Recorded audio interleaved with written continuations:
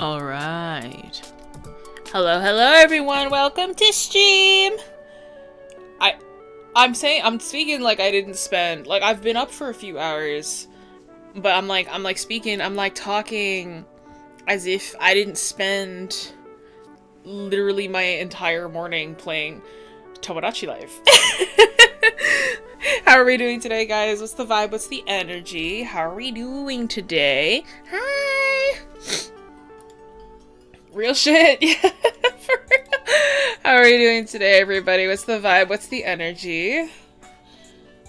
How have we been? How has our week been? How has our few days been? I forget. I stream twice a week now, so it's like I can ask you like, oh, it's like, how have you been the past couple days? Instead of just the past like day or two. I'm tired, real. The vibe's good? That's good. The hyperfixation isn't as horrifically strong as the first 3 days for me, so I can finally do other things. That makes one of us, I think. I guess it doesn't help that, like, my job, the things that I do now, is, like, entirely up to me. So it's like, I'm like, oh yeah, I can make my schedule. I can, like, kind of work around however I want to do things. So it's like, I'm like, oh yeah, I wake up at 8. I play Tomodachi until 11. I get up, I make lunch, and I work. You know? Oh man. Premiere Pro's being mean to me. Premiere Pro is mean to everyone. Hi! Oh my god! Which 𝘧𝘰𝘭𝑭𝘰𝘳𝑥 plush? Wait, that's important. Curb, which 𝘧𝘰𝘭𝑭𝑰𝑥 plush? Which one did you get? I typed it froze again. No, I'm sorry. You should really get 𝘧𝘰𝘭𝑭𝑰 because I downloaded it myself and you can actually set it so the settings are exactly the same as Premiere. So you might actually like it. Good vibes? Excellent. I'd be so cooked trying to do that. Real, y'all. Yay, the great bat! You got the purple bat. Tempted by the cow, but the bats are so cute. True. The bats are really cute. I really love them as well. My best friend has one of the bats. It's so good. A couple of my friends have the bats. And then several of my friends also have the cows. I have 2 of the cows. They're so good. I love the 𝘧𝘰𝘭𝑭𝑰𝑥 plushes. They're so good. Alright, as the stream tells us today we're going to be doing line art, and I'm going to try and actually do what Saturday streams are meant for, which is for the entire stream I'll be making an artwork from start to finish. So we'll be doing just one big art piece throughout this whole time. You guys get to watch my entire process over the course of like 4 or 5 hours. So you get to see how I work in a much longer setting. So yeah, and then it's like I'll kind of be doing like, yeah, yogurt mentioned. We will be doing I'll be giving like small bits of advice throughout as I draw. It's not like we're not gonna do like a full lesson or anything like that. I'm just gonna give some tips and give some like reasonings for what I'm doing as I'm doing them. We're just gonna be chatting as normal though. No Crow Tomodachi Love Island drama. I believe he's still working, so he might not be able to do that today. But yeah, so we will be drawing all throughout today. Hi, welcome in. But yeah, that's all I'm gonna be giving you guys. Feel free to also ask me questions. If like you're here, feel free to actually just ask me things, because that is what I'm here for. So feel free to also ask for advice, or if you need help with your own art processes, I can do my best. But yeah, we're gonna be focusing on line art. Yeah, he's in the editing dungeon today. So he's a little busy today, so no, he probably won't be joining for that. Intentionally slow burning my island. Because I'm mostly adding like 30, mostly because I'm adding like 30 Miis before doing anything. Oh my god, wow. I add Miis like slowly. So it's like I started with like the main guys that I wanted to add, and then slowly I started adding more and more. Sorry, I'm deciding like my canvas size, what I want. I'm gonna thumbnail a couple things, because I am obsessed with Tomodachi Life, so I'm gonna draw a Tomodachi Life thing. Because I have free will, so fallen off a bit in the art focus, not gonna lie. My usual lull in fighting did not stop entirely. Fair. If it makes you feel better, I also have been drawing maybe like 50% less than I normally do because of Tomodachi Life. So like, you know, it makes 2 of us, I guess. iPad, like, pen pressure, no weighted line art jail. Oh, line art's not too bad, but non-weighted line art is fun though. 3 of us, yeah, the 3 of us! Tomodachi Life giving me ships never thought of before. Yeah, bro, it's genuinely, it's so bad. Like, I uploaded, Lazy Light Lesson trying how epilepsy seizure is the consequence. Oh no! Are you okay? But no, genuinely, I, like... The fuck was I gonna say? It's gone. Now it's gone. I don't remember what I was gonna say. But I should like follow cute off a cute one. Make it 4, yeah! No, I love this game, dude. It literally makes me feel like Animal Crossing all over again. Like I could feel the hundreds of hours. I did not I didn't reach my Switch goal. I didn't reach it, but I was thinking of changing what the dono goal was anyway. I'm like, realistically, like, I wanted the Switch 2 really badly, mostly for Tomodachi Life, but I got Tomodachi Life for the Switch 1 instead. So I'm like, I could still play it. There are different games on the Switch 2 that I want more, but I'm like, I don't know if I, like, want to, oh, whoops. Whoa! Whoa! I didn't realize that I had shortcuts! I have keybinds for my scenes? I didn't know that, bro! I hit that by accident! Well, that's crazy. Screech to Caribbean Haunting.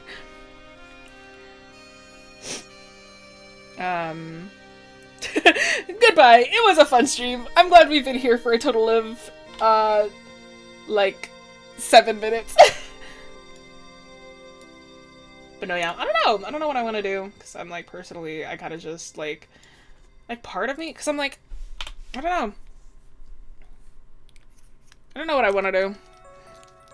I'm, like, I can keep the Switch 2 goal up if you guys want. I'm, like, realistically, I'm, like, I kind of just want, like, a capture card so I can stream it for you, but I'm, like, my fiance's giving me a capture card, so I don't really need to save up for one, but, like... Put the total goal on stream. I don't know why. For why, though? Like, it's not like... I'll put it there, I guess. To get you that new couch. Yeah, we need a new couch. Okay, put it on there. But yeah, it doesn't have to... it doesn't have different versions. It's just, like, it runs a little differently on the Switch 1 versus Switch 2. Because Switch 2 can handle stuff better. Newer hardware. Is the chat frozen again? Hold on. Ugh. Ugh. Why does it do that? No, I don't want to send feedback. No, I don't want to send feedback. Why does it do that, bro? Hang on. Let me fix it. Let me fix it.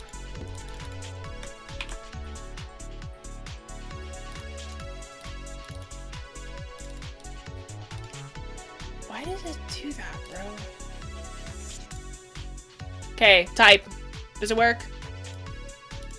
Is it? Yeah. Start typing. People start typing. Yep, it's working. Okay, great. Oh, why did it do that, bro?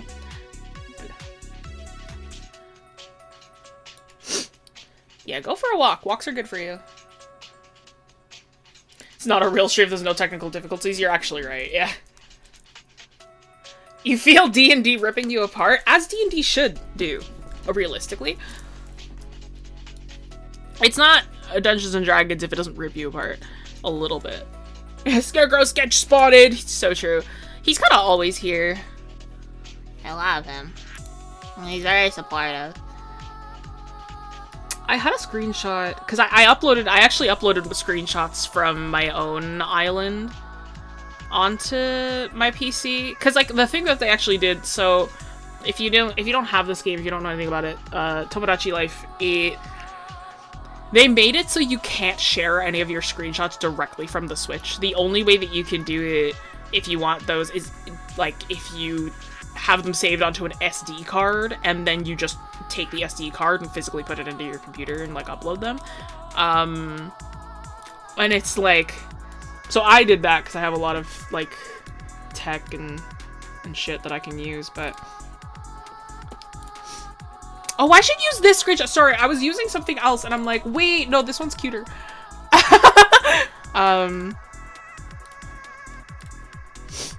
Hi, Pulse. Thank you. Welcome in. Beef dip. You take pictures of the Switch with your phone, yeah, but I'm kind of annoying, so I wanted high resolution stuff, but look at how cute that— I feel so maternal to to me, Cricket, bro. Isn't Apple and send the stuff to your phone? Oh, is there? Well, because normally what you can do with the Switch is you can just upload them directly from there. Like, it can be like, oh, I'll send it to your phone, and you can just scan a QR code and they're there. But, like, it blocks it for Tomodachi Life. I'm assuming there are external apps and stuff like that. Like, there's always external apps and shit that you can use. But, like, for me, it's easier. Yeah, I'm on the Switch 1 now, too, yeah. But yeah, as well, it, like, turned off the tablet for the first time in 4 months, fighter for my life. Oh, yeah. Because, I mean, like, yeah, because the Switch 1, it doesn't let you set it to your phone. If there's a Switch 2 version, because, like, people are saying that you can't upload the screenshots no matter what. It's like people on Switch 1 and 2. Nintendo app lets you send it to Switch 2. Yeah, normally. Apparently they've been blocking Tomodachi Life screenshots. Like, because, like, the thing is that Tomodachi Life doesn't have any censorship. So it's like they want as little... they want to make it as difficult as possible for you to upload screenshots. Yeah. Yeah, no, for sure. Because it's... I kind of get it, right? It's like they made it, like, single player, so it's like you can't visit islands like you could with Animal Crossing. And they made it so it's hard to share screenshots. Yeah, it's no filter, so no liability, exactly. So I get it. I was actually talking with my best friend about it, and they were like, that's actually a pretty good trade-off, and I was like, I agree. Like, it's not like it's impossible to get the screenshots on your PC, but they made it difficult, which, like, I can get behind that, personally. Like, it's really easy, realistically, to actually get it onto your PC. It's just you need a little extra elbow grease, which, like, I'm completely fine with. But yeah, no. Apparently local play. Yes! Local play lets you share Mii's as well. Yeah. That's the only way you can share Mii's is with local play. But yeah, I am just gonna draw, because I want to draw this. Like, I wanted to draw something from Tomodachi Life, but I'm just gonna, like, make it more detailed because I have free will. I love them, bro. They were on, like, a date the other night, and it was, like, they're on a shopping date, but it doesn't look like they're buying anything. I was like, oh, they're just enjoying each other's company. It's like, I'll throw up, dude. It's so cute. Told Ray about their build new campaign. Lord help me. They're telling me that they're excited about it. Truly 𝘥𝘪𝘴𝘰𝘪𝘯 Life. No, genuinely, bro. Truly 𝘥𝘪𝘴𝘰𝘪𝘯 Life. I love it. I'm genuinely so into it. Free will for the win. Yeah, I love that it has 0 censorship. It's really fun.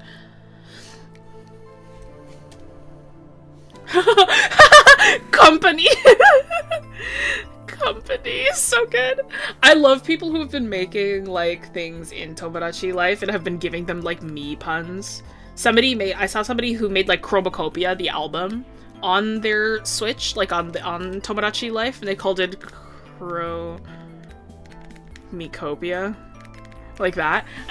Like, they made the album. Pulse, you gotta get Tomodachi Life. I cannot imagine what your island would be like, Pulse. I feel like your island would be almost as chaotic as Crow's is. I haven't had a shopping date yet? Date yet? Oh my god, I couldn't speak for a second there. Yeah, someone made an elephant, named it Address Me. Yeah, I love it, dude. You make stupid shit. Yeah, I feel like you would. Like, you feel like that type of guy, you know? Friend sent me somebody who made the Fallen Evanescence cover called it Bring Me to Life. Yes! No, dude, they rule. It's so funny. Like, it's literally so funny. I'm trying to understand. Here's the thing, right, is I could literally be like, I'm gonna turn on Tomodachi Life, and I'm gonna look at this building to get, like, actual 3-dimensional reference so I can understand what's happening here. If I turn on that switch, I'm gonna just struggle to turn it off. I can't, bro, so I'm just gonna just gonna work off of what I'm looking at right now, you know? Trust me. Jack Black visited me in the alternate dimension. It was Crow's Me version. That's awesome. I'm sorry, but that's awesome. A lot of people have made Jack Black in their Tomodachi Life Islands, actually, I've noticed. It's really funny. I wonder how he feels about it, if he even knows.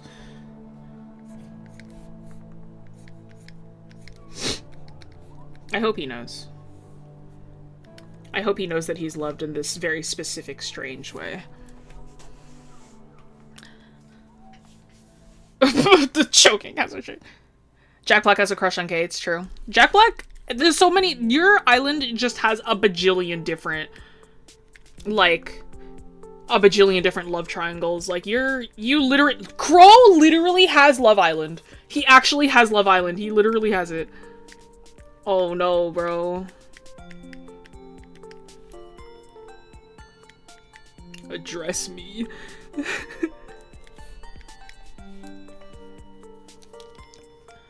He has children? Who has children? Jack Black? I believe so. Edward is never. Surely he does, like he has children, yeah. You named mine Huge Ass Island? Real. Mine is named Modern AU Island because mine is just all of my Miis. Like all of, sorry, not all my Miis, all of our, like, D&D characters. And I'm like, in Modern AU, the Modern AU that I make for our D&D characters, it's like all of our campaign characters, they all just know each other. Like every single campaign, like they all kind of live in like adjacent to each other, like have met in some way. So that's why like in Modern Day, like Cricket and Lonnie are like best friends. Like they know each other very well. So I'm like on my Tomodachi Life Island, I was like, okay, you guys have to be friends immediately. You have to be best friends, okay? I'm like, and they are best friends on this island. Lonnie several times has been like, I want to try living with Cricket. And I'm like, you don't want to be in that house. I just said, you don't want to be in that house. Mr. Island. Mr. Anderson. Son at least played FNAF 4 with Markiplier and his son. Yes, I remember that. Daydream is cute. Yours is named Yowie Island. Hell yeah.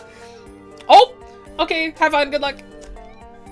Oh yes, Miis can absolutely hate each other. They have a whole section where it's like you can choose like how your Miis react when they're like angry. It's really funny. I have it so Cricket cries when they're angry. I've never seen an anger cutscene though. Like I've never seen a fight, but they can like throw shit at each other and like get into actual altercations. They can get mad at each other. They can like have like conversations where they're like, that rubbed me the wrong way, and then you have to either give them gifts or food, or you can like pet them, and then they're like, okay, I'm fine now.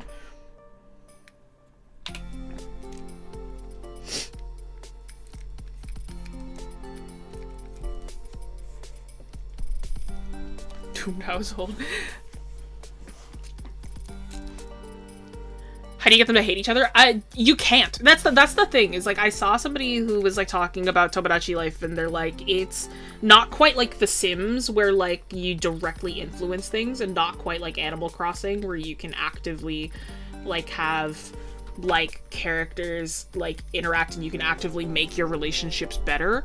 A lot of it, like, you can nudge them in certain directions. A lot of it is RNG. So it's like they might love each other, they might hate each other. Like, you can try and nudge them and be like, yeah, guys, go romance each other, and like have them just like interact all the time.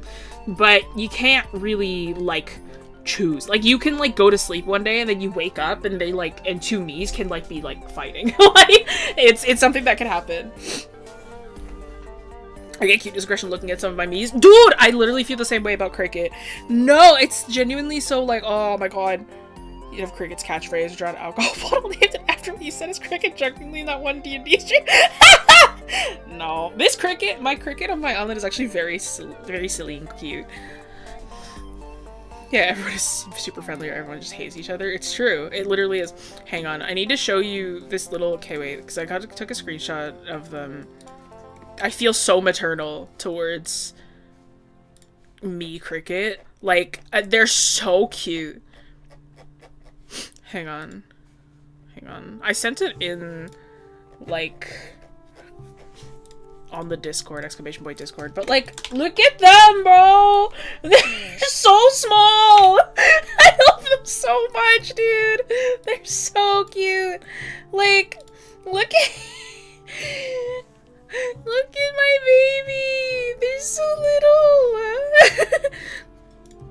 This is the most, like, character accurate, though. Like, it's like, I feel kind of bad. Like, in one of the news reports.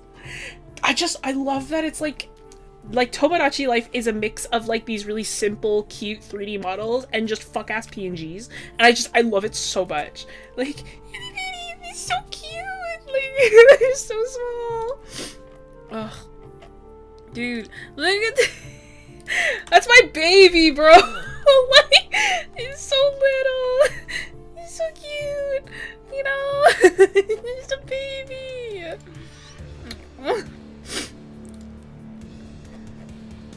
How do you add people in the chat? You at and then type in their username. Hang on. They have to be in the chat for you to ping them. I also made corn. I think I deserve a medal for how I made corn. I think he looks fucking awesome. Right? Don't look at him from the side. But, like, corn, he looks so good, dude. Don't mind what he's saying right now. Look at how sick he looks, dude. Just don't look at him from the side. I just don't look at him from the side. Like, he looks great from the front. Don't look at him from the side. He looks really good. Like, I was like, fuck yeah, dude. He looks so sick. Yeah, I made corn and Pierce. I made them both so fast. Like, I was like, I need to make sure that they're both there. Yeah, I like what he's saying. I like your funny words. He's so identical. Yeah, just don't look at him from the side. Have you made a corn bee? We're looking at him, bro. We're literally looking at him. He might be behind. Can corn still make faces? Yeah, so his eyes are actually functional. His eyes are functional, his mouth is functional. Those are the actual eyebrows. The things that are, what do you call it? The things that are painted are his ears. These lines here, and these, his little, like, scales under his eyes, those are painted. The whites of his eyes are blush, actually. It's like I put the blush on. These are, so it's like when you're in the menu, you can choose, like, it's like, oh, I want to put like an above lid or a lower lid while you're making the eyes. So like the lower lid is that positioned in a specific way. These eyes are just the circles. Like I picked the circle eyes, the ones that usually have like the little eyelash, but I turned those off. And then I moved the upper lid down so it looks like it's part of the eye. So it's like I had to finagle it. But those are just functioning eyes. Like they are real.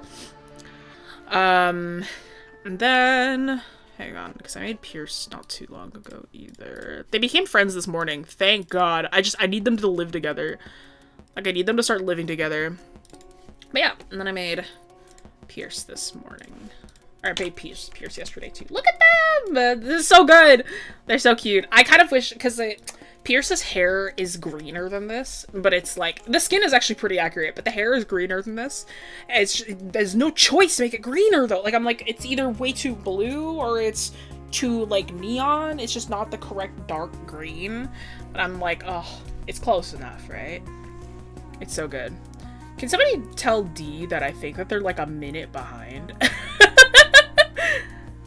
Side profile corn is like how we see him normally. No, I know, literally, I'm like, it's actually the opposite of how, like, corn actually is. It's like, no, just don't look at corn from the front. But it's like, no, now you only look at them from the front. Do not perceive them from this side. It's not gonna happen. It's not gonna look good. You know? Hey, no, the hair and skin doesn't have the same color range as the drawing mechanics. Yeah, I also dislike that. I kind of wish that you could, like, color pick it, like, with the drawing. I understand why, like, they're trying to keep it, like from an actual, like, game building sense, like, if they keep the colors of, like, the actual 3D models as simple as possible, then it makes it easier for the system to process that and to, like, parse it. And it makes it run, like, fairly well on both the Switch 1 and 2. Why they can do it for, like, the objects and stuff is because they're essentially all that they're letting you do with, like, the, drawing bits is, like, they are just, like, they're essentially handing you, like, a flat sheet of paper. And they're going, okay, draw. It's like, work on a flat sheet of paper, you can draw on that. And, like, it kind of, like, it has, like, really simple animations, but it's, like, it's nothing, like, really heavy and crazy. So it's easy to work with. So it's, like, that's kind of why like, you're not really able to do anything like that. So it's like, it sucks, but I'm like, I understand as well from like that kind of standpoint.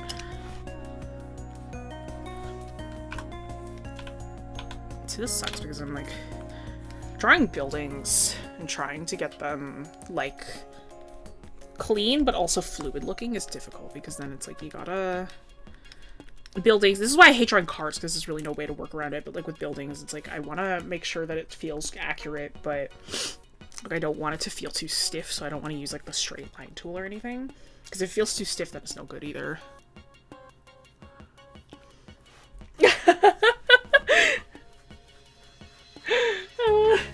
Hello, welcome in.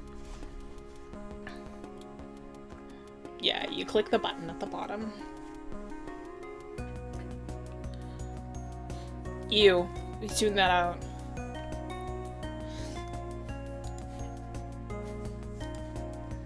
I hate cars, so I don't know where to begin with them. Like, I know where to begin with a car, I just dislike drawing them because it's just, they're just so boring. Like, I'm like, I should not be making this thumbnail this, like, detailed, but I'm like, I wanna make this good.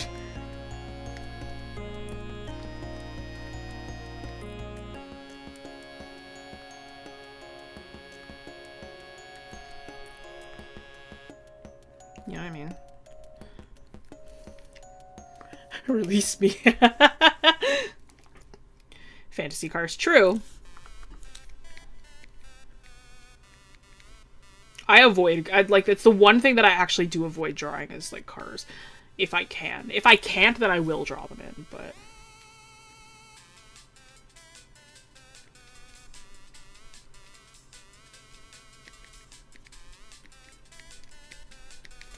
I love seeing them walk together as well in game, because it's like their height difference is so intense in the game. It's just as intense as it is in like their actual designs. But it's like, it's extra funny with Miis because, like, they're Miis. So it's like, it's just funny to watch.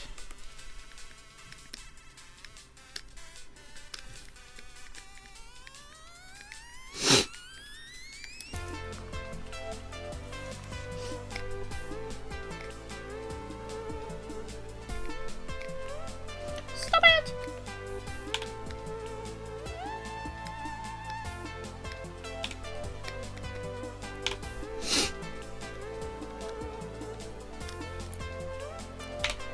Oh, thank you. Crazy to think that the Wii's legacy lives on in Mii's. They're so iconic. Like, the Mii is such an iconic, like, what an awesome, like, way to make character, like, to like, integrate, like, people into a console, and, like, to make it really feel individual. Like, I love it. It's so good. It's so iconic. Like, it's genuinely really awesome. Put your demon core food in the Discord? You did what? Oh! Oh no! I see! Exclamation point Discord, come join us over there. It goes in everything. I can see that. That's awesome.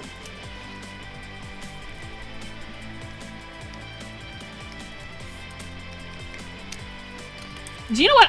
Okay, here's my time to rant about why Mii's are genius design, right?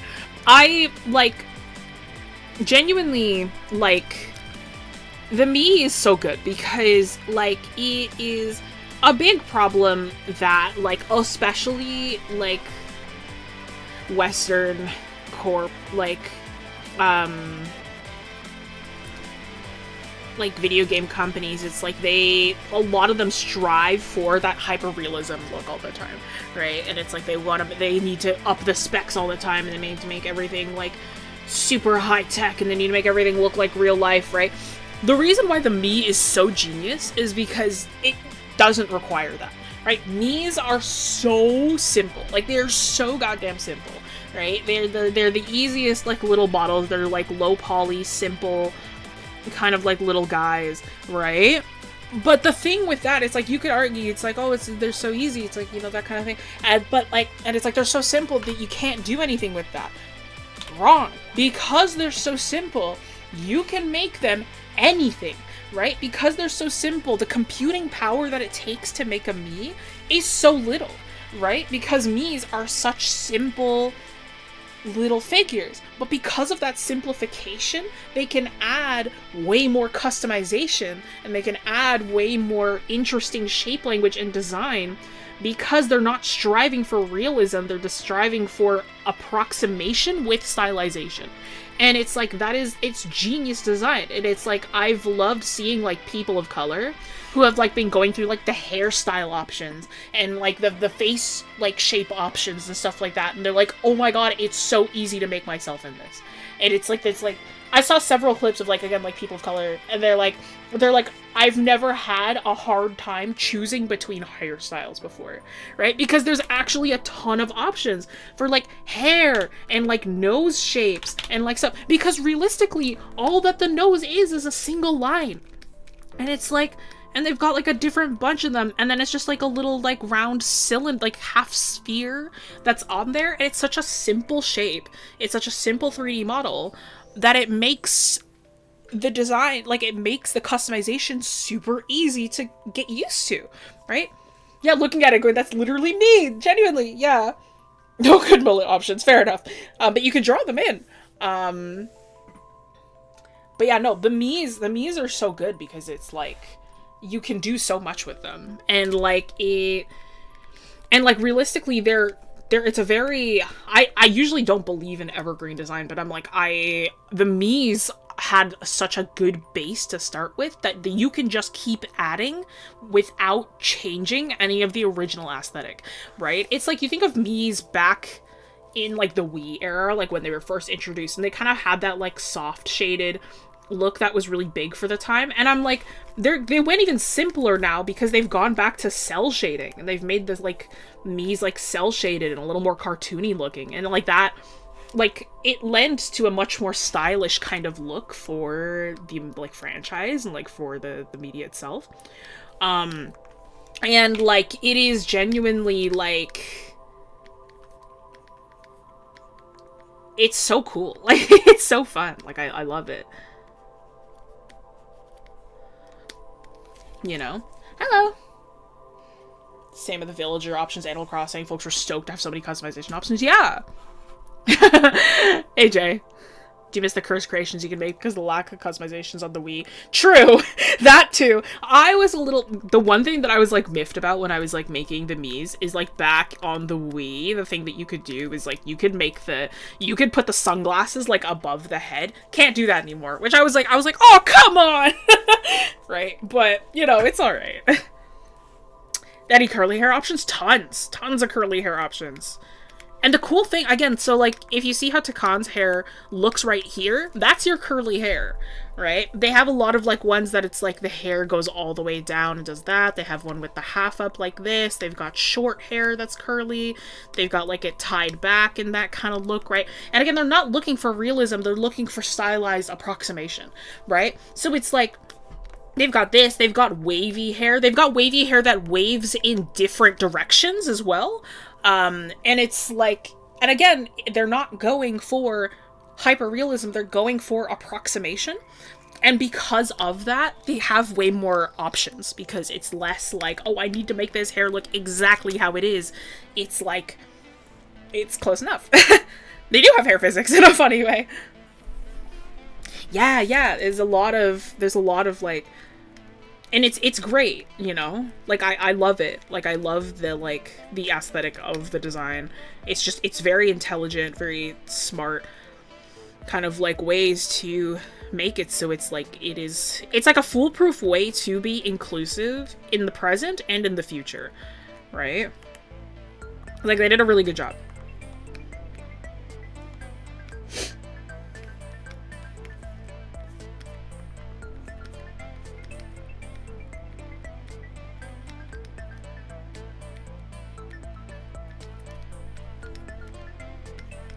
I was so happy to see that this was like a hairstyle option. Like, it's like the little like The little 𝘧𝘰𝘭𝘭𝘰𝘳𝘥 at the front of the head, I was like, oh yes! I was like, I didn't expect them to have it, but it was funny when I saw it, and I was like, oh yay, okay, so I'm like, I don't have to draw into Khan's hair. I don't have to do it with the face paint. You can see I had to do it with Cricket, but I'm like, again, even that, it's like, you, like, don't see something that you like? Draw it in, man. That's you. That's all you. Which I think is awesome. I think that's also really smart. It's like giving them like an actual canvas to work off of. So it's like, if you don't see something you like, you can add it if you want. Like, it is exclusive to like bangs, like you can't do the back of the head and stuff like that, but it's really good. Oh, welcome back. Reporting in. Welcome in. Okay, thank you. Girlfriend's birthday tomorrow. We're long distance. What should I do? My fiance and I, before we had met and we did like a long distance only, we watched a lot of movies. We ended up buying games. So for Valentine's Day, we ended up playing a lot of 2-player games together. And it was like we would buy specific like 2-player games to like actually like complete together. One of the ones that we've played It Takes Two. We've played Portal 2. We did what was it? Web fishing when that was around. We've done Animal Crossing, right? So it's like, and then just spending the whole day doing that. We've also like done it where it's like we spent literally the whole day together and like we just marathoned movies and games. Like that's what all we would do for a whole day. So there's lots you can do. Oh yeah, I love how much you can draw on it. I also miss the super long hair. Debating whether I should make my new me or try to go back and make my existing characters look better. I would say do the latter, just because then you will have less work to do. First confession and a mutual crush on each other. The me who confessed twin brother came in to interrupt the confession with his own. So did the best friend, the guy being confessed to. Second one, like the same thing happened. It was all lesbians. Oh, I see. Overcooked too stressful. I can't be doing Overcooked. Oh yeah, It Takes Two is such a funny couples game just because of the topic of the game. No, it's hilarious. He wanted to play as the woman so bad, and I was like, alright, fine. I had never played the game before, and he had, and he was like, no, because I played as the guy last time, and he wasn't as cool. And I was like, okay, I guess.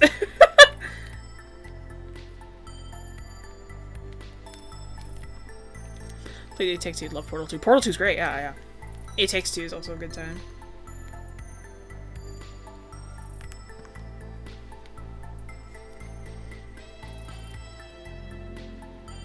It was an awful experience. No, I love that game.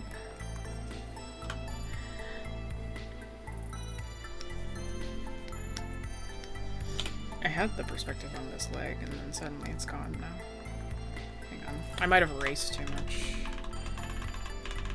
I need to feel this now.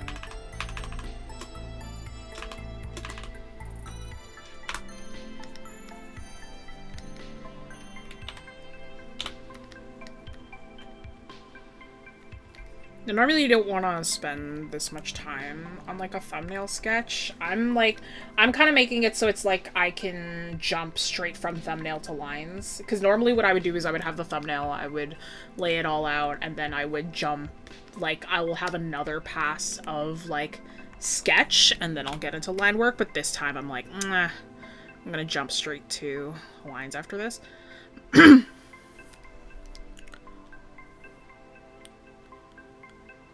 Could just ask to play as a woman for It Takes Two this whole time. Yeah, man. Are you not communicating that? You can just, if you want to play as a different character. Nobody said yet you're bound to one or the other.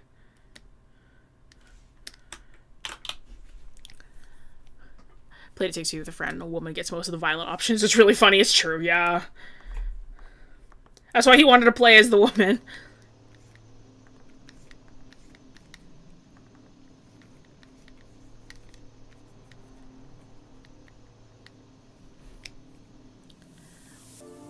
I'm just shy. Ah, see, that's rule number one of what do you call it? Of long distance. You gotta communicate. You gotta over-communicate with long distance.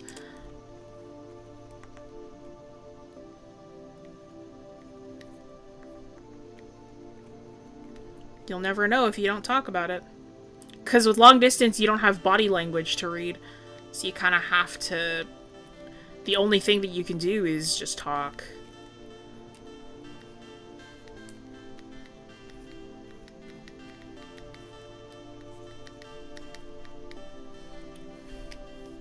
Hi, Cryo. Welcome in.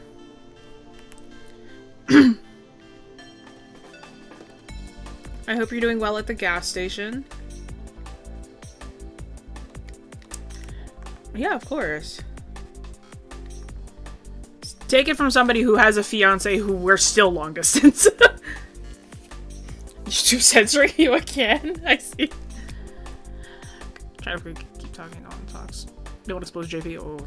Oh yeah, you try to play keep talking and no one explodes JP and it was an awful experience. I can imagine. I once suggested that game to Crow and he was like, no. And I was like, why? I'm like, I'm good at giving instructions, I think. And he was like, right, but I have to take those instructions and I think you'll get mad at me. And I was like, okay. Can't be trusted on YouTube Live. Hello. See, Cricket's easy. Cricket's just in a big skirt, so it's like, that's an easy kind of like... I can't give Cricket their tail, but like, I guess, like, I was kind of looking through options because there's an option for a monkey tail, and I gave that to Takan, because I'm like, that's, like, he has a monkey tail sometimes, so I was like, I think that'd be cute. He has a scarf now, he has like the hero scarf is what it's called, but I'm like, I kind of want to know, like, because I don't know all of the clothing options. I'm like, I don't know if there are other tails that I could possibly try and, like, wait for the roulette for.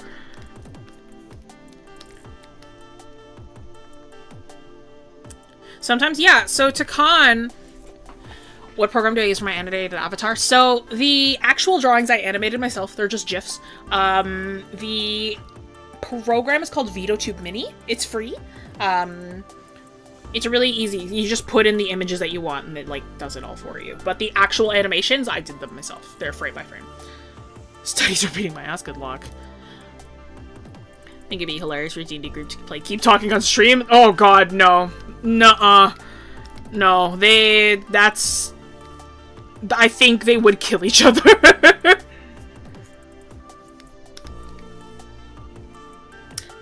It's so much fun, I think. Stressful as fuck but fun, yeah. Does he leave it at home? No. So, I got a couple other tales so far. What tales do you have? I want to know. But no, so... Oh, what's it called? Tikan's subclass of monk is homebrew. So I don't remember what the path is called. Babe, if you're in here, you can tell us. But he, what do you call it? Sorry, I'm naming this file. He has different beast stances. So there are different stances based on animals, and the one where he has a monkey tail is the beast stance of the monkey. He gets a higher jumping speed, or he gets a higher jump range. So he can, like, jump up to, like, 50 feet or something like that. And he gets, like, I believe he gets a boost to his speed, I think, as well.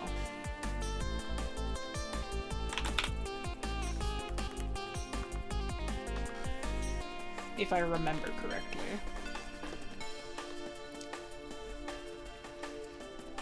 Yay! Lesbian Visibility Week! Happy Lesbian Visibility Week. You are being perceived, I perceive you, and you are visible.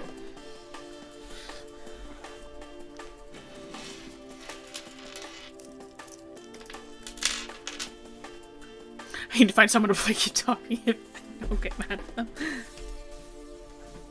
Swing this team, I'll 100% play with you, alright.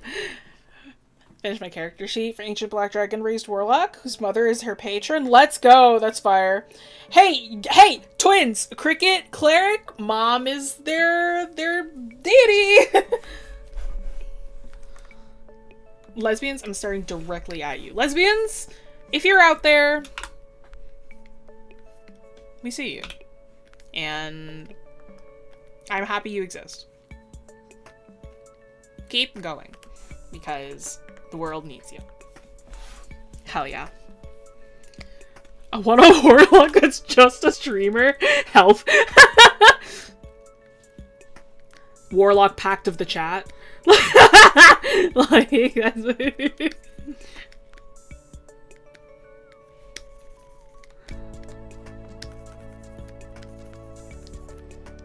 but only if you're out there. Only if you're out there. Of course.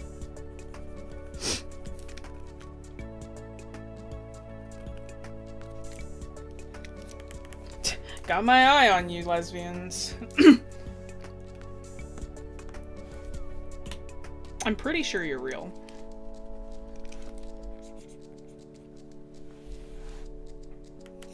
Goblin Destroyer 69, thank you for the 5 spell slots. That's crazy. If it's like, that's kind of a really funny mechanic. Like, it's similar to like Wild Magic Sorcerer, where it's like, you roll on a table, and if you get high enough, then like, you might get more spell slots. That would actually be really funny.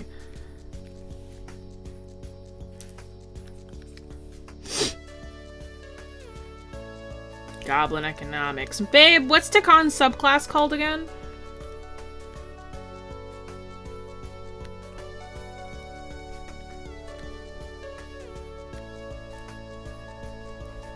Goblin economics.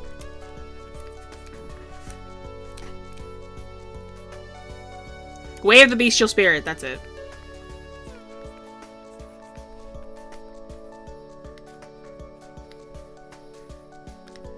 It's homebrew, right? Like, you made it?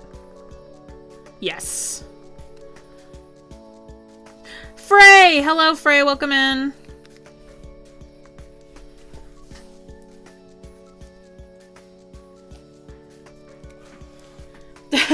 Chat, I'm not touching the obviously cursed orb.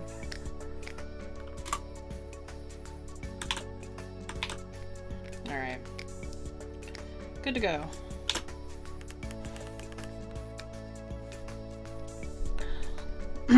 Hello, Frey.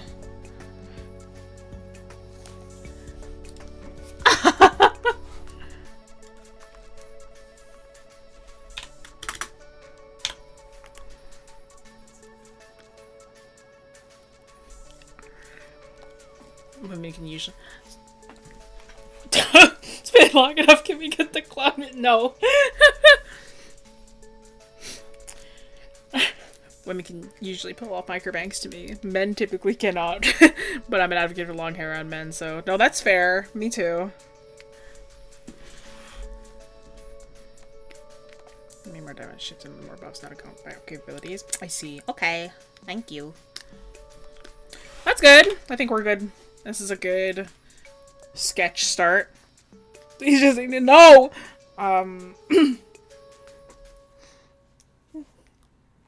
I'm glad you told your girlfriend about that. Streamer Warlock.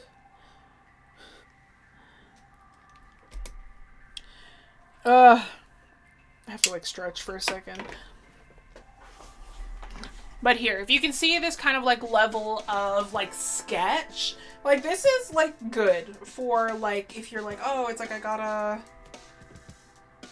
like I'm gonna line, I'm gonna clean something up, right? I am like, for me, I'm like, this is a good level of sketch, right? This is a good like, okay, it's like we can move on to clean up from here, right? Because like if we over clean up the sketch, we are wasting time.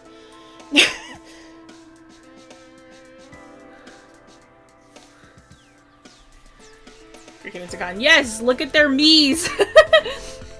I just realized there's like a whole other like kind of video. Yes. 5 seconds you sketch the whole character. Can my bangs be Ramona Flowers-ish? They curled and became micro bangs. Oh. I'm posting them everywhere because I love them, okay? I go straight to lines from sketch. Yeah, no, same. Normally I do that as well. It's like for bigger pieces I tend to like, I might do something else, but most of the time I don't. Here's where you'll also see me like separate line art. Sometimes what I'll do is I'll separate the characters from the background, especially if I feel like the background's going to be more complicated. And this time around, of course they are, because we're literally doing complicated line art for today. So I'm keeping them separate. I'll have them in 2 separate folders so that they don't interfere with one another. But yeah, like this level of sketch is usually fine, right? Because then once you start to get into the lines, your line art, you don't want to think of it as like, oh, I am like, what do you call it? Like, you don't want it to be like, oh, I'm tracing everything. You want it to be a correction. You want it to be like an improvement upon what your sketch is, right? Because you don't want your lines to be too stiff. And the best way you can do that is to not give them an exact reference, an exact point of like copy, right? It's gonna be a week of working on it for 3 hours one day and 1.5, 4 days to get here. Start doing all my art on one layer, so a lot of the times I do my line art last. Oh, fair enough, yeah.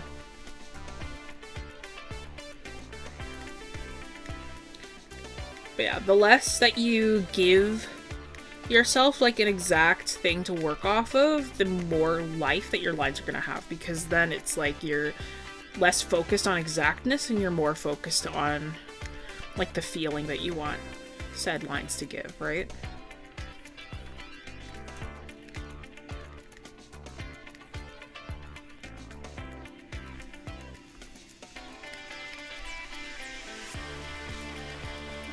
Cricket did make Takon cry. Last session, Takon cried. I got my pretty boy tears, everybody. Everybody celebrate. We did it. We did it, chat. What happened? It was awesome. It was a good time. Cricket and Takon had a chat where he kind of opened up and said that he, like, in his own way, he sort of was saying that he sort of struggles with self-worth, and that was really awesome. And really slay. Oh! And because of- wait, sorry. Circling back to Tomodachi Life. Because of that conversation. So, like, in Tomodachi Life, a thing that can happen, like, is, like, you can have, like, oh, it's like there'll be characters where, like, they'll be like, if they live together, they'll be like, I want to show my appreciation for this other character. What should I say to them to show their appreciation? And I really like taking that opportunity to actually make, like, do something sincere. So, like, I was like, you know what I mean? I was like, they're so cute. They're so silly. I was like, me crying in the corner. Of course. Absolutely, for sure, always. You know? It's like, I'll throw up, dude. I will. I'll cry. You know what I mean? Like, I'll actually, I think I'll watch how hard I can cry. Watch how hard I'll sob. Literally, watch how hard I'll sob and cry and weep into my own hands. You know?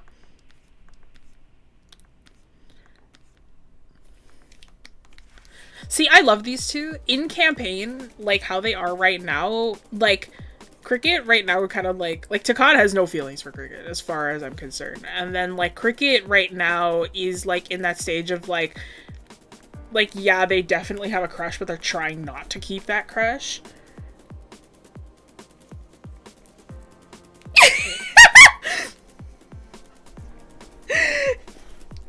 Damn.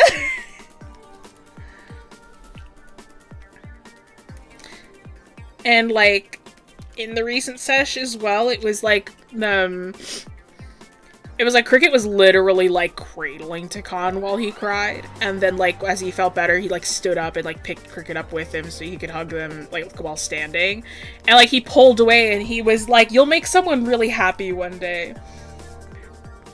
And Cricket was like, what do you mean? And he was like, you know, like, when you get married. Like, if you're gonna get married, whoever you marry, you'll make them really happy one day. And I was like, oh, fuck. Like, oh, no. You know? And then he suplexed them. Yeah, that happened, too. Yeah, and then he suplexed them immediately after that. But yeah. trying not to keep that crush. Dude, why? It was, yeah, oh, yeah. So, Tekon, they're so messy, dude. So, Tekon is, like, Tekon is in an arranged marriage. And he, like, we learned that, like, session, like, 2 or 3. Like, Tekon is, like, he was planned, like, he was arranged to marry this, like, other person. He doesn't really want to get married to them, but he doesn't, like, know that right now. Like, he's kind of, like, when asked about it, it's like, do you want to get married? He goes, well, it's what I have to do, or it's, like, it's what's right, kind of thing. Like, he never actually says yes, he never says no. He's always just like, well, it's what I'm supposed to do, right? And it's like, it's kind of obvious, like, that it's like he doesn't really want to, but like he feels like he doesn't really have a choice, and he's like, oh, it's just part of, like, what I have to do. And it's like, Cricket is very much where they will be like, oh, it's like, I don't want to interfere with that. So it's like, they right now are very much like, it's like, okay, I understand that I got a crush on this guy, but it's like, I can't, like, go through with it, kind of thing. So they're actively, like, it's like, gotta, like, actively trying to ignore how they feel. They're doing a bad job, but that's sort of where they're at right now.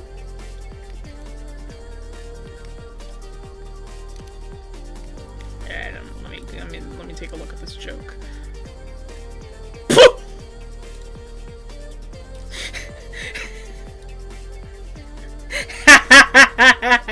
That's good. That's good. But yeah, so... But that thing that Tekon said to them, they're like, oh, it's like one day when you'll be married, you'll make that person really happy. That made Cricket feel away. So they're like, so like the day after that, it was like they're pretty good at hiding it, but like they were thinking about that one. Let's see. Here's a good example of, like, I zoomed in too much. That's too much detail. YouTube is being shitty and forced me to watch behind. The live button wasn't working, so just set the playback speed to 2 times till it put me back up to speed. Oh! At least they're trying, yeah. Right, yeah. So Tekon's arranged marriage is with a really large woman because, like, he's, like, the smallest of his, like, tribe, or at least one of the smaller people in there. So they're, like, trying to arrange him with, like, somebody who's really large so that their, like, kids can even out, essentially.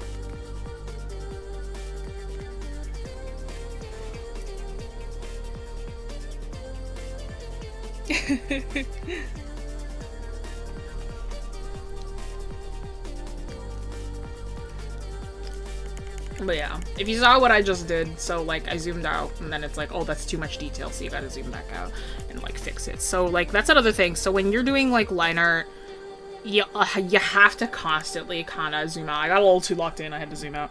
Because like if you are constantly like, if you're constantly zoomed in, when you zoom back out, it'll be like, oh, it's like you'll probably lose a lot of that little bit of detail.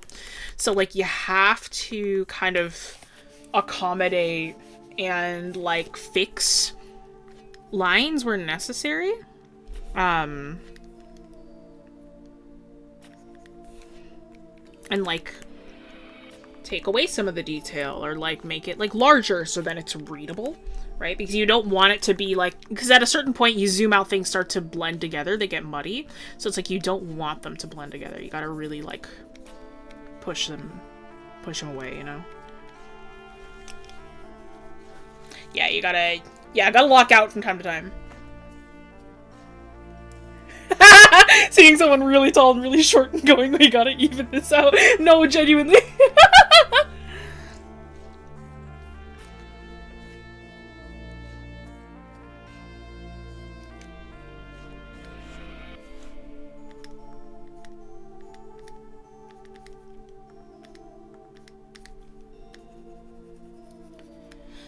What else happened last session?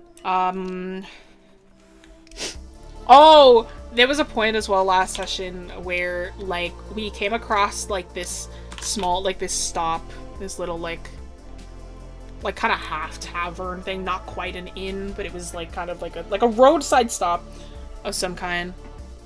Yeah, and they're supposed to get married after they fight to the death.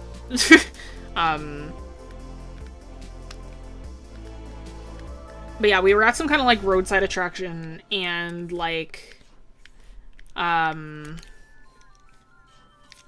a gas station, no, because it's medieval times, so there's no need for a gas station.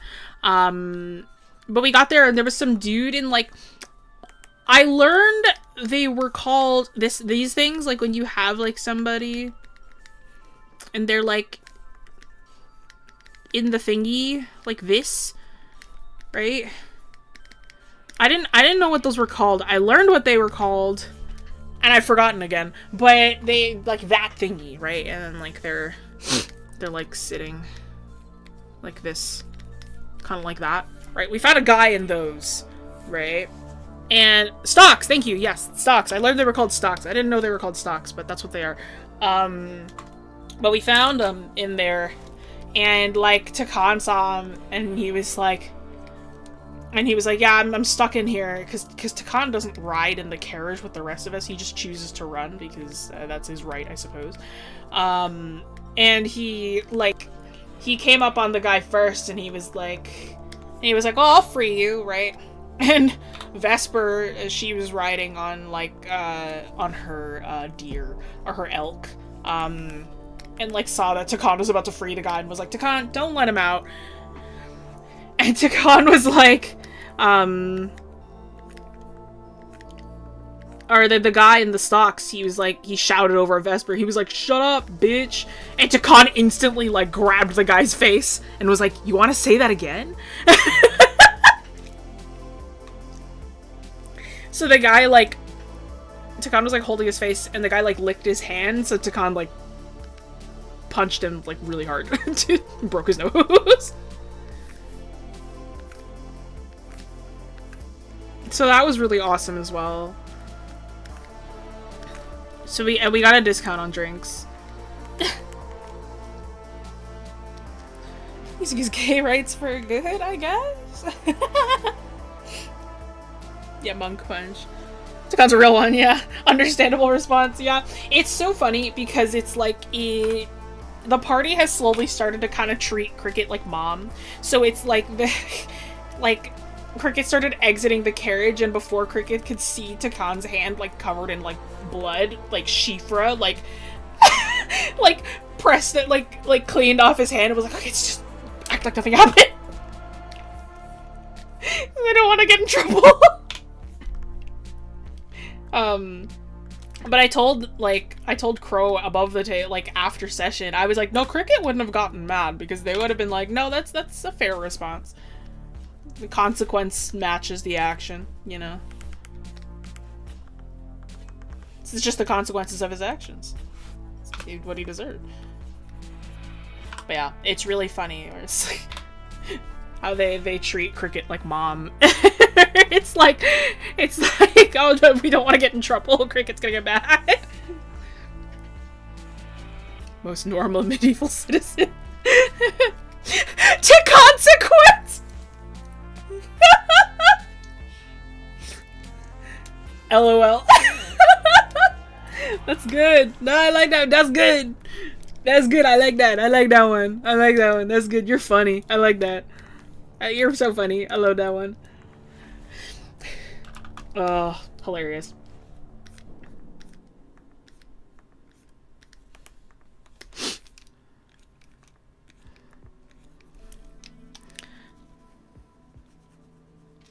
Yeah. He is a German Shepherd. Takan is, in fact... Well, Crow and I feel like we discussed Takan is a husky. he's like a German Shepherd, but he's a husky. Oh, no, wait, we discussed you're a husky. Not Takan. You're a husky. That's right. That's what it was.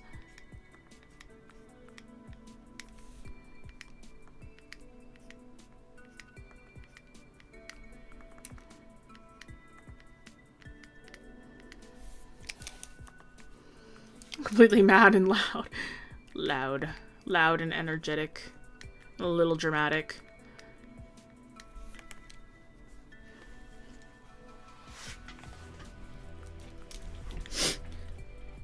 Yeah, Takana's a German Shepherd. That's right.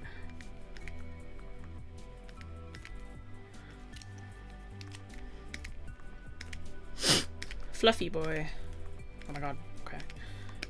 Oh my god! No, why, bro?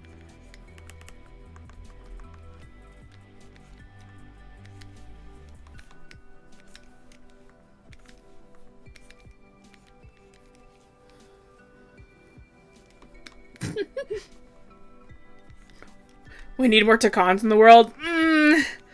I love Takan. I don't know about that one though. we need more like Takans in spirit, I feel. Maybe not actually.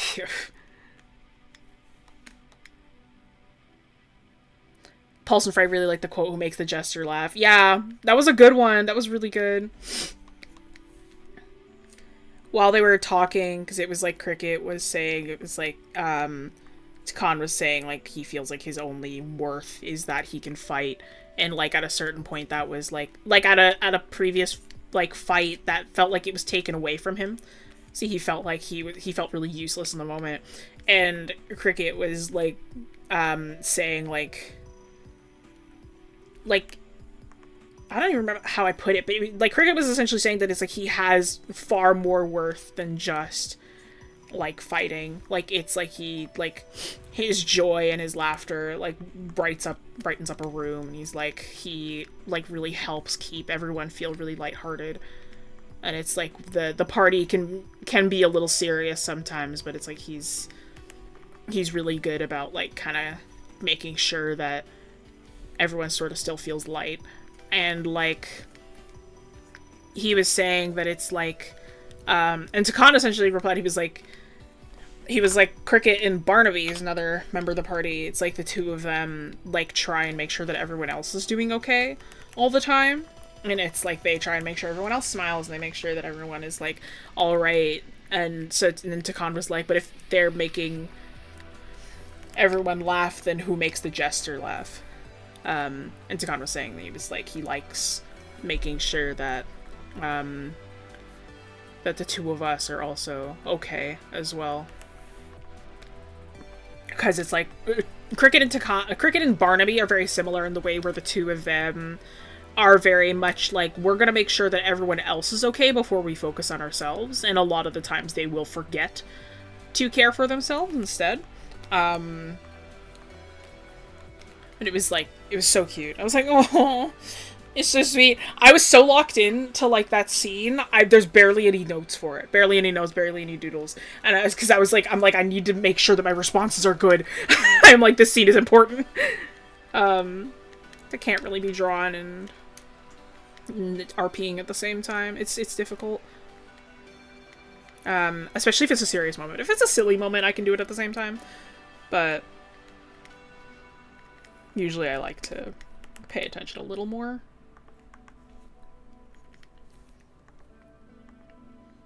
But yeah.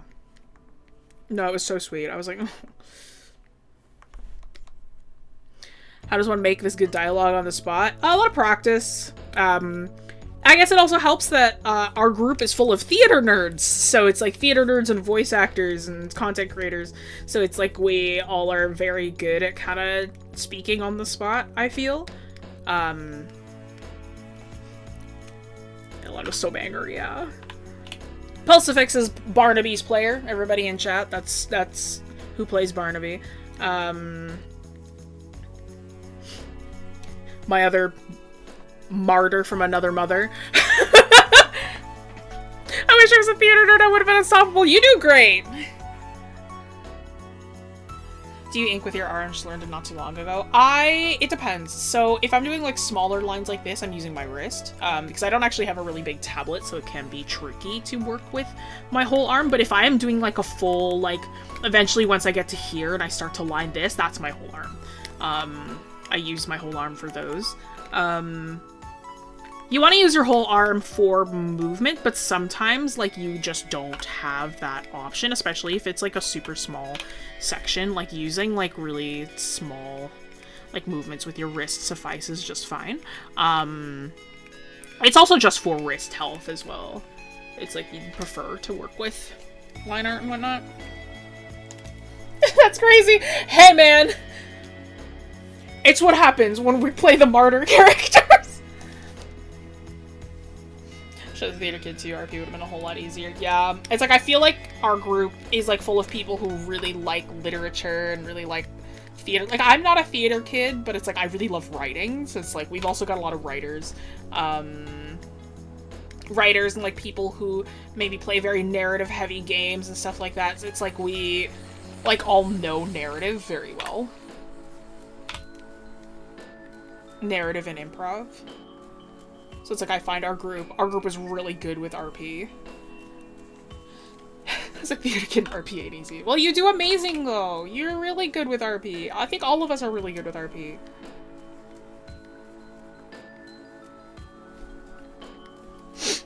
Some of the people who got to watch like you cry in RP in Discord, I think can attest. You did great. You do great. So I showed off a session. Showed them the stick. I did not tell them about the stick. I'll tell them in a second. As I showed off a session in, like, I was hanging out in the Discord, exclamation point Discord at one point, and like I was like, what was it? I was showing off, like, one of the sessions where it was, like, a little more serious, and Takan had, like, almost died a few times, and, like, it's like I showed off, like, him, like, crying, essentially, for the first time, and he was, like, he needed a second to breathe. That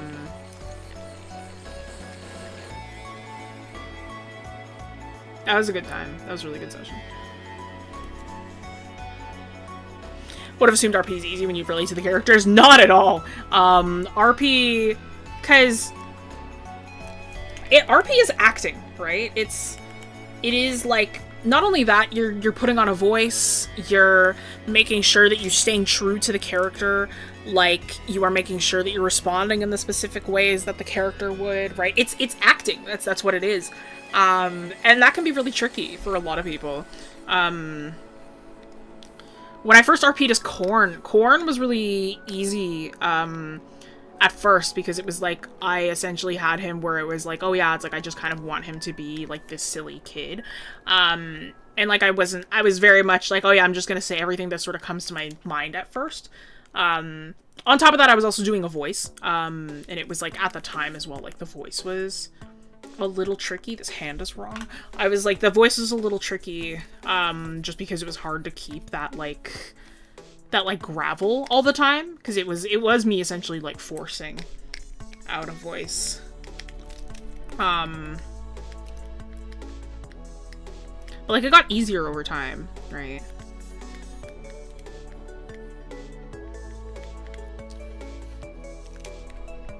Because it is improv. Like, RP is improv, is what it is.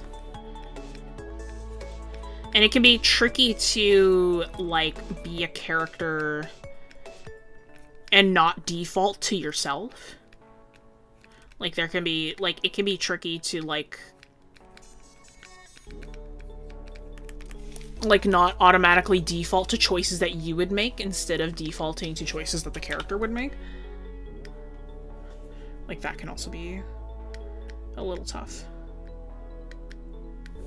Sorry, don't mind me. So this kind of layer that I'm working on right now, I call this a fixed layer. So, like, sometimes, like, I'll find as I'm working, like, some layers just don't feel correct. Like, or my sketch I realize is actually incorrect. And I'm like, damn, I need to fix that. I need to give myself a better base to work off of. So then I create a new layer and I re-sketch it out. So then I can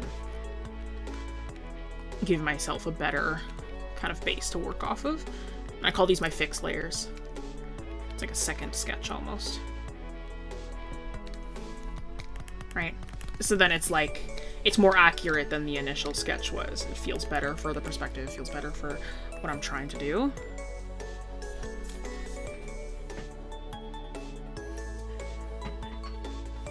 I think Takana is my easiest character, so we actually either fight or my Zeist. I always treated my RP gets extra hard when you relate to a character, because if you don't pay attention, you start to blur how would your character respond with how would I personally respond. Yes, exactly. That's it. Treat my characters as extensions of myself. Well, me too. I find that it's like every one of my characters. I was telling Pulse actually that like Cricket I think is my most vulnerable character. Where it's like a lot of the things, like a lot of the themes that I explore with them are like weirdly very personal to me. And it's like every character of mine has had something of me put into them, but it's like Cricket is very different and weirdly like, what do you call it? Weirdly introspective, I think, like as a character for like what I'm choosing to do. But yeah, exactly as Brinso said, it's difficult because you like it's difficult because like you if you're not careful, like you start to default less to, oh, this is the character, and you start to become like, oh, this is just me.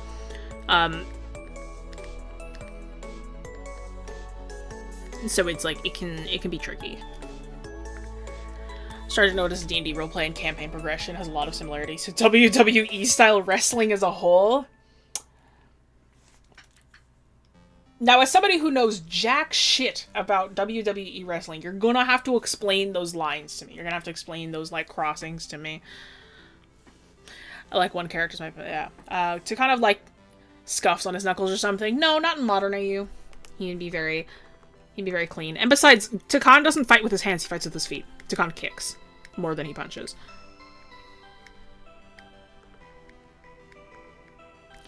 It sucks, though, because in Tomodachi Life, you can't really just have them walk around barefoot. They always kind of have, like, default socks or things, like, covering their feet. I'm like, I would have had him walk around barefoot all the time if that was the case. I probably wouldn't have given him a shirt, because Takan just doesn't wear shirts. But, like, they always have that.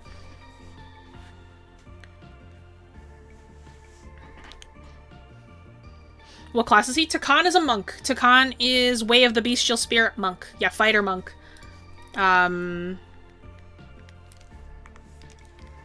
have a pair of socks that match his skin tone. His skin is gray.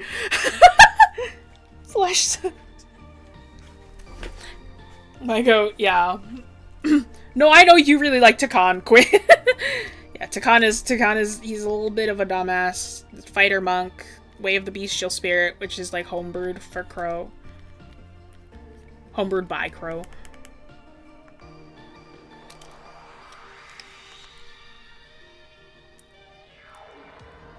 No, but I like him more now, fair. Yeah, he uses daggers instead of punching, and then he kicks. Yeah, that's it. Oh yeah, while Takan was venting, they were sparring. That was also cute.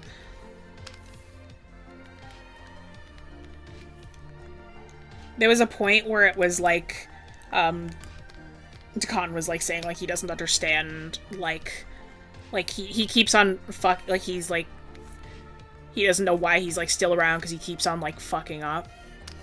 And Cricket like knocked him on his ass and like stepped on his chest and was like, it's like if you think that like fuck ups are what like me, that you should be like, that we should stop liking you, then I should be exiled. It's like, damn. Very story-based platform you're given depends entirely on what the character role you decide to take up, and setting that you did with the DM and boss, both accumulate to years of storytelling, eventually have a finale, wraps everything up. Ah! I feel like you could say that with a lot of storytelling, though. Like, you could say that with, like, you're correct. I feel like you could also say that with, what is it? You could say that with, like, shows. You could say that with, like, books. Like movies and shit like that. It's all storytelling. It's just different mediums of storytelling, you know? Oh yes, Crow really wants me to talk about the stick. So, let me just get my notes. So, we also ended up rolling a nat 20 on the encounter table, and what that meant is that everything that, because we were to roll another dice, and like everything on that was going to be like something good. So we got a nat 20, and that meant that we met up with this guy. He looked like Tingle, bro. He was described as some elven / dude with like short cropped hair wearing all green. I was like, is this Tingle? But he was like, you gotta answer 3 riddles, and if you do, then you can get whatever's in this chest. And it was really funny because our 2 like dumbest quote unquote characters are also the 2 people in our campaign, the 2 players who really love riddles and are really smart about them. So Crow and Cryo were essentially kind of hinting to the rest of us like what the answers were. Cryo rolled to see if 𝘰𝘭𝘭𝘰𝘬 would get it. And Crow was like, Tokan would not get this, but like maybe if he just kind of starts sounding it out loud, you know? And the last one, 𝘰𝘭𝘭 ended up getting as well. But we got them. We got the box. And in the box was essentially Goku's power pole.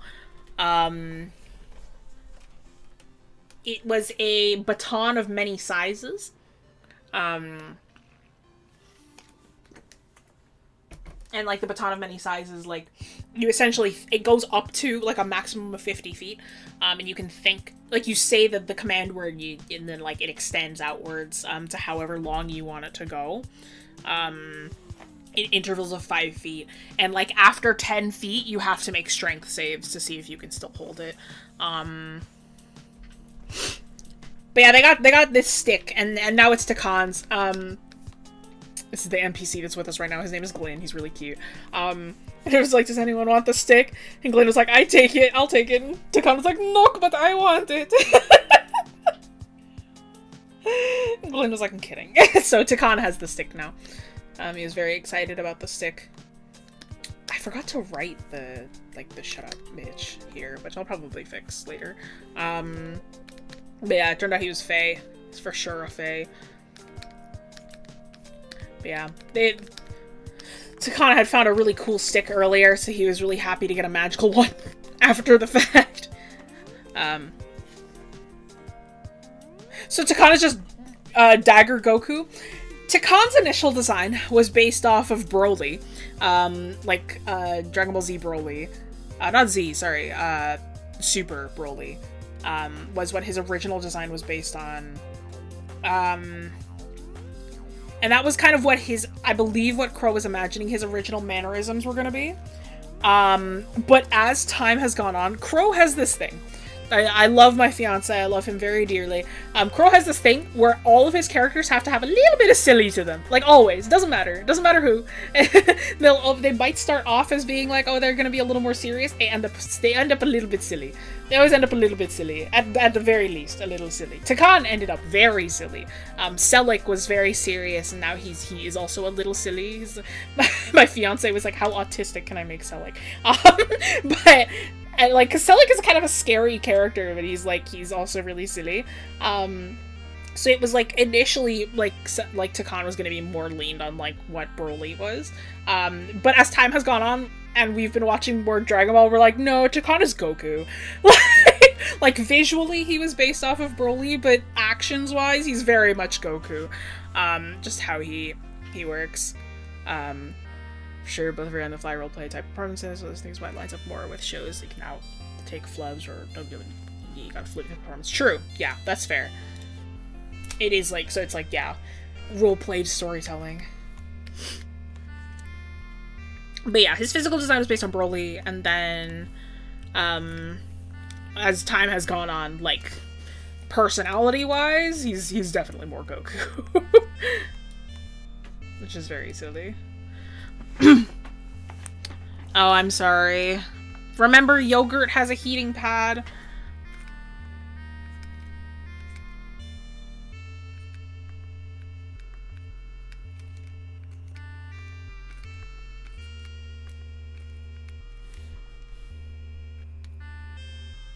Oh, yogurt's in the freezer. Can you not heat her up? Ah, I see. Do you know what this means? Is you need a second one. That's right. You need a second one. So that one can be for hot and one can be for cold.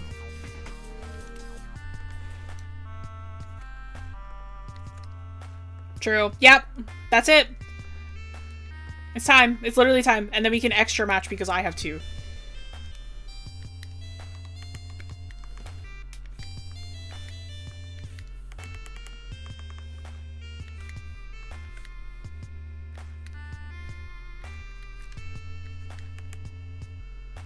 Problem solved, yes.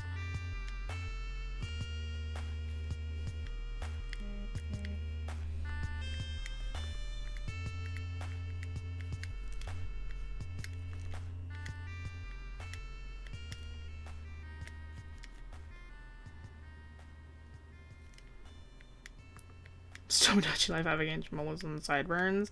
Sideburns, you go into the facial hair section and you can mess with those. You can, like, push them around and stuff if you want.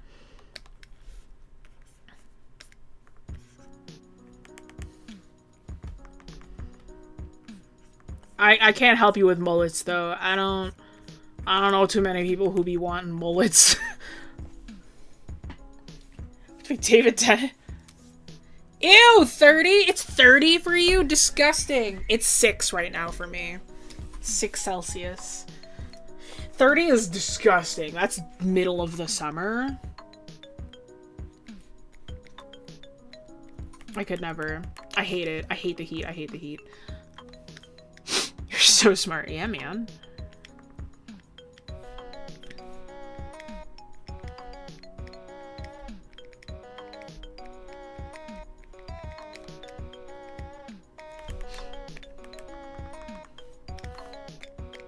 I think you'll see me do eventually as well is I'm gonna make my brush a little bit larger in certain areas to really bump up the perspective of things, because certain sections, right, it's like if you keep your lines kind of the same throughout, it's gonna be like kind of annoying to look at, because then it's like, oh, they all kind of look the same.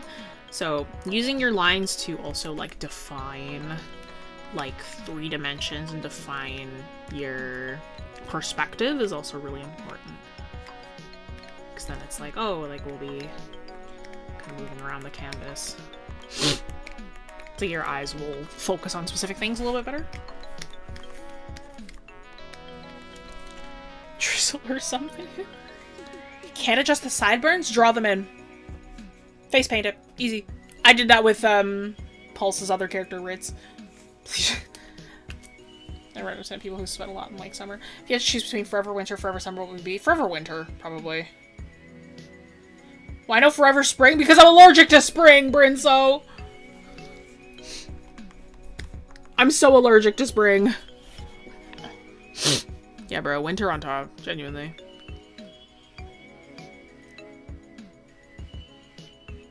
It's line work waiting. Line art hierarchy. Can you load Streamlabs? Oh my god, I'm so sorry. I didn't even see the dono, because the sound didn't play for me. Boot, like, thank you for the $5 from like an hour ago. Oh my god, I hate that I can't hear the sound, dude. Ugh. Why does it not do it? Why doesn't it show me?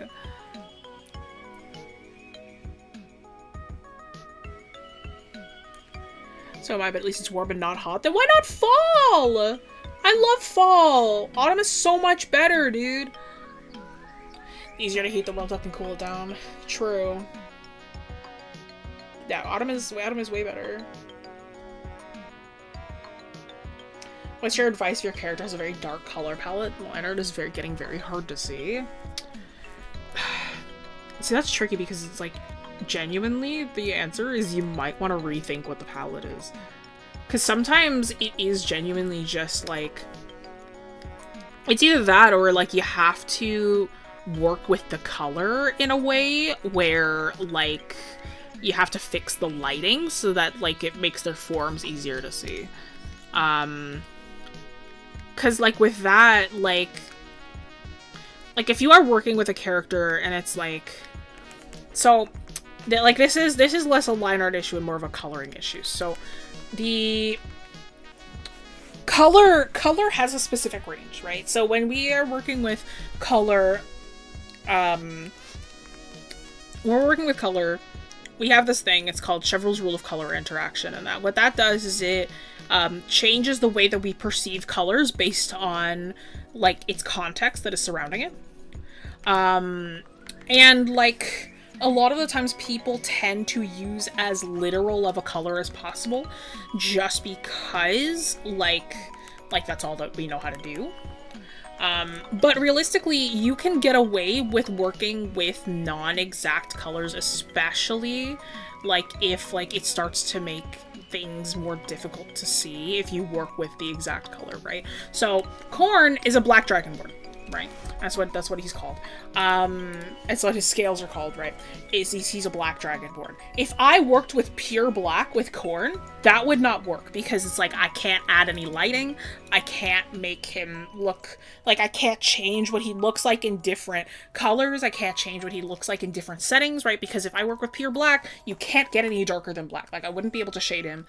Like, I would only be able to add light, and even then it would be kind of weird, right? So for me, with Corn, right, so you can still, this is the guide that I gave to a friend of mine, but, like, if I work with Corn, right, he still looks like he's quote-unquote black, right? He looks like he's got black scales. I'm using gray. I'm using a mid-toned, slightly darker leaning gray, right?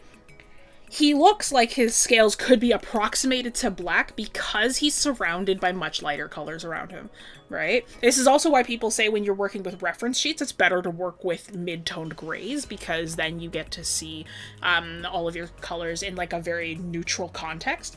But, like, if I were to, like, make this entire background black, he looks a lot lighter, right? But, like, him right here, he looks really, you know, like, he looks like he's a lot darker, just because of the context that surrounds him, right? And with this as well, it's like I have much more room in terms of values to make the shadows darker, make them a little bit lighter, add highlights, right? Because then it's like, instead of working with, say, like, a value 8 or 9, this is like a value like 6, right?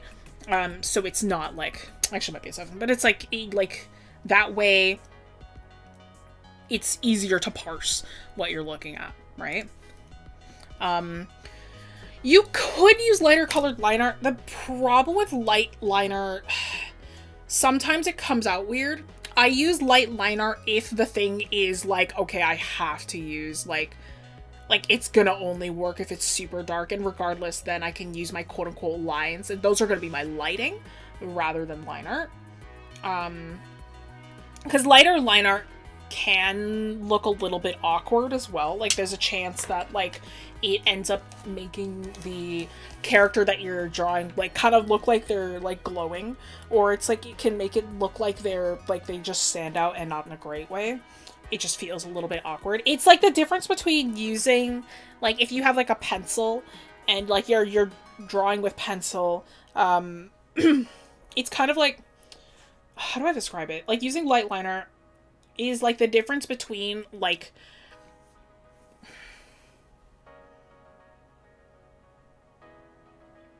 sorry, not with a pencil. Using light liner is kind of like the difference between using, like,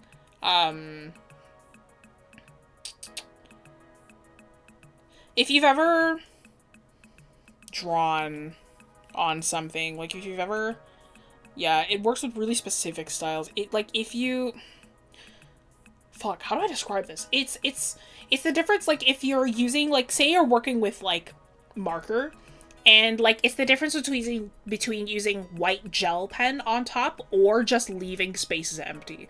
Where it's, like, just leaving spaces empty can be a little bit crisper, and it's, like, you're guaranteed to kind of get the color that you want by, like, planning ahead and, like, making sure that it looks good, versus, like, you using the gel pen afterwards and, like, the color might bleed through afterwards, or it ends up looking kind of clunky and a little bit awkward. Like, that's the best way I can describe it.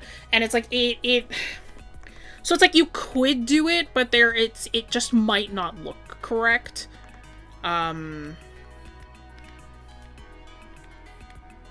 don't have to change your style. It's just, there's just certain, like, levels of, like, understanding, I feel, with, like, color and whatnot that, like, might work a little bit better. It's just, it's difficult to handle. Like color is difficult. Because there's a lot of, like, things that are, like, you gotta consider while you color. and shade and whatnot.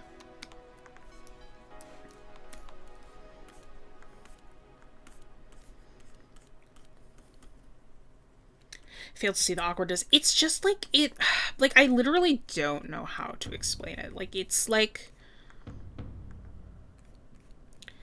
it's also like a graphic design thing. It's like I feel like it's also a graphic design thing because it's like some things work where it's like some logos work really well when you have like it in white on a black background versus like black on a white background.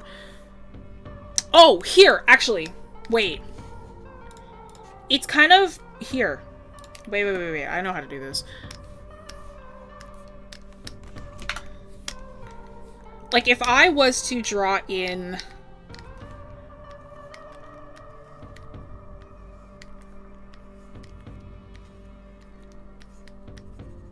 like this, right? And you have just kind of like a very standard looking eye, kind of like this. And then, like, if you took this and you inverted it. Oh, hang on. No, I need to merge this. And then I inverted it, right? It feels awkward. Like, it doesn't quite work because the highlight is now really dark, right? Instead of, like, vice versa, right? Because it's, like, I guess because then... oh, now I'm starting to understand how I can explain this. So it's, like, what you're doing by using really light line art, you're overtaking your possible highlighting that can happen later as well. And it's like, it's almost like you're changing where your light source is coming from because it's like you're almost giving edge lighting to everything. And it makes it feel kind of awkward because then it's like you're not focusing on the lighting that's happening and you're not focusing on that, but instead you're just highlighting every single edge. And that kind of makes everything feel awkward. So it's almost like you're leaning on a dependency of your lines versus working on getting better with your color. Does that sort of make sense? It's like you're because realistically, it's like, I love line art. There is such a thing as too much line art dependency because there is like, it is like a thing where like, when you are working with lines are like, I love them. I use them all the time. Lines can be a crutch because it's like, at a certain point, like, if you don't know how to work with your color, then it's like your lines, then it's like your overall scene can suffer, just because then it's like your line work, if you don't have that ability to work without them, then your colors, like, will suffer. I'm having such a hard time explaining this. It's, like, yeah, like, it is genuinely, like, because lines, what they do is they give you contrast without the need to understand contrast with color alone. And, like, if you don't have that understanding of contrast to begin with, like, it makes your colors kind of, like, poor to read. Colored lines below pure white and adjusting saturation when needed. Like, that's possible, yeah. Like, the advice that I give for people who don't use, like, line weighting is to use colored liner, is to, like, change the color of your liner to make stuff, like, less contrasty. Yeah, contrast was always a huge thing that I ended up having to teach people about because it's, like, contrast can be so difficult for people. Because it's really important to no contrast, realistically.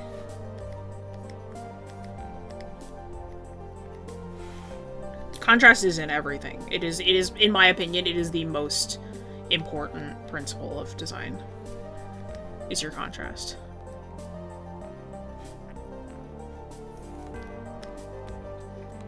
Sure, I mean, that's up to you, Wimmy. Like, if you want to do that.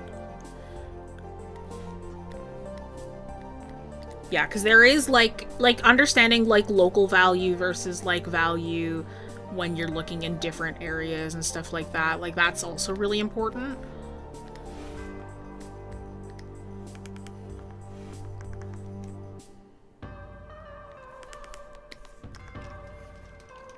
This is a chisel brush, so I downloaded this off of an artist who was offering them on Gumroad.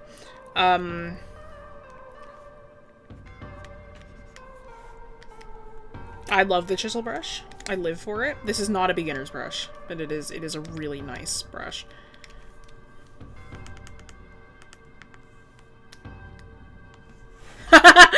Side view is irrelevant. Yeah, genuinely. Right, exactly. No, contrast is in everything. Like, contrast is such a huge part of drawing and, like, of, like, art and illustration.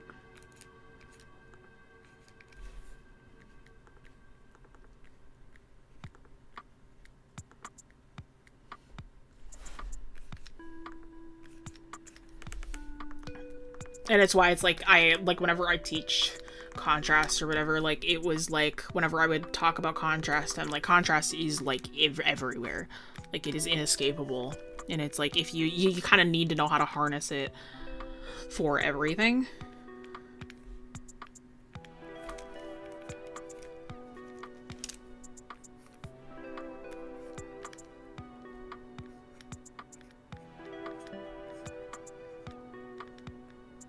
If you're ever like, oh, my pants feel too flat, add seam lines. Trust me. They make everything look so much better. Seam lines are everything, bro.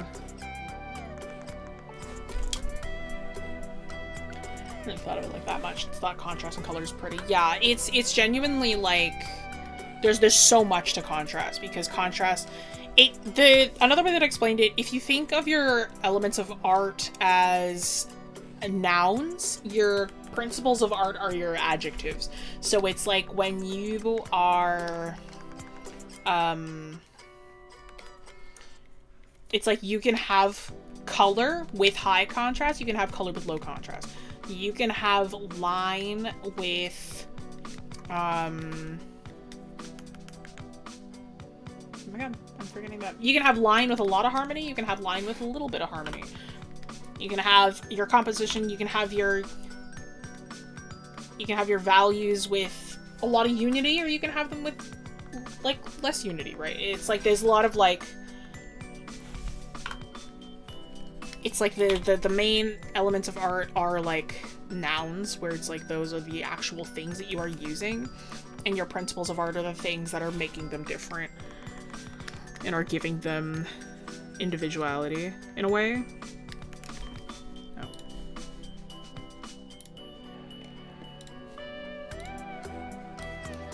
Okay.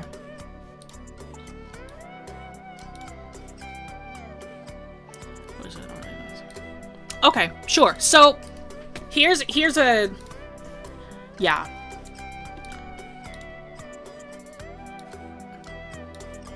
Actually, this second one is a good example too. So like when you are working with like this, right? It's like, let's say that you need to like add shading to this, right? It's like maybe you're in a really dark area. If your lines are that light and then it's like your shadow comes in, then it's like that also, it's like suddenly like that edge kind of disappears there. So that's one thing, right?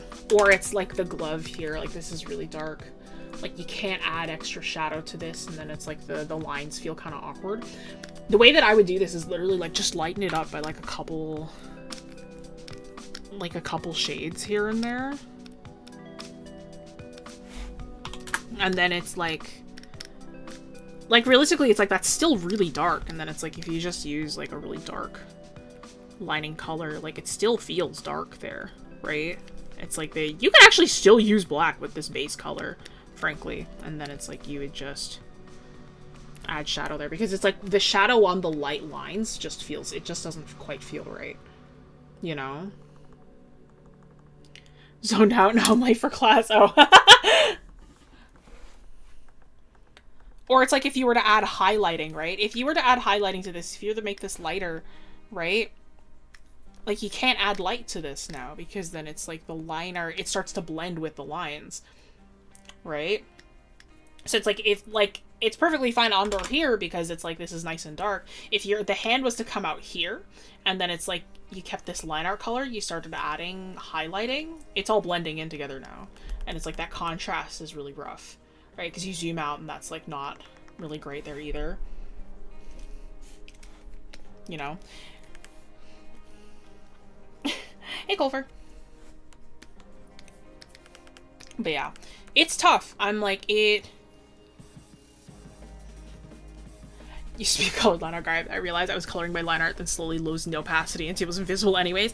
I only color my line art at the very end, because then because I like to color my line art as well, but it's like, if I color my line art before I, like, actually finish what my final colors are going to be, there's a chance that my contrast ends up bad.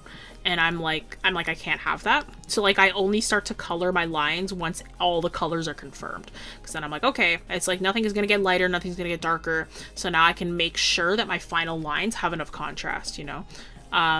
Because otherwise there's, like, a chance that, like, things start to, like, disappear and stuff like that. So I don't want that to happen. So I always end up, like, waiting until the last moment to light, to color stuff up. New colors drop it. Because what coloring your lines do is it helps... Yeah. What coloring your lines do is it also helps lower contrast. So sometimes, like when you have, like black line art... I love black line art. I'm like, people who say don't use black, or, like, they don't really understand. What they're trying to say is that if you work with black, you cannot get any darker than it. So it gets really difficult to work with contrast. So starting with black is fine, because then it's like, oh, like you can't really get any darker than this, so it's a good way to be like, oh, it's like, I need to just make sure that I'm always having more contrast than this, right?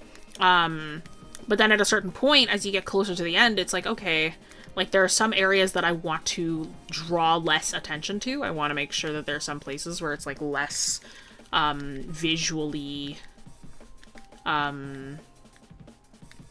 like, it's like you want to, like, to demand less visual attention. So then it's like you color in those lines, and then it's like, oh, okay, great. So, like, now it's less, less intense, in a way. Clothing fold lines never look great to me, so I always color those lines so they fall away. I do that too, but it's genuinely just to, like, just make it less obvious in general. But yeah, I don't know why I'm having such a hard time explaining it, but that's the best way that I can. Okay, great. Yeah. Because, yeah, contrast is just, like, how different two things are. And it's like, you don't always need super high contrast, but, like, that's how you make things obvious, and it's how you can... It's how you're able to actually look at stuff.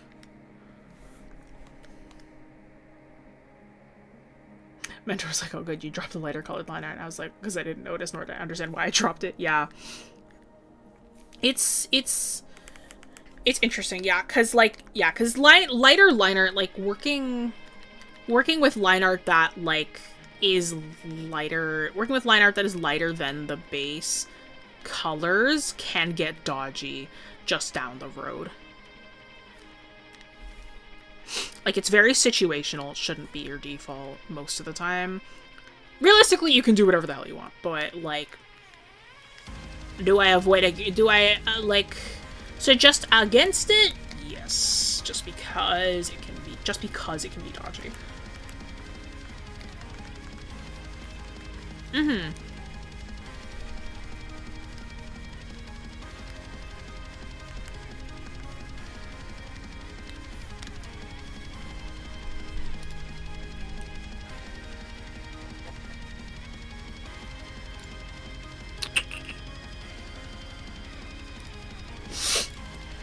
I like using slightly lighter liner for my immortal OCs, that glowy ethereal look. You could do that. The best answer is to make some colors closer to gray, like your corn example. This OCs is very dark, saturated red. Yeah. Like, using, like, generally, super generally, when you're working with, like, what do you call it?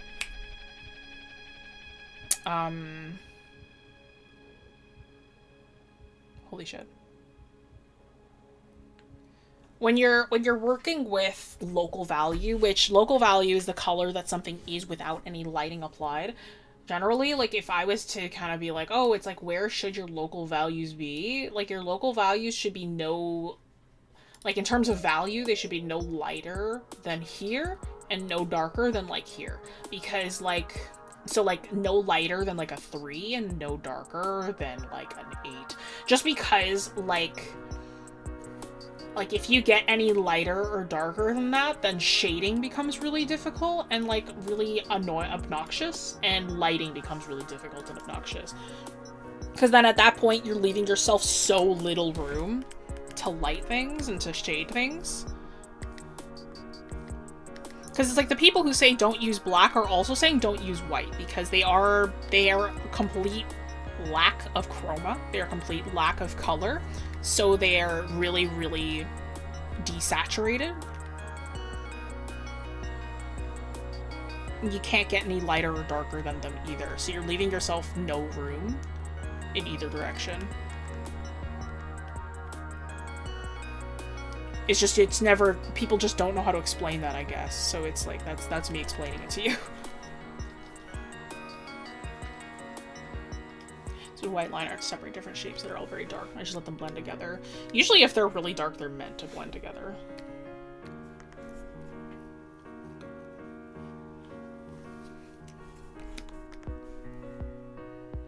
Let's see, I intentionally make his outfit pure white for shits and giggles, because I wanted to see if I could make it work, and it kind of does. Yeah, it's, yeah, pure white. I don't even use pure white for eyes. Like, you shouldn't, really. It honestly makes it look really good when they're not pure white, because then you can add pure white highlights, and then those look really great.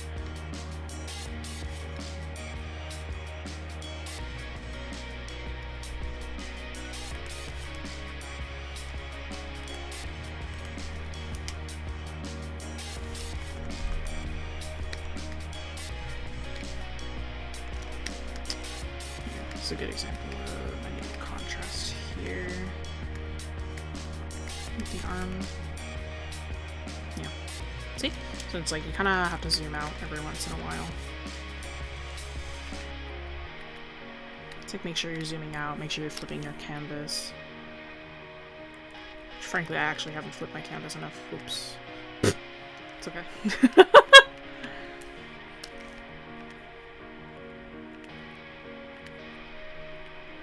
I think it's alright, though. The thing that I'm mostly worried about is the face, and the face is fine. The body's alright, too, so it should be okay. I usually only use flipping the canvas as a guess and check nowadays.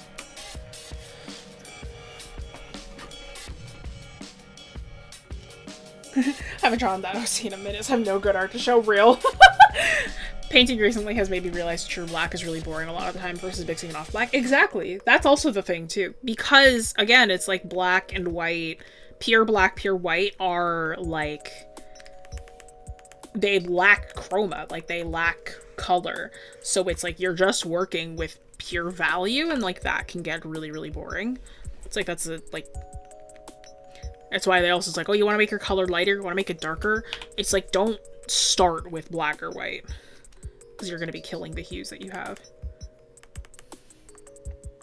Some people use blue, yeah. I've seen a lot of... When I was younger, I had a phase of using brown for my lines. Like, I liked using... like, kind of like a reddish brown.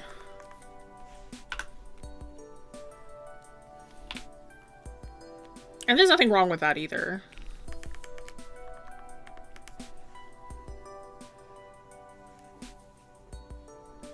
Dark purple, yeah. I see a lot of people who use dark purple.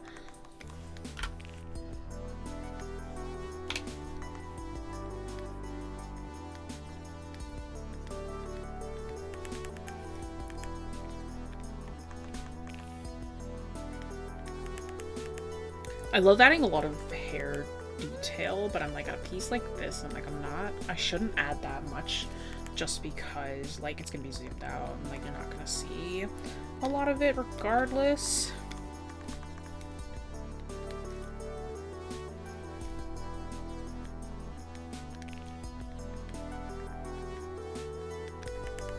I'm also not gonna think too hard about the teeth. I'm keeping it nice and cartoony. Like, I don't wanna think too hard about whether it's super realistic or not. This isn't a serious piece. It doesn't need to be... Oops. It doesn't need to be, like, super accurate to the jaw. I can make it, like, a little cuter. Trying to get the line weight right for the first time. A normal method is drawing flat and adding it at the end. That's how I do it for tattoos, because that's the only way you can do it for tattoos. Like, you kind of have to do the perfect lines first, and then you go back in and add the false weighting, because there's no way to add line weighting when you're tattooing. So you kind of have to do it in 2 sections, which is has been very interesting to figure out. But no, I'm very much like, I do it all at the same time. And then if I need to edit, then I go back in.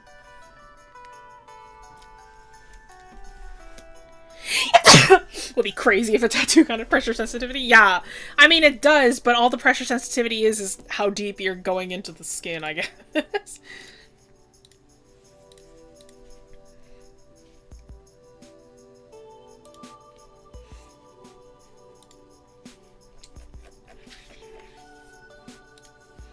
Thank you.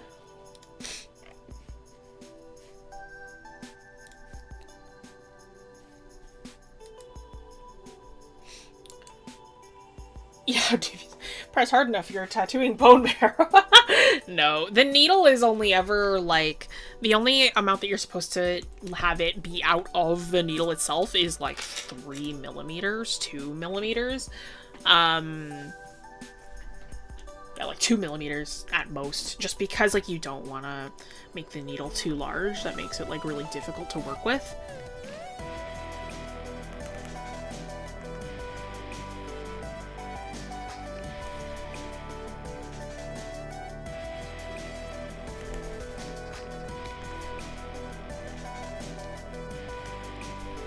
But it's like, the deeper that you go on the skin, the more that it blooms, so you have to be kind of careful. But you also have to, if you are tattooing somebody with darker skin, you also have to go a little bit deeper, so that the ink shows up better.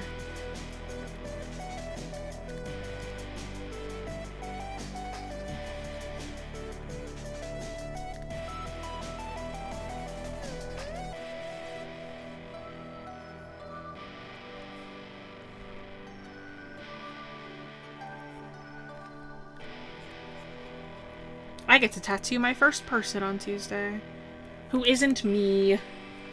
So my fiance is coming on next week.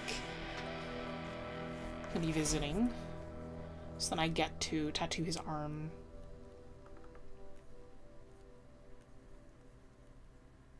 Like a living one? Yeah. I already tattooed my own ankle, so it's time to tattoo like an actual person now.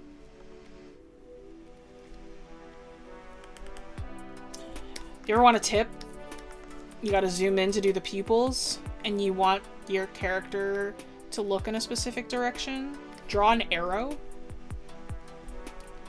and that will give you like an, oh, that's the direction that they're looking in, and you can just have all the pupils point to that direction. Yeah, my first victim, yeah! He's getting the pierce that matches the corn on my ankle. Ankle isn't the first spot I think of for self-tattooing. Seems difficult. It's actually one of the easier spots just because of the position that you have to put yourself in. So it's like, yes, it was painful, but like in terms of like actually like positioning, it was fairly easy. Thigh is worse apparently, like in terms of like pain.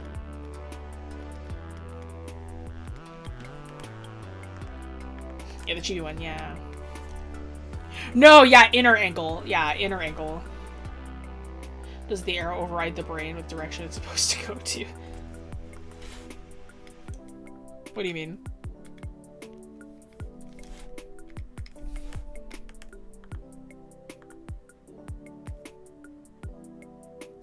See, that's not quite right either. Oh. See, this is difficult because it's like...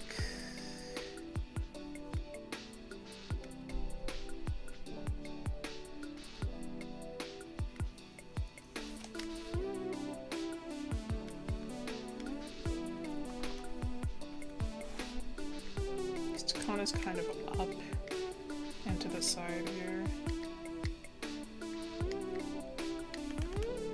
That's better, yeah.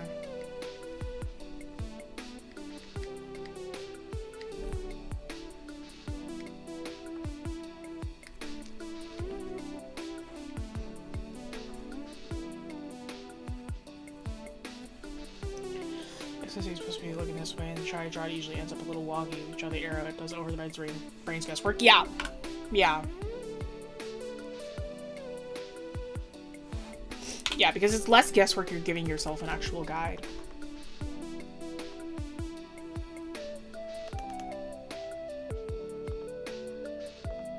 There we go. That's better.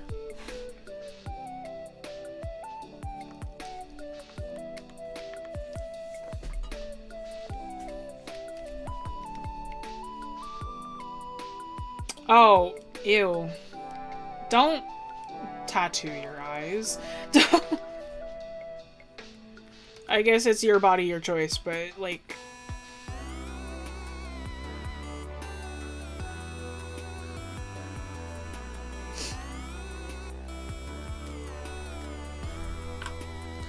Yeah, 'cause some people also get their eyelids tattooed.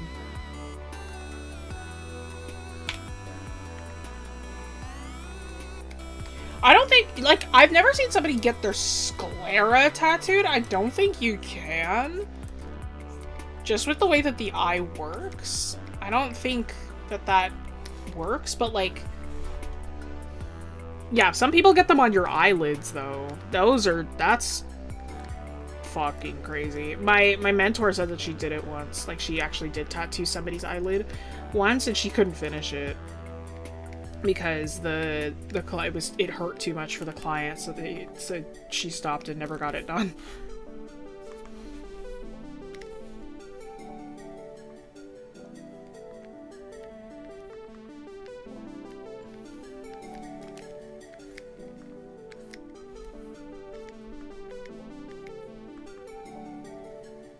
Yeah.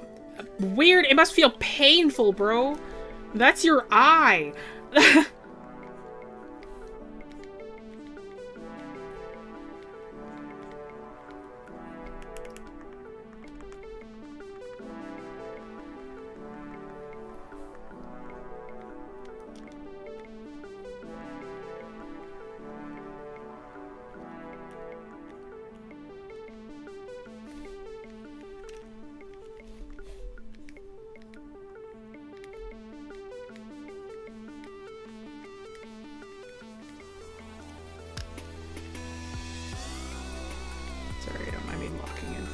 To get the perspective of Cricket's horns right. Yeah, I barely handle my makeup brushes feeling my eyelids. I feel like I got used to that over time. Like it was like at first, because I only started doing my own makeup when I was like 20.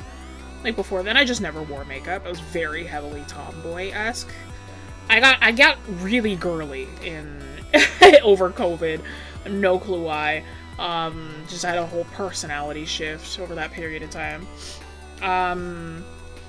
But it was like I started wearing makeup more and more, and it was like it was a long road to get used to it, I'll say that.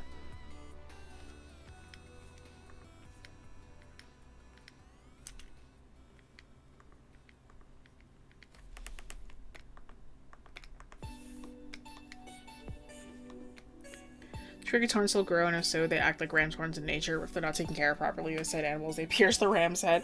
No, I had it where Cricket's horns just kind of stay the same size. They have been sort of the same size since they were a kid. Especially the eye ones, just because they're eyes. So it's like they've kind of just been the same sort of size, and they grow with them. And like because they're an adult now, like they've stopped growing.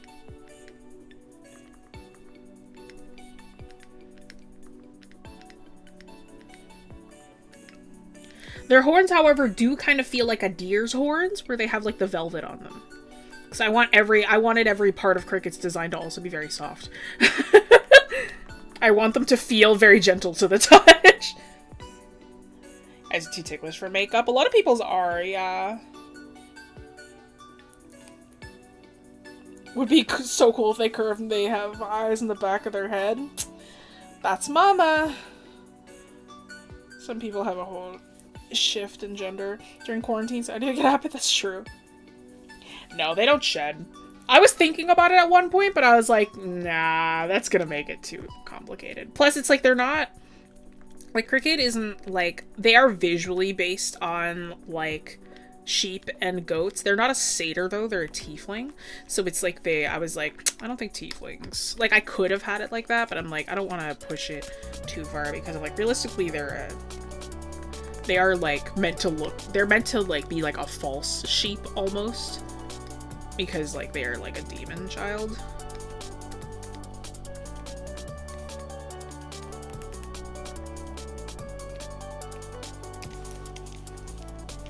So it's like they don't shed or anything like that in terms of, like, their horns, but, like, they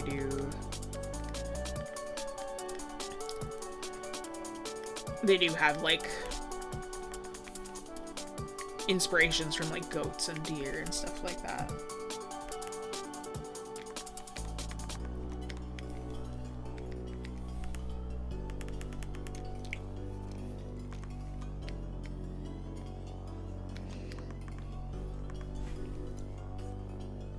Yeah, big thing to note, especially with lines, is you don't want to overdo it. Like, if you are working with your lines and, like, things start to get kind of tough to see from a distance, or, like, things start to kind of blend together, they start to get muddy, you're overdoing it. So it's like, you want to make sure, like, especially with, like, line art hierarchy, right? It's like, you want to make sure that, like, you have sections that are a little bit thinner, a little bit thicker, so that it's like different areas can be, you know, like, identified and messed with and stuff like that.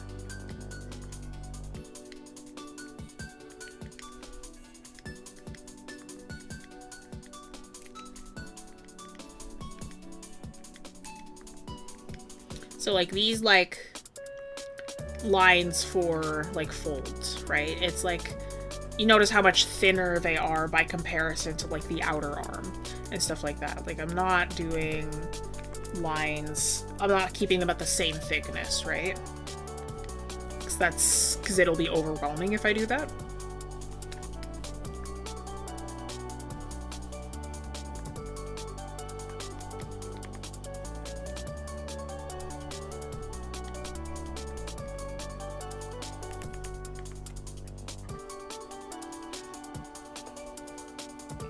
Yeah, no problem.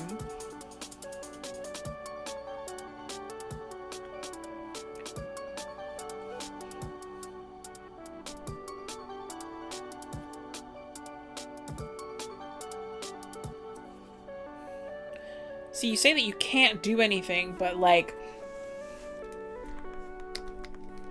they're your character. You can do whatever the hell you want.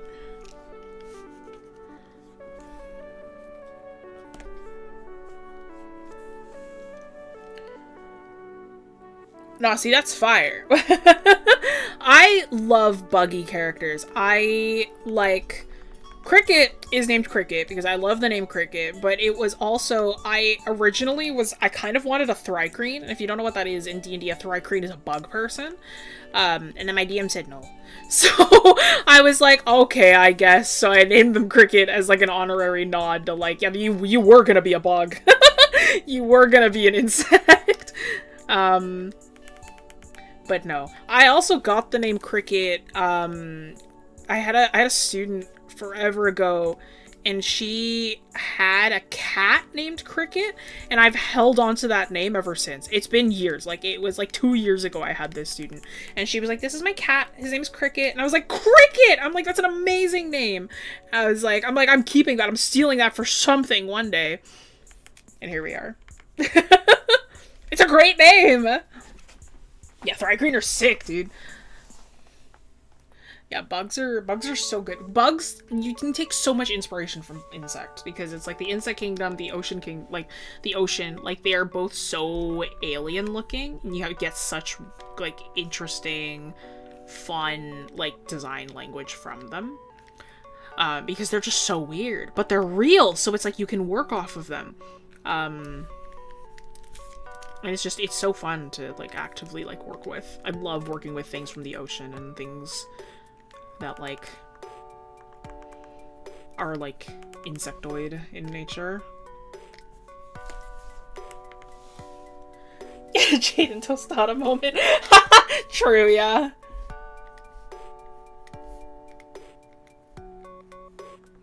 Yeah, if you're ever like, God, this sleeve looks kind of awkward, I'm like, oh, I kind of want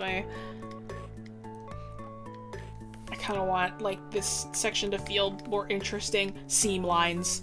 Just add seam lines. Seam lines make everything better. Trust me. But yeah, you see though, it's like my folds are very, very thin by comparison to the lines for everything else. It's like you want to keep it that way. Fake, so the idea of fake would be more insect-based, it's like tiny and wings when I give them more bug traits. Real! Yeah. I was talking about it on another stream, on the stream earlier this week, because I was like, I love kind of like putting my own spin on like various designs that like exist and like things like that. Like with Corn, like the Dragonborn, I really despise base D&D Dragonborn, just because I'm like, I don't want it to just be a dude with a dragon head. I'm like, come on! I'm like, we can have more fun with it, right? I'm like, they don't even got like extra joint. They don't even got like the digitigrade legs. Like they don't even got like, and I'm like, where's the sauce? Where's the spice? So I'm like, Corn's Dragonborn, I pushed to be more draconic. Like I pushed them to kind of feel more like lizards that are walking on two legs.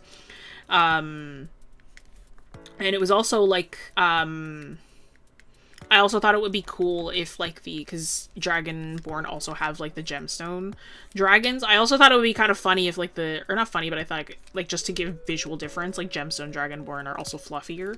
So I thought that would be kind of cute. But the thing that I was talking about was kobolds.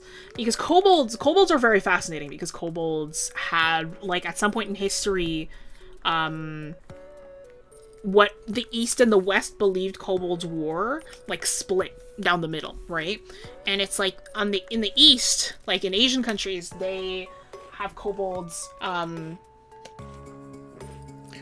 their kobolds are more like dogs. They're more like fluffy, and they're more like mammalian. Here in the West, kobolds are like little dragons. They're like little goblin-esque, kind of like reptilian guys, right? And I love both of those. I think that they both like have like their own sort of sets of potential.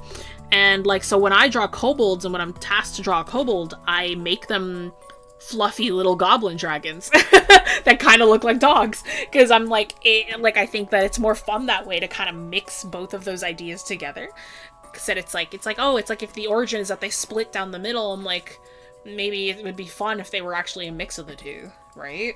So it's like, I'll draw it again, but I'm like, kobolds, I like to kind of, I give them like the dog sort of nose.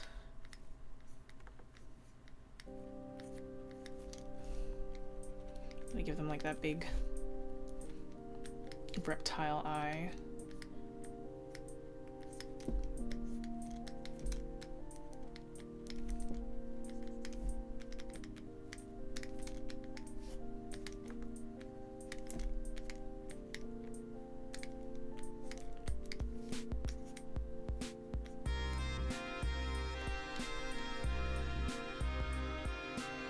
You know what I mean? And it's like, they're almost like ratty dogs. Or it's like, sometimes I like to give them whiskers too. It's like, they're almost like ratty dogs, or they're like, kind of like dragons that are like, a little bit fluffy. Like, I love drawing kobolds kind of like this. And then they get like the little, like, their tail is like, has like a little bit of fluff at the end. Kind of like that. Like, I love doing this. Average Chihuahua build, yeah. Yeah, Dungeon Meshi versus D&D, exactly, yeah.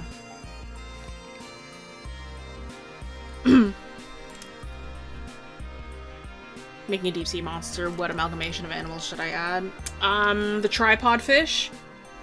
The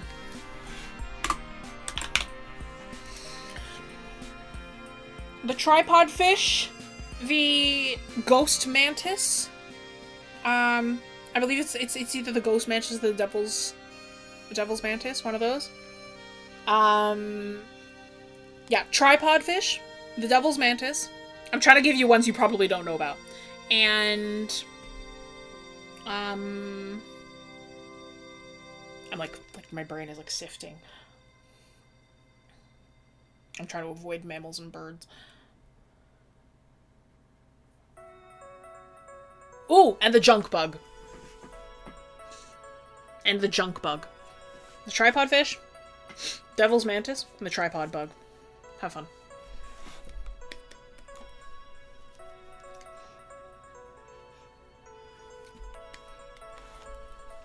Trying is like a language for you. Yeah, man. Always.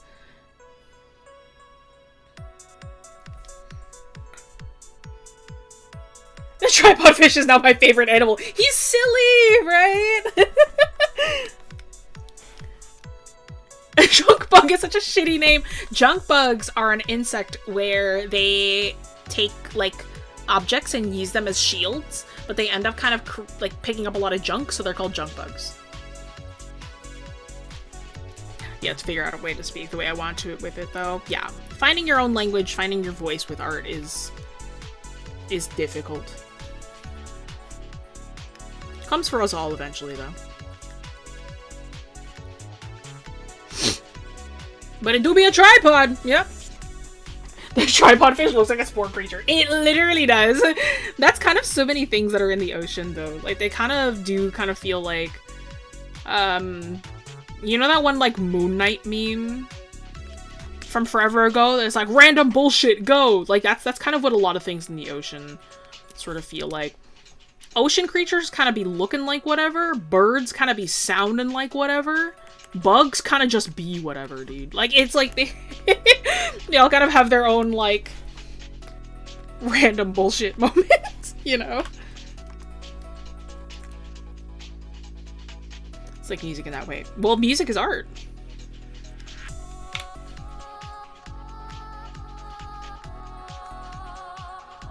Just a different medium of it. Yeah, God hit the randomize button. Literally. God was literally like, random bullshit, go. Genuinely.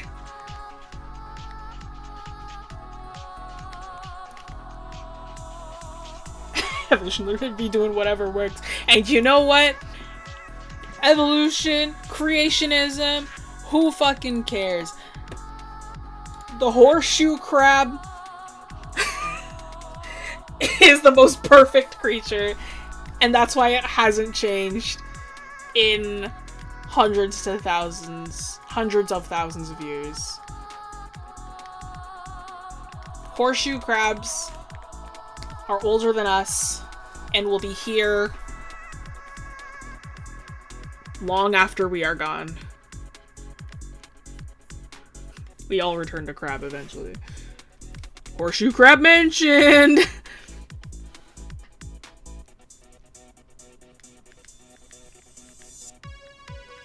Horseshoe crabs literally, like, what silly guys, you know? Apparently crabs are just peak evolution. Yeah, man! Yeah! Oh, to be a crab. Exclamation point device.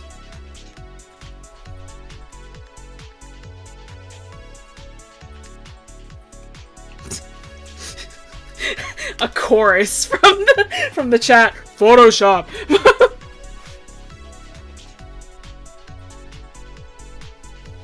Yeah, exclamation point device should tell you. Yep.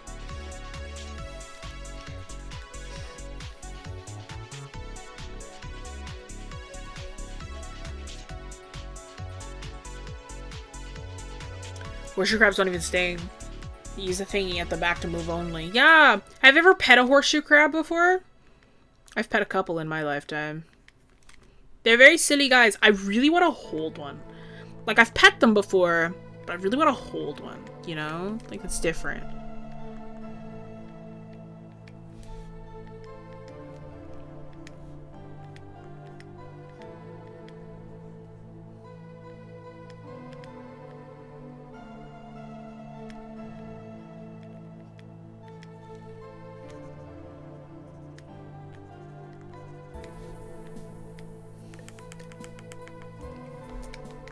I desperately want to hold a horseshoe crab. I feel like they're really silly, you know?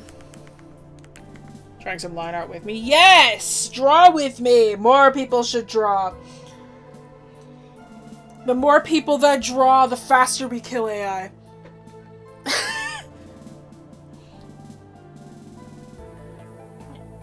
Every time you pick up a pencil, an AI bro falls to his knees.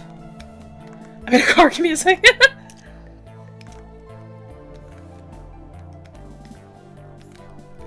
Down with it. Literally true! Literally true!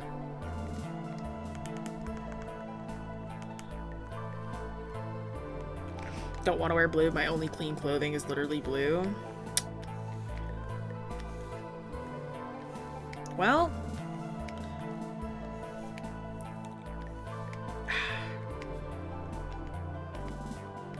that's unfortunate. What's wrong with blue? Blue is a wonderful color. Grabbing fistfuls of pencils. BRB heading to Staples. Buying all the pencils. Staples is a Canadian thing, isn't it? What's your equivalent to Staples? Staples is like a... it's like a home and office store. It's like you buy like all your like... you buy like pencils and rulers and things. Yeah, Staples, okay. Staples is in America, okay. Okay, good. I don't know. Okay, yeah, Staples. Literally heading to a Staples, buying out their entire stock.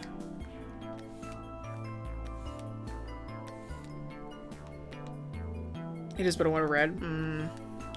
Well, beggars can't be choosers, I suppose. Vile just doing whatever. This protein named Sonic Hedgehog. Wasn't there a new species of something that was named after MatPat? I could have sworn. Or like something was named after Markiplier. Staples where we have our Amazon return places? Oh, okay. Wait, yeah, I could have sworn. Like, wasn't there a new bear that was discovered that was named after MatPat or something? Yeah. Like, I'm being so deadass. I could have sworn I saw that somewhere. I could be super wrong, though. Like, that could have been misinformation. Please be real. I hope it's real, but I'm not sure. If someone wants to Google it, like... I'm too lazy right now. Me actively streaming. I don't want to look up, so I don't want to use the internet. 𝘧𝘰𝘪𝘯𝘰𝘳𝘥 MatPat. Are you serious?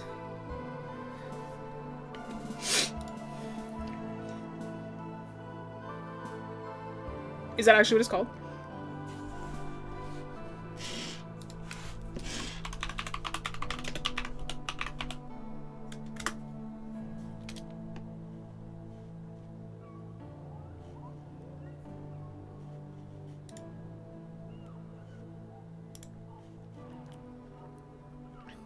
Newly discovered species of cave bear. Cave bear was named after MatPat.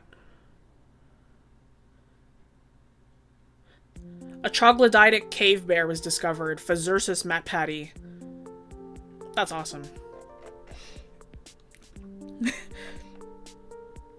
I'm pretty sure Sonic Hedgehog is the gene that allows us to be born with 2 eyes and not Cyclop eyes. Are you serious?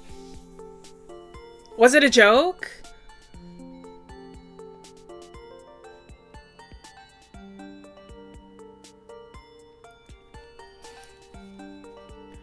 Oh, is it misinformation? Damn. Aw, pain. That's okay.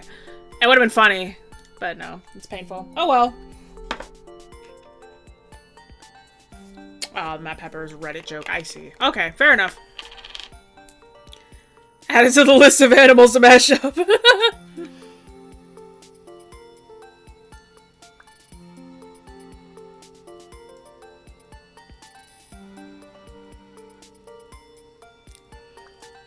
Sorry, I'm giving my hand a small break.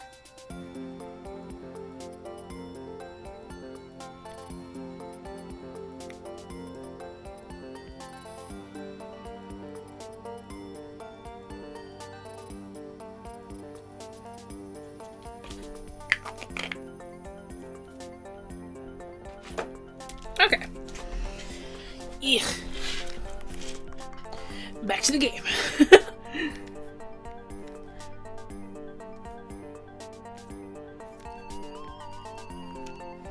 But yeah, try not to overcomplicate things, especially with hair. Like, when you're adding details, extremities only. Like, don't add like tons of detail, like all throughout the hair, all throughout the fur, whatever it is that you're doing. Extremities only at the very ends of things, because it'll just look a little more organized that way. Takes up less visual information, you know?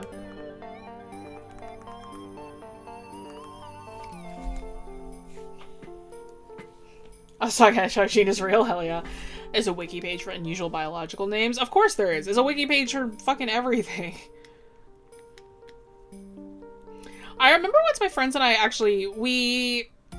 one night, I don't remember what we were Googling, but we ended up going on a deep dive because we found some kids' like personal like wiki page for like, I think it was like their own like little world or whatever. We had no clue what the media was for, but it was like, it essentially just had like this kid's like favorite characters on there, and it was like, these are all the characters that are in like my own little world, and it was awesome.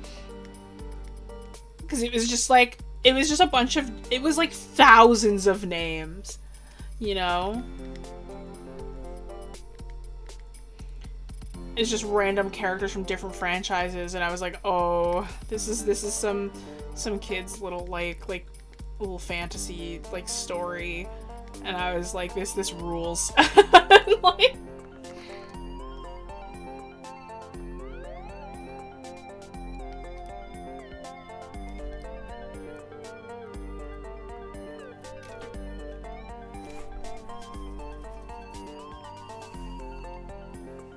if you're an artist, just get another artist trying to rage bait you into drawing more. See, I am an artist who like draws mostly her own characters. So the only way that I am getting more content of my own characters is if I draw it myself. So it's my need to see my characters more that makes me want to draw more.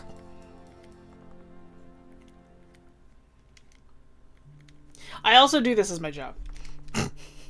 So I kind of like I get money for this, so I kind of have to as well. Okay, great. So now what I'm going to do is I'm going to go back in. I'm going to start editing where I want to. Making some of the lines thicker, adding hatching, stuff like that. Draw every day, never get art block. I used to be like that. Now it's more motivation block than it is art block. It's what over 20 years will do to you, I guess. My fandom is me and my one friend that knows, and I'm the sole content creator and consumer. Me.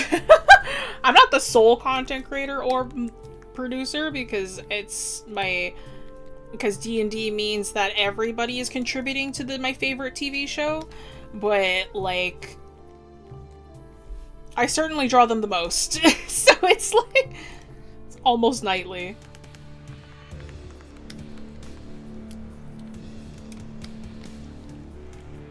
Yeah, the good thing about D&D groups is you have their own tiny fandom to occasionally get fan art from your best friends. Exactly! It helps that, like, my D&D group are, like, all artists. So it's, like, when we feel like it, we're all drawing.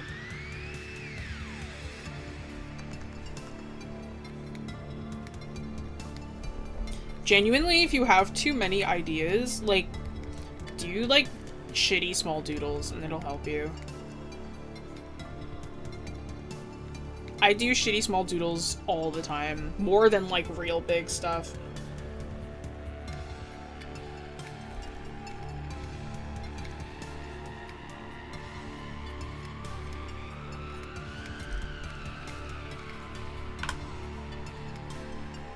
I realized I forgot to draw the laces, and I hate drawing laces, dude. I don't hate it, it's just boring and tedious, and I'm like, eh. I'll convince them eventually, yeah. More artists. More of us. The more artists there are, the more AI pros leave. Every time you pick up a pencil, an AI bro falls to their knees.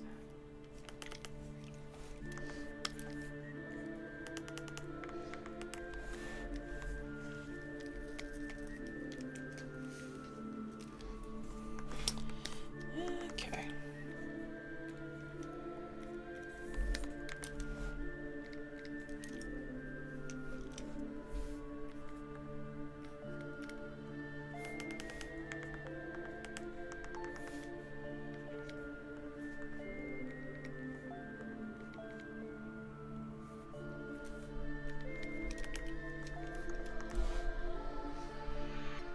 I'm gonna drop and pick up my pencil repeatedly.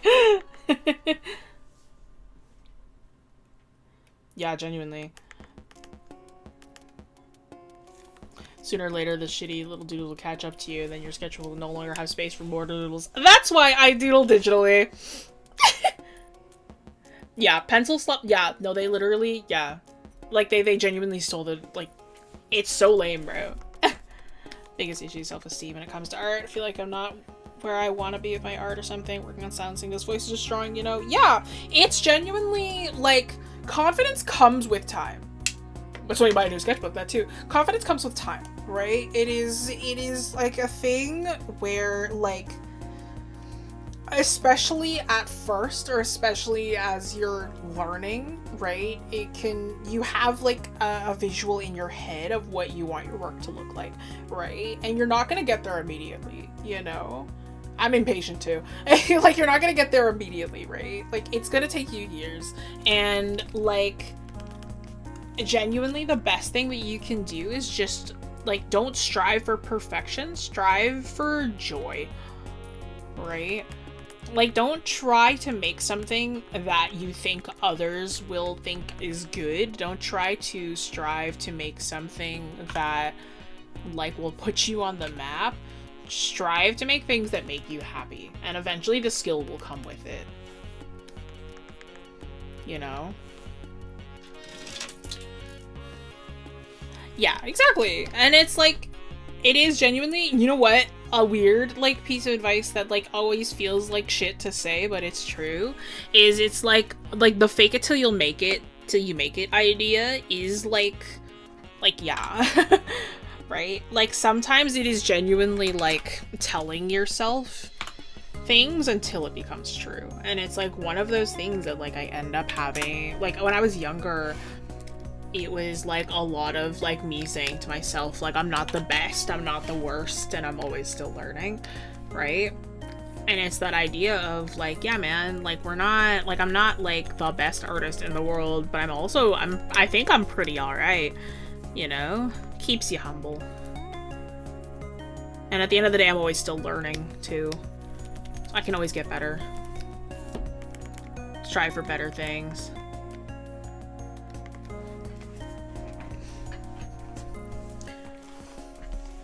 Made a bunch of silly small doodles, that gets my motivation up, then I think they're not quality enough to put on social media, so only like 3 people ever get to see them. It's literally, for me, it's not that I forget. It's not that, like, I don't think they're quality enough, it's that I forget to post things. Which is bad.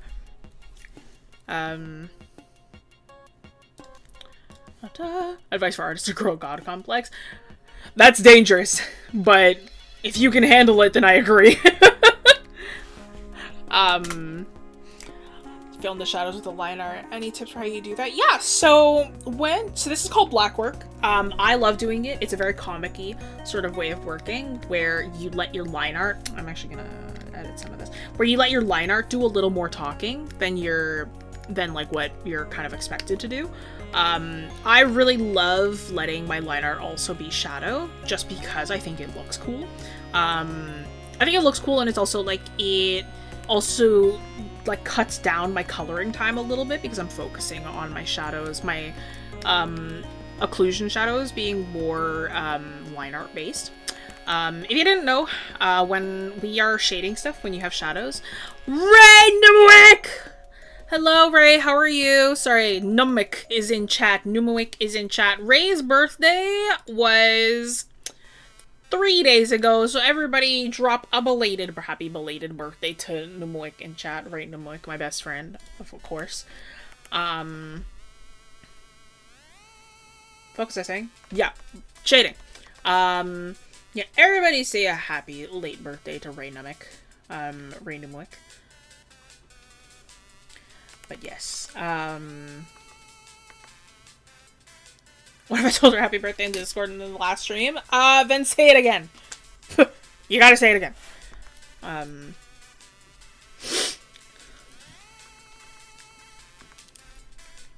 Yeah, it saves me a little time. But yeah, if you didn't know, when we were working with shadows, we have technically two different types of shadows that we're working with. When it comes to us actually drawing them in, we have our cast shadows and our occlusion shadows.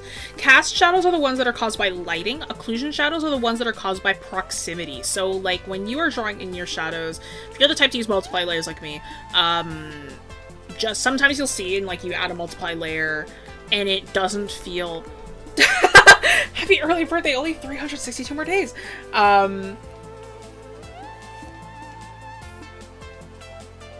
Like you doing your shadows and then you're like, oh god, it feels really flat for some reason. That's why.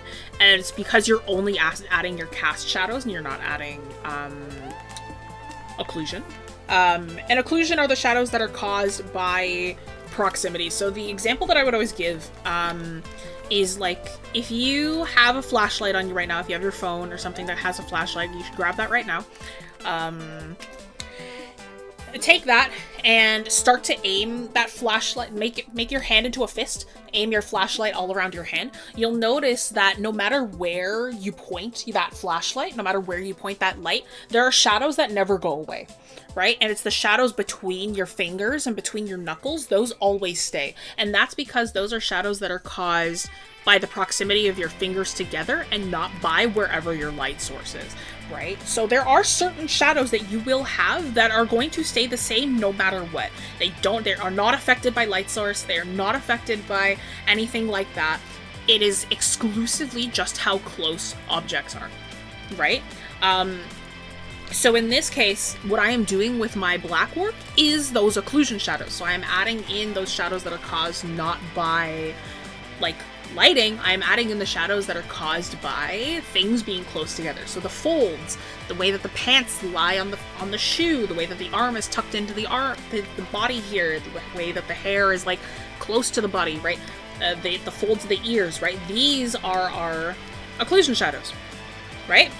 So for me, I like to do it with my liner. Some people like to do it where they add another layer of shading to the shadows themselves. Me. Okay, goodbye. Have a good appointment. Good luck. Paula, welcome in. Hello, Paula.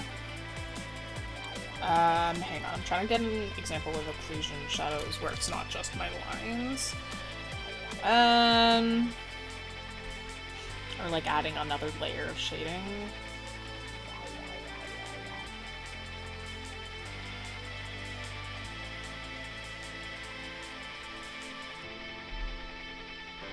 Where I did it with color and not just lines.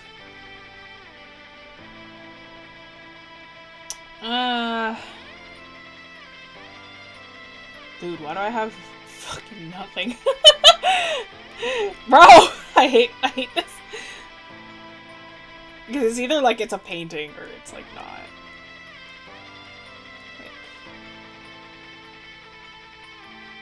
Clean enough for me. Hi, how are you? Especially using really dark hues that are close to black. I don't really do line art anymore. Yeah, that's a way to do it.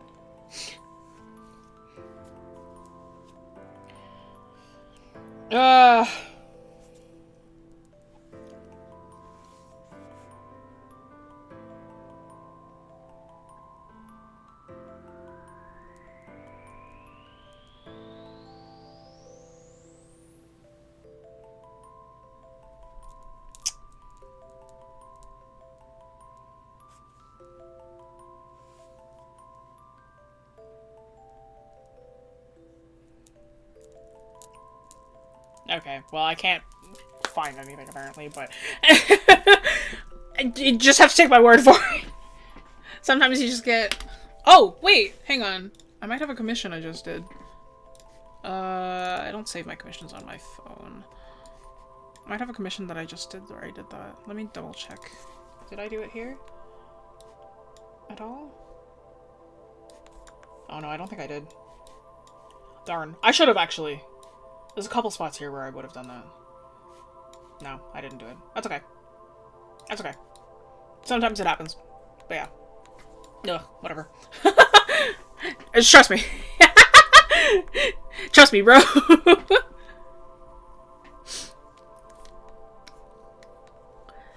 Yes, time to practice. Time to practice. Yes. Source, trust me, bro. No, genuinely. Yeah, you have to trust me.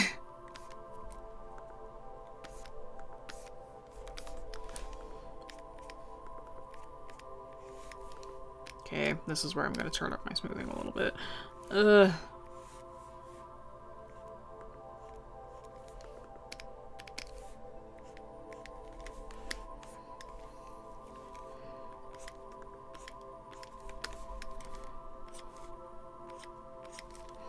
I don't like using, especially because like buildings are so, like I love when there's like imperfection to drawing buildings.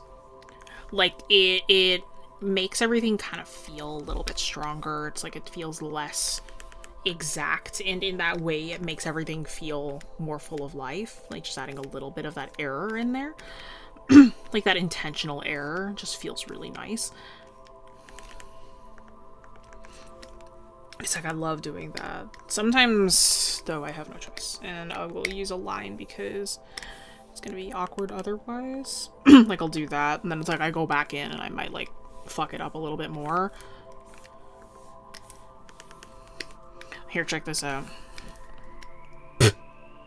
Sometimes you just I don't want to use the line tool again, I'm just gonna copy it. You need to check on your Mies. I'm gonna check on them later because I don't think the night market is here yet, so. Red gem earring. Should I wear it on the left or right? The left. But yeah, intentionally fucking shit up. It makes it feel more organic and more lively. So I'm like, I like to do that all the time.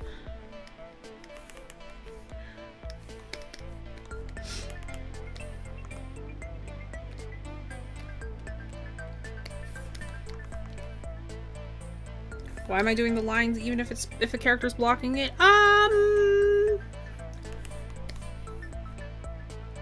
Spacing. It's spacing and because it'll bother me if I don't.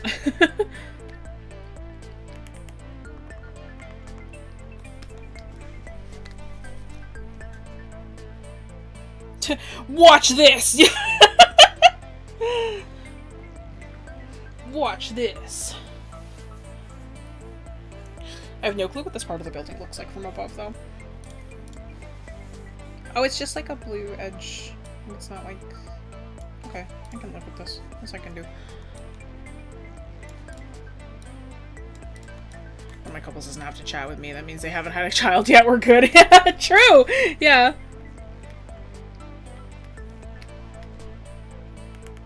Drew all that line art and sketch in just 2 hours. I feel like I'm going a lot slower than I'd like. But yes, in 2 hours.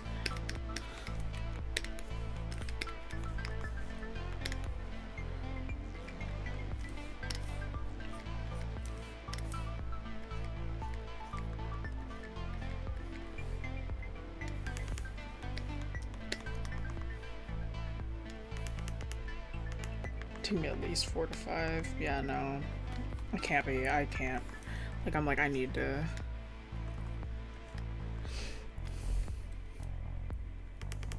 I should have. No, it's okay. Cause I don't wanna.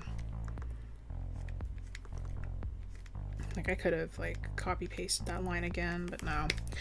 I'll do this one on its own.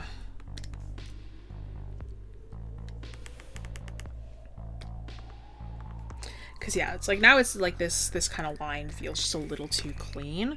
So what I'm gonna do, I'm gonna like intentionally add couple spots where it's just a little less clean. That's just like a me thing. So then I get like I get, like, annoyed with it if it's too clean.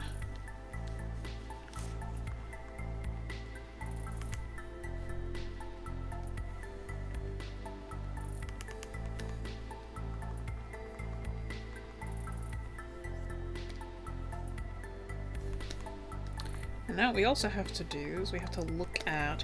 So here's another... Siamese. Yeah, look at us! Look at the babies! They're so cute! Anyway. Another... another way that you can think of perspective off the top of your head, because if you notice, I didn't use a grid. I did all this off of my brain. Off the noggin! Off my brain! My favorite generative tool is my brain! And... the way that you kind of do perspective off the top of your head, is you kind of have to, like, reference everything that you have already drawn. I'm actually going to correct this a little bit. That's going to be a little bit straighter here.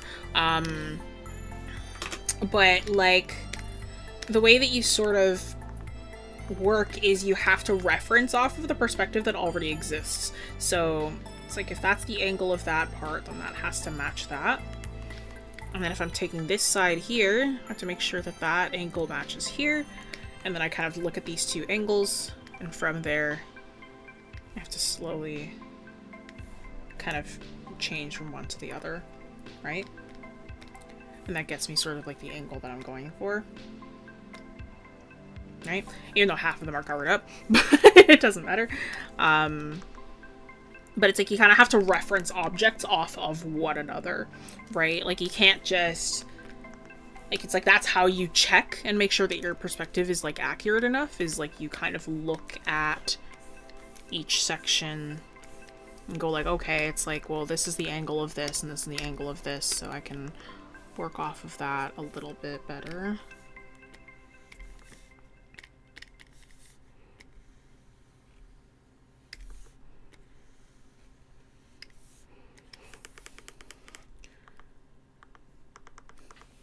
So it's like you're checking based off of pre-existing information that you have given yourself, you know?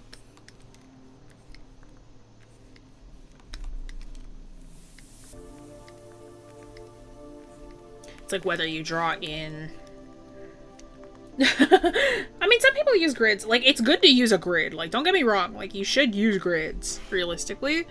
Over time, grids do take a lot of time, though, so then it's like it's easier to just draw it in. But, like, I know how to use a grid, and especially if I am struggling really hard with a perspective, I will draw in a grid. Especially if it's, like, a really tough thing that I'm choosing to do. Like, I will go back in and draw in a grid, because, like, grids exist for a reason, right? Not a crutch, it's a literal learning device. That's what most people do.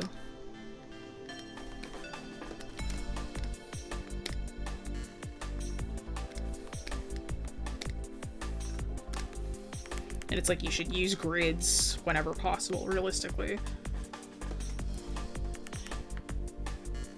I use grids because I'm too impatient to check everything. Rough hand grids, yeah. Wouldn't know how to grid this illustration. This is a tough one because realistically this is 3-point. So you have one line, you will have like, this is a top down, so you'd have one perspective point all the way down here, like it's super, super far away. And then you'd also have your other two that are really far. It's like you'd have one here and then like one here. Like it's a very, very spread out because like realistically more, when it's less exaggerated perspective, you're gonna have your vanishing points super, super far off your canvas. Like they're not even gonna be there anymore. But like for me, I really like perspective like this. So it's like, it's very off the top of my head nowadays.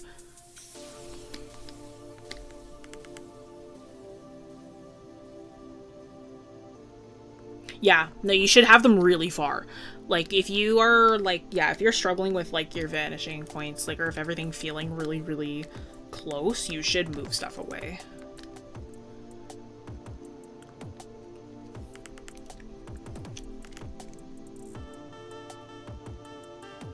Visualize a weird box and hope. Sometimes people do that too, yeah.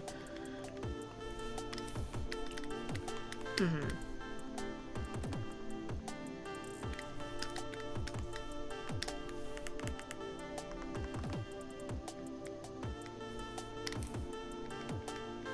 Yeah, always reference off of each thing. And it's like, I can do this just off the top of my head now. I'm explaining it as I draw, but it's like, these are things that are like automatic. Like, I am like, okay, it's like, I need to make sure that the edge of this building matches up with the edge of like, Takon's overall body, or it's like, I need to make sure that like, because you see it's as well, it's like Cricket's body here matches up here.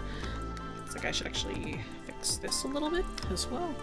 So this should be a little more like this. Yes, because then it's like, then that matches their shoulder there.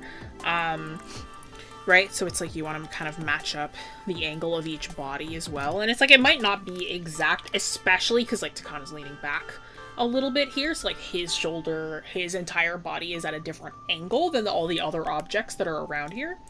It's like Cricket is sitting straight up, so it's like it's easier to position their shoulders to match the angle of these guys here. Takon's a little more complicated. Alright, have a good dinner! But it's like when you guess and check that sort of way, there's like different ways of handling it. My perspective is purely vibes, because like, what are you gonna do, check my work? Here's the thing, is that some perspective is just purely vibes. I've done several vibe perspective illustrations, and nobody can fucking tell. It's also just because I'm pretty good at that perspective, but like, sometimes perspective, like, having that, like, I just made it up sort of vibe looks really nice, but like, if you're off by a significant amount, like, people can tell. But if you're good at just vibing it, who cares, bro? If characters I freeball, I do not care. I actually care a lot with characters. There are, characters are great because they will have a lot of anchor points, and you can, like, mess with anchor points a lot.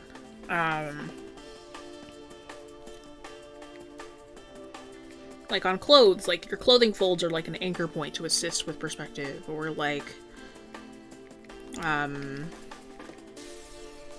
or, like, the shape of muscles, or, like, the angle of the shoulders, angle of the hips, right? It's like, those are, like, anchor points that can help with your perspective to help you emphasize. The different, like, curves of the body assist with that.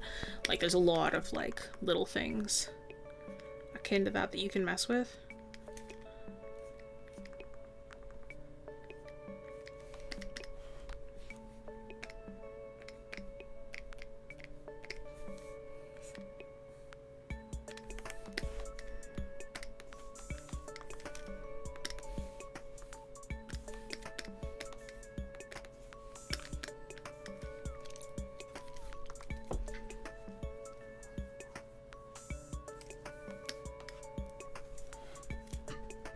I don't have a good grasp on perspective as a general whole, so I feel the vibes perspective is more of, I'm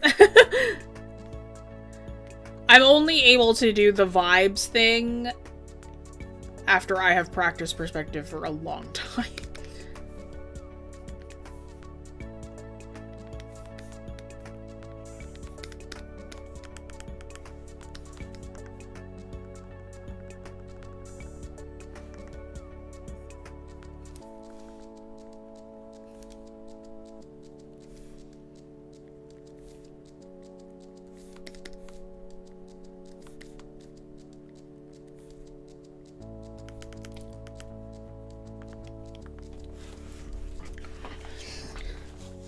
Yeah, perspective takes a really long time to master. It's like, I've always loved perspective, so I'm like, I've always found it interesting and fun to work with.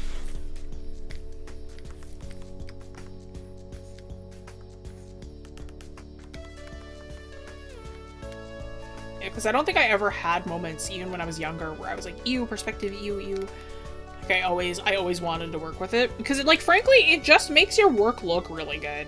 Like, it's perspective, like, if you're like, oh man, it's like something's missing from this piece. Oh, I know, my vanishing points. Like, it's like, let's just push this into a perspective. It'll look really good. Oh, perspective rules, dude. Like, genuinely, like, some people have asked me before, it's like, oh, how do you make your poses better? I'm like, genuinely, most of the best poses you'll ever see, like dynamic posing, it has a little bit of foreshortening in there. Like, that's genuinely the secret sauce. Like, if you're like, oh man, it's like, but there's something missing from my pose, it's like, well, have you added any perspective in there? And the answer is no. And then it's like, well, watch this. And then it's like, you add a little perspective in there, and then suddenly, bam! It fucking rules. Thank you. LOL. If you're not gonna bother learning perspective, then give up. Oh, I meant to show you, Jay, actually. There was somebody who made a me in Tomodachi Life, and, like, they named them Lumi. Like, Loomii, and it's like, they painted in the whole face, but it was, like, the default me face with the Loomis method. I was like, oh my god! That's so funny! Love that we can swear so much? Yeah, man.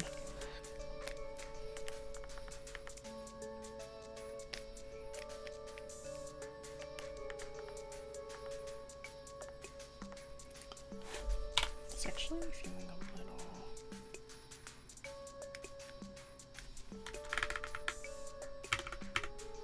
Yeah, that's better. Just a slight shift.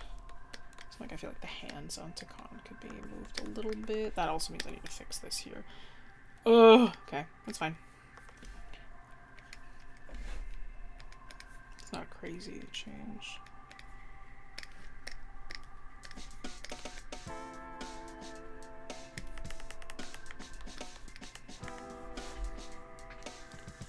You just show me too. Oh no. Foreshortening kind of comes with perspective, and just perspective has never been my friend. It hurts my head. Yeah, it gets easier over time. True. Perspective adds an extra je ne sais quoi. It's true. I'll add it to my Tomodachi Life if I get one. You should. No. Fuck. It's horrible.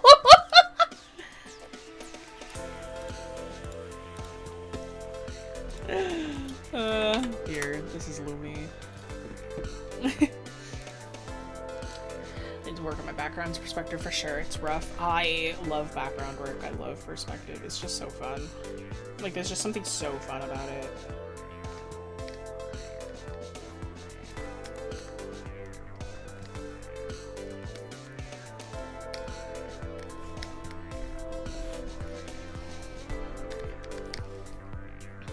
I'm gonna add another layer for the plant life here, just because, like, the plant life, so all of these lines, here's an example of me adding another layer just to, like, I'll be merging them later, but it's like, because these flowers and, like, the plant life is gonna be so organic, I'm gonna be very, like, messy with it, and it's gonna be crossing over a bunch of lines, obviously, and, like, it'll be really obnoxious to have to go in and painstakingly, like, erase the lines that are behind them.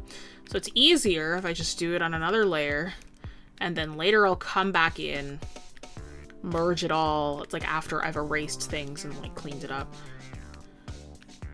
But it's like, I don't want to keep them as two separate layers. I don't need to. I'll just merge it. Yeah, backgrounds! Need to do more environments and putting my characters in them. I love putting characters in environments when I have the ability to. It's just really fun. There are only so many, like, color backgrounds that I can and want to do, you know?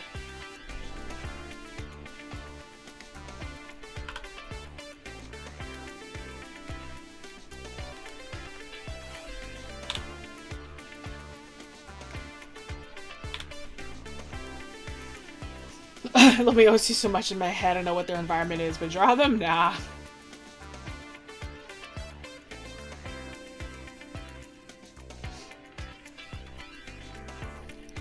No, I love drawing characters in situations. Like, it's just fun. The real backgrounds I struggle with are the graphic ones. That's fair. Like, some people, like, it is like a different kind of challenge to do a more graphical background by comparison to, like, a place. Because, like, a place is, like, it's a place, right? You can look it up. There's a lot more stuff there. A graphical background is more like, oh, it's like you have to kind of know design. You have to sort of know that era or that sort of space. And that can be kind of tricky for people. It's like, I get that, too.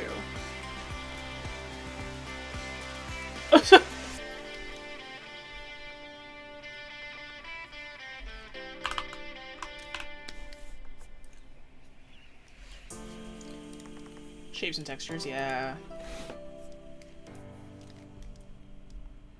When I was younger, I loved grids. Like, I loved putting characters on grids of some kind, because I really loved that, like, kind of 90s sort of graphic design vibe. I still do that sometimes. Certainly not as often as I used to, but, like, it was definitely something that I really loved doing.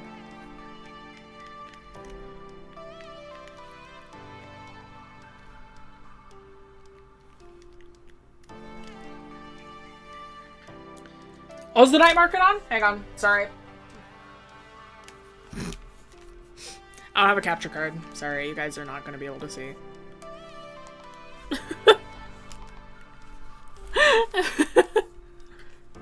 Characters just existing in space is some of my favorite type of art. Real.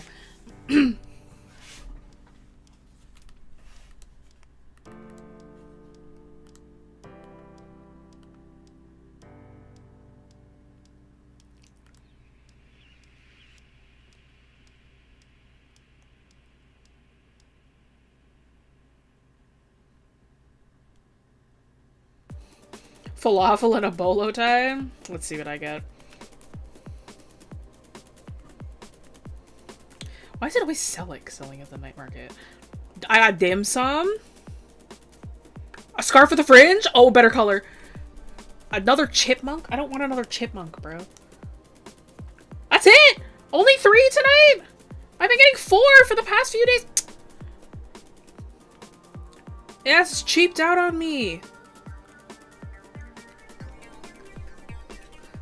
Welcome back. Sorry, I'm checking Tomodachi Life real quick.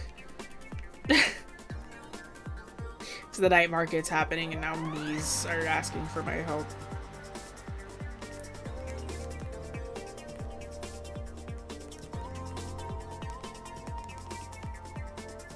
I'm just zooming through really quickly, don't mind me.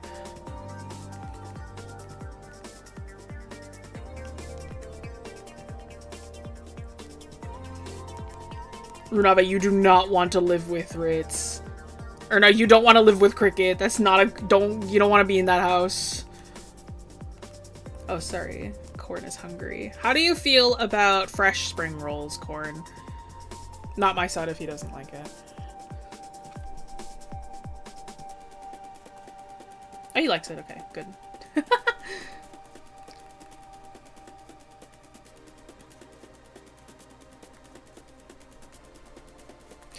I have him in, like, the thing where it's, like, he stands like a rodeo, like a rodeo rider, which means that he kind of stands, like, feet apart, and he kind of looks like he's, like, at the ready all the time. Which is really funny to me.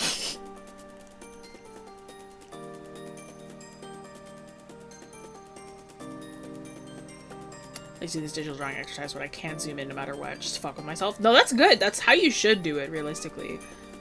Like, you shouldn't zoom in too much. Ah, Pierce leveled up. Partner's me hates potato chips. It's like I genuinely might need to remake them. That's a crime. Crow's, like, character.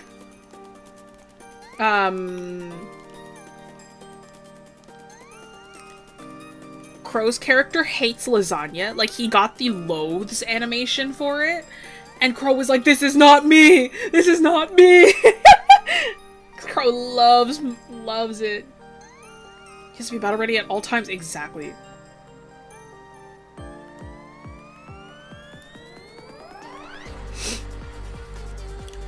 Alright, have a good one. Thanks for joining. Alright, now I can save and I'll play later tonight. Just had to check the night market real quick.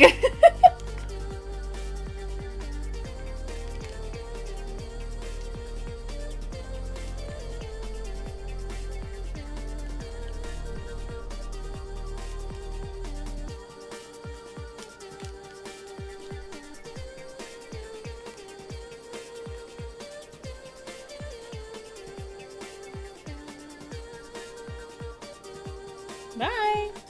Thank you, I appreciate it. I appreciate the people who choose to watch the VODs.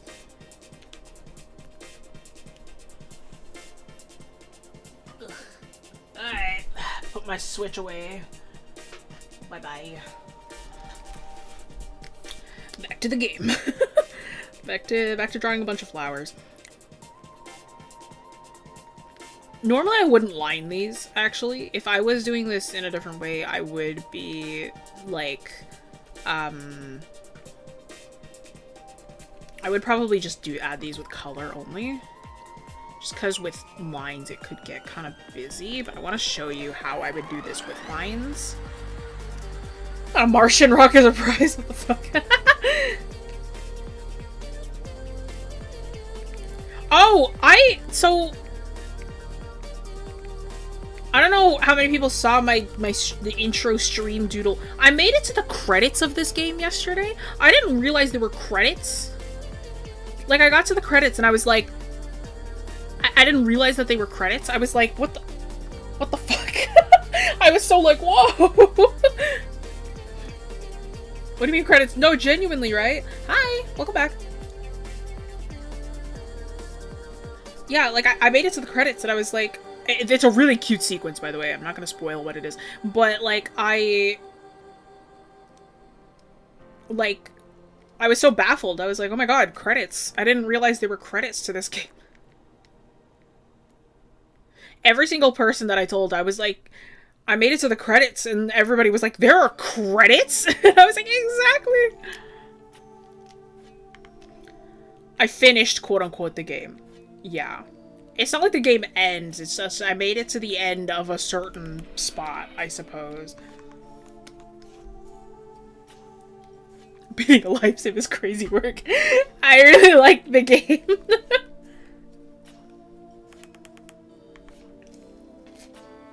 I like anime. I don't watch that much anime, though. Like, I only watch anime with my fiance.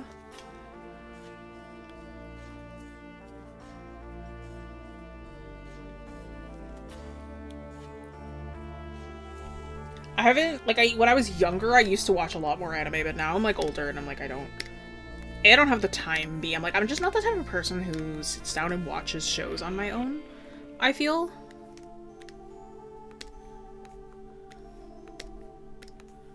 Like, I have to watch it with a person.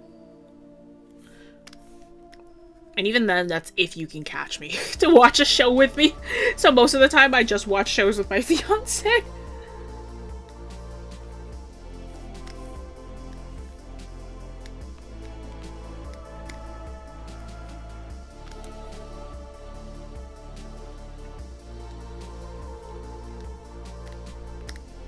I think it is so interesting how the cultural shift of anime, because, like, I knew that it was, like, a whole thing, like, you get bullied for watching anime and shit like that, right? Anime is so normalized now, which is so, like, interesting to me. I grew up, like, where, like, everybody around me was, like, into anime as well, so it was, like, it was really normal for me growing up, but, like, I know, like, half of my friends would tell me, it's like, oh yeah, I got super bullied for watching anime, and I was like, really?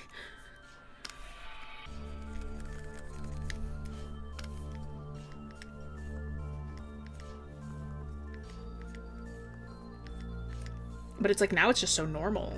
Like, I feel like everybody watches anime now.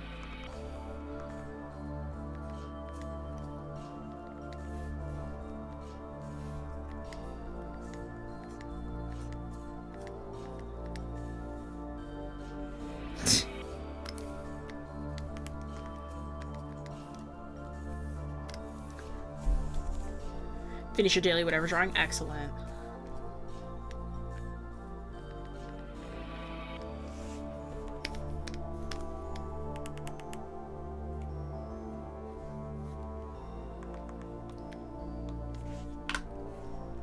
I'm like, why doesn't this feel right? I say it's because this is wrong here.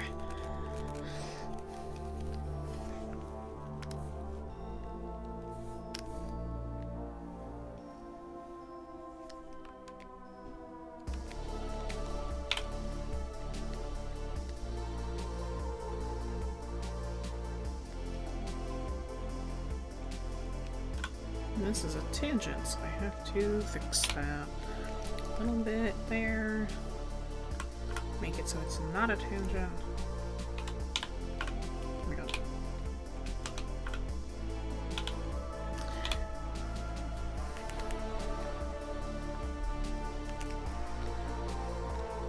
You just think, like, the character covers up half of this, like, it's not even, like... It's not even, like, it's super in frame anyway. But, like, that's fine. Oh, I should have done this on another layer, too. I don't know why I'm... Let's have this guy... I don't want to redraw it, so I'm gonna... take this...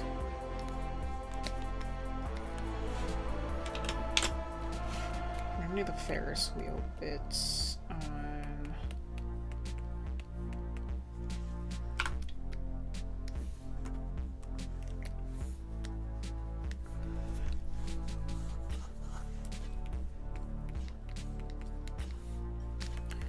do the Ferris wheel bits on this initial kind of layer back here. Friend just got you something from Mini Comic Con? What is Mini Comic Con? I know Comic Con, I don't know Mini Comic Con. I'm assuming there's a difference.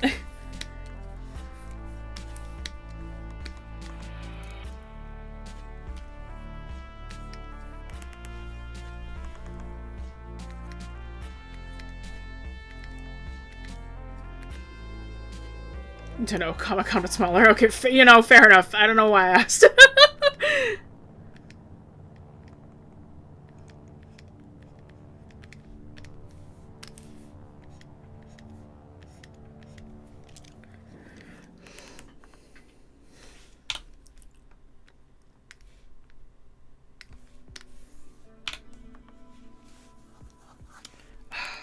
Like, I don't want to do this on like another layer and like have like the, but honestly it's gonna bother me if I don't, because it's gonna be extra work if I don't do it this way, because there is like, I could just do this really fast way.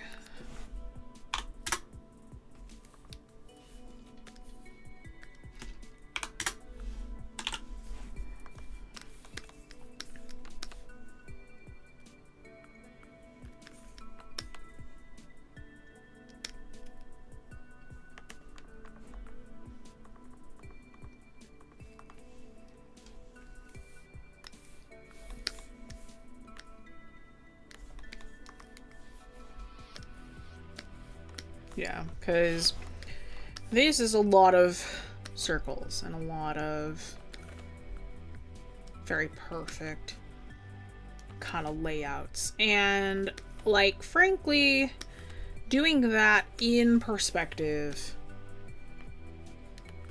is really fucking hard.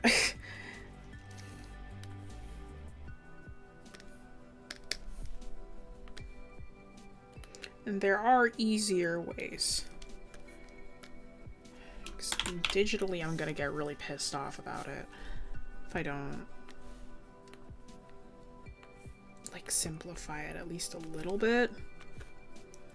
Because, like, I'm just gonna want to make it perfect every time, and, like, if it isn't perfect, like, I'm gonna get mad. It's just gonna take up way too much time. So it's much easier if we do this kind of faster method, because it's already like,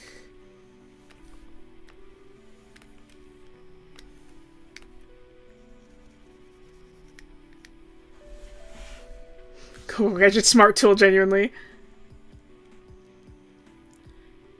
Got you something possum related. Did Susie Deltarune just tell me art?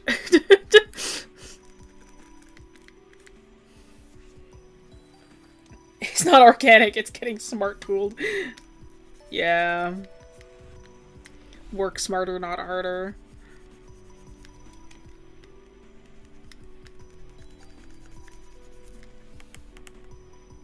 Sometimes it is what it is.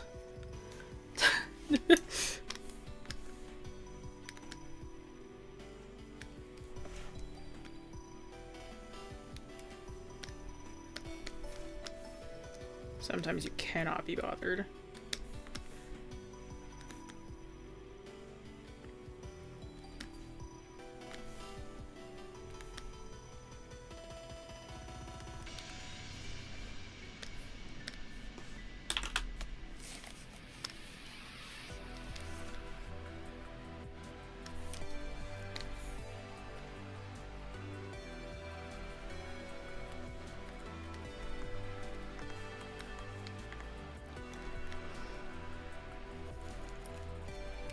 Yeah, sometimes you have tools, so I like to call it fashion versus function, where sometimes you pick the harder thing because it'll look better, and sometimes you pick the easier thing because it's easier, and it's sort of up to you to pick which you want to do every time, because it's art and you can kind of pick what you want to do.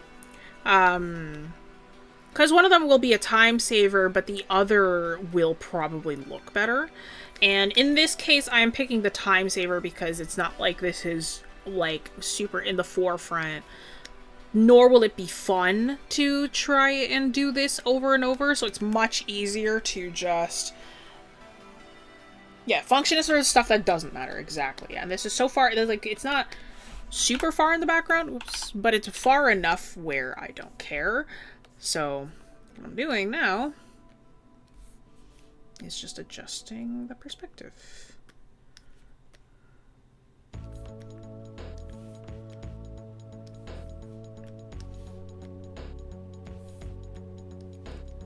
Right, so now I have this like Ferris wheel thingy in the back here. And it's in the perspective that I want. I don't need to worry about it anymore. There are extra little things behind it that glow, but that's like easy to add in after the fact. Like, that's not anything crazy.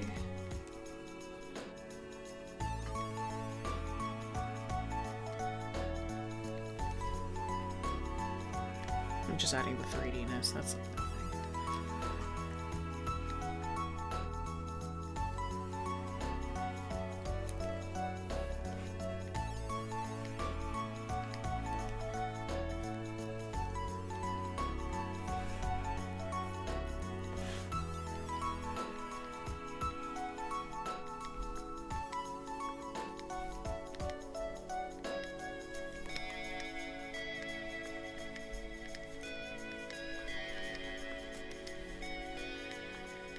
So drawing this in is completely okay.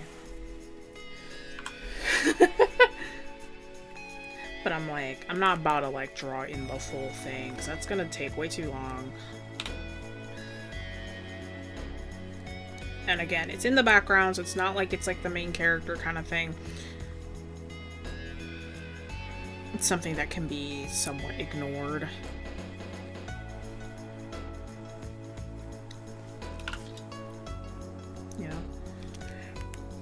And this way I am saving myself time and energy to work on the more interesting stuff and make that look better.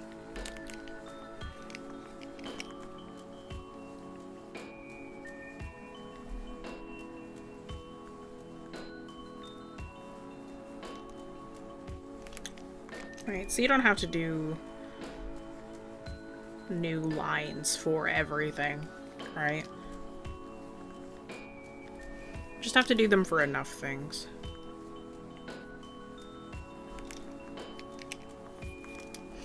And sometimes that's all it takes.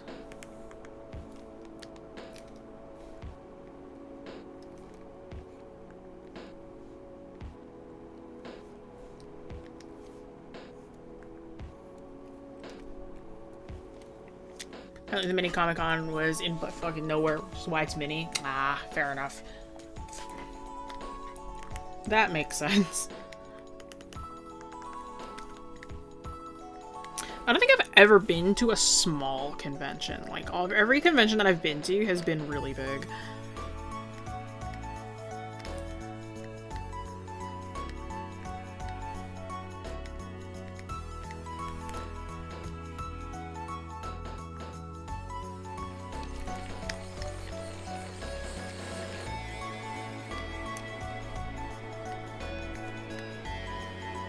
Been to Pokemon Worlds before? Yeah! My fiance was invited last year to Pokemon Worlds by the Pokemon Company. So he went and he had like the creator pass and he was like brought around to like creator lounges and stuff like that.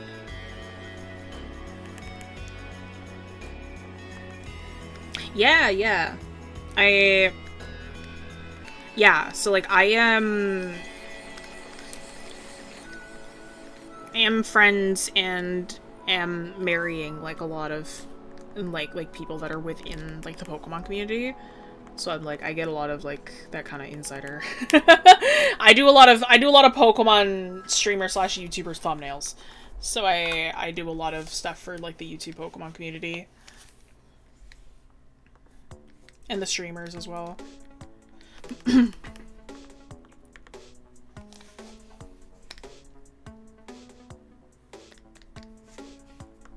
too. I also love Pokemon.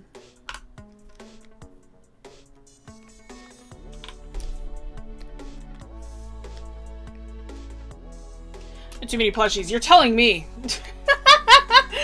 You're telling me you got too many plushies. Oh, that's... You must be new around here. No, I live off of plushies. I like... I call my bed the nest. This is the nickname. I always say, like, the nest comes for us all. It is because it is, like, I have so many plushies and pillows and things that, like, it creates, like, a nest. For all of my plushies and pillows and things. Like, it is a nest. It is my nest. I am but a bird.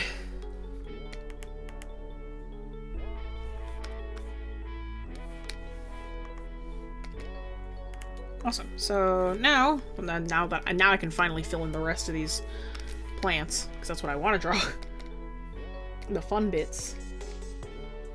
I should probably get rid of the sketch, because I can work on just lines only for these, because I'm kind of ad-libbing this realistically. I don't really need line art to draw foliage. Foliage is so, like, organic. You really shouldn't have something too exact to follow anyway. Or else it starts to feel too stiff. So, like, plants are better off if you sort of going a little buck wild anyway.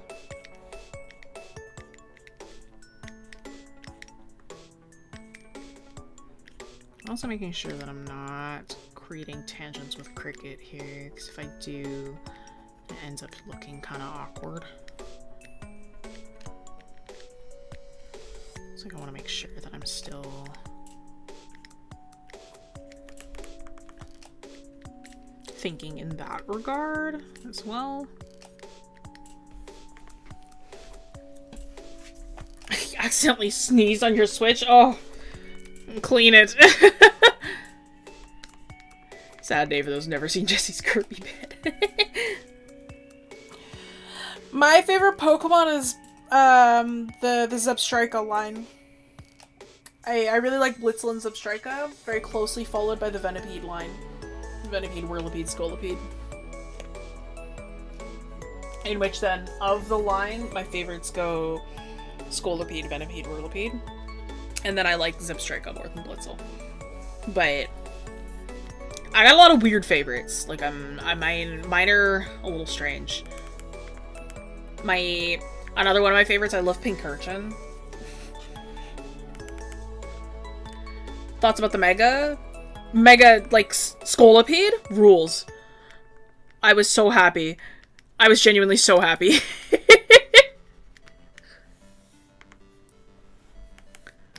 I love Mega Scolipede. My horse! My bug horse! I love her. It's like, finally. More attention for my favorite bug. I love bug types. Like, I'm a big bug type person. Pointy boy.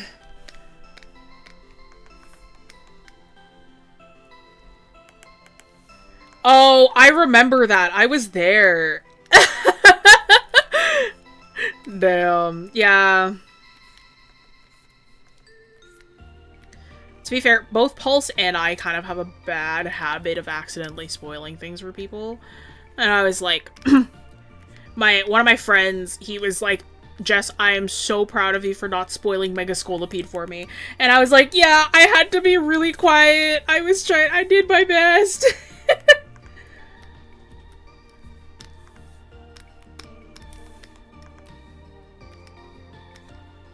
Yeah, 𝘥𝘪𝘴𝘰𝘪𝘯. I love my peed.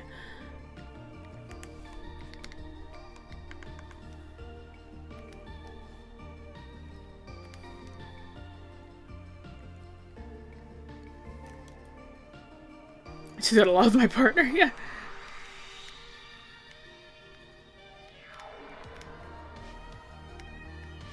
Yeah, I kind of half spoiled Crow yesterday about where the, like, credit sequence was, or, like, what was required to get to the credit sequence in Tomodachi Life.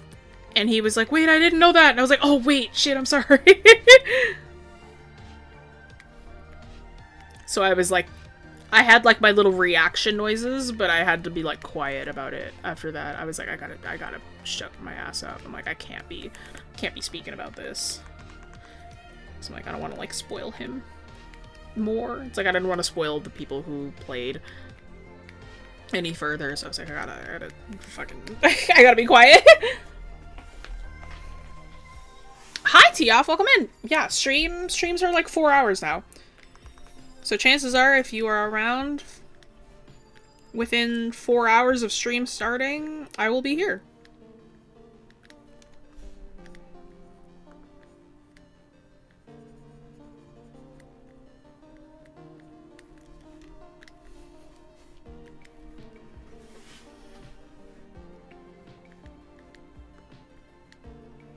It's so funny. I gave myself 4 hours, and I don't even know if I'm gonna finish this piece.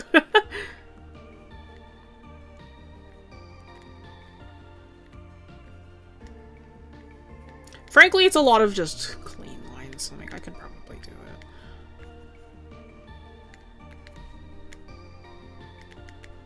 But this is a really big one, so I'm like... Always chances that I don't. Better give yourself 5, genuinely, right?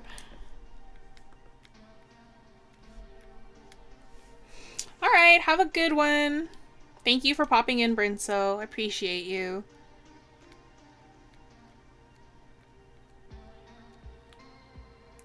Four hours things. We went to 6 hours. I'd be sleeping at 2 a.m. Yeah, no, we're not doing 6, because I can't...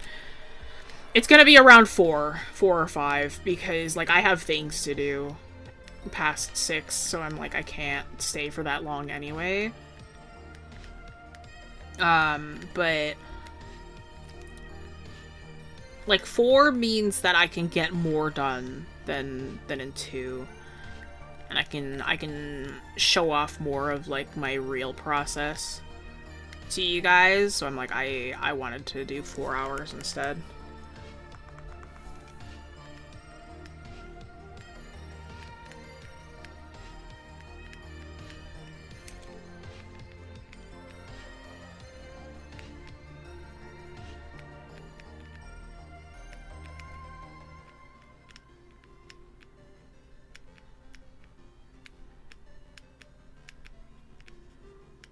So I'm adding these darker patches because what that does is it kind of helps the leaves feel layered.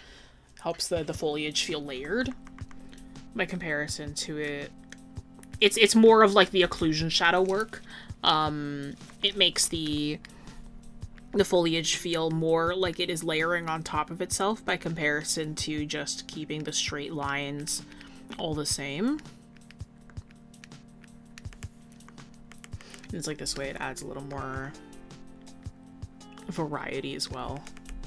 Makes it feel a little bit more clean. Or not clean, sorry, but it makes it feel a little more alive and organic. That's it. And now what I can do, I can go back into the areas where I drew the foliage and I can erase some of these lines.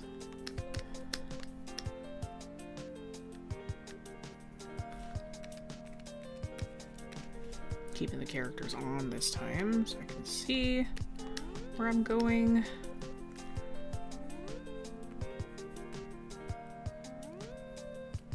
And this way, see, it's like the actual plants themselves aren't disturbed at all. It's just the lines behind.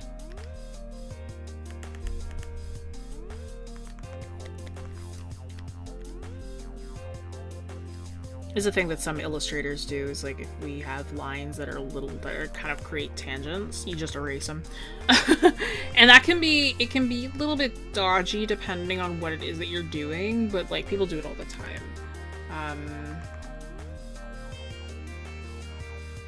My 8 more hours, my shift is up. Oh god. I hate that for you.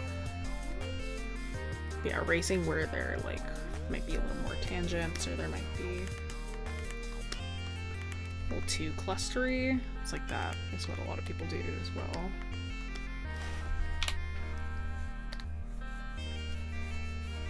Cool.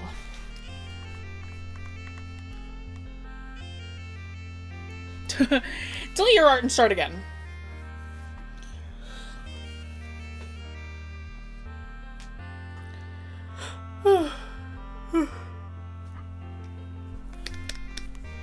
More content let me consume forever. But Jesse, how will I eat my meals if you are not streaming?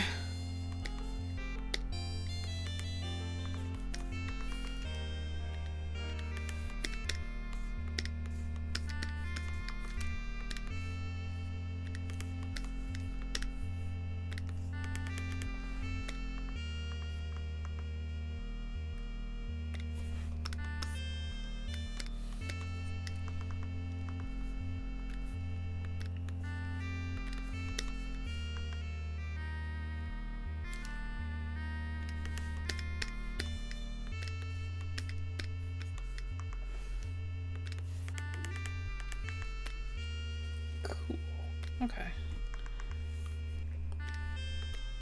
And then do the rest of the tile work. You can see I'm keeping this detail work really, really thin. Like this is like super fucking thin. Like I really don't want this to overtake anything. Keep it nice and smooth. Like so keep it nice and out of the way and innocuous. It's like we don't want it to beg for any attention, right? Because now it's like we're getting kind of in the territory where there's a lot of textures kind of going on in the same place. And it's like we want to make sure that things don't overtake each other too much.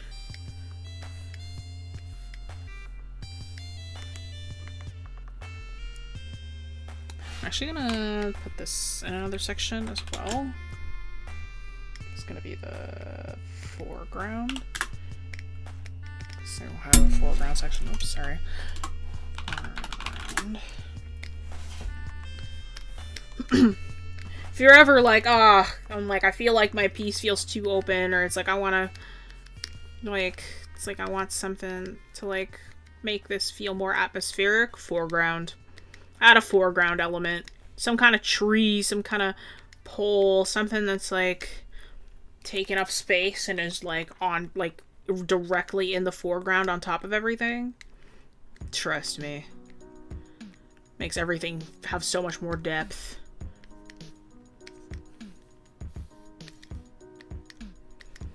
And then it's like you draw it in, then you fill it in like a flat color, you give it like a harsh like shadow, and then you just blur it, and you're golden. Because what this is doing is it is like framing your piece a little bit.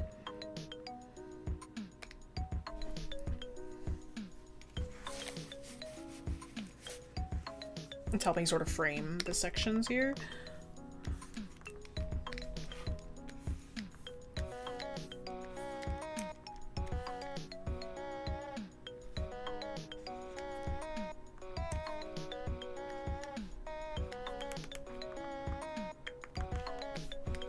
And it's like that will kind of help frame everything around, right? Because it's like it's really empty here, to be fair, and then it's like, but like once I kind of add in the hue there, darken it, blur it, easy peasy. Makes it nice and clean in that regard.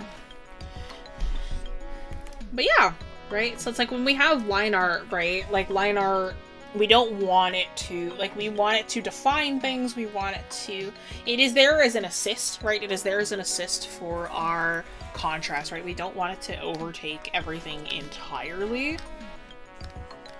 There are certain times where we might have our line art be like, oh, this is going to be overtaking absolutely everything. It's like we want it to be the main focus, we want it to be this, we want it to be that. That's also completely fine. But, like, if you are doing, like, a full color piece, like, you do not need your line art to... Like, your line art is there as an assist, almost, for your contrast. It's like, even in more complex artwork, like, you can keep it, like, there as an assist. Right?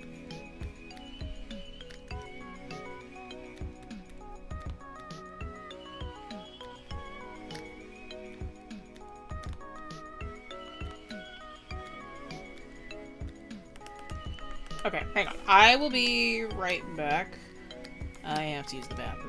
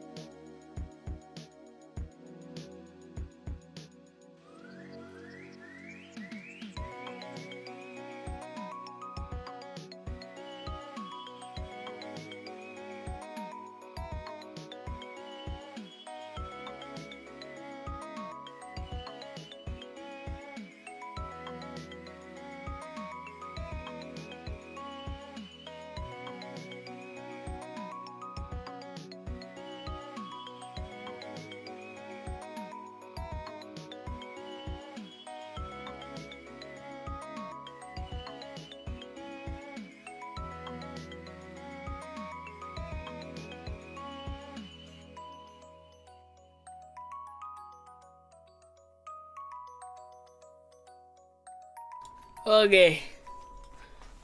Ugh.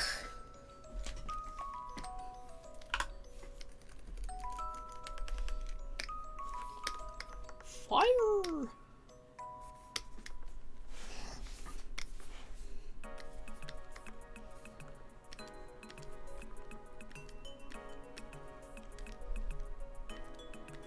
See, this is actually my least favorite part of the process, is coloring. Like, the flats specifically, because it's just nothing. Like, it's just tedious, you know? Yeah, I know, I'm back. Everybody scatter! No, I'm kidding. But no, I'm like, the flats are always so tedious for me because it's like, it's just, like, what do you call it?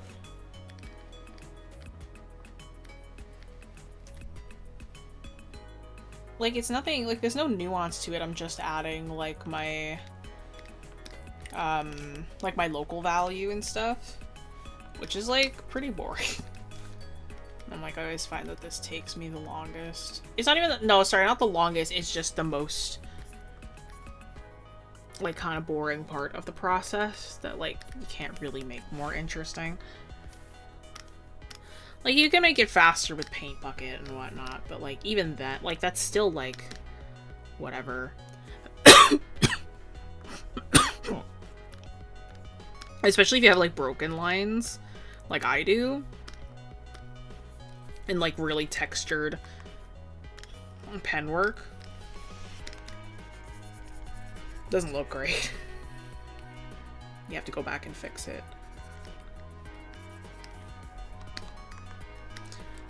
Yeah, no, like playing around, I love the coloring process after the flats. Like, the flats themselves are really boring. The flats themselves are really boring, and then it's like you get into, like, shading and, like, lighting and shit like that. That's where the fun stuff happens.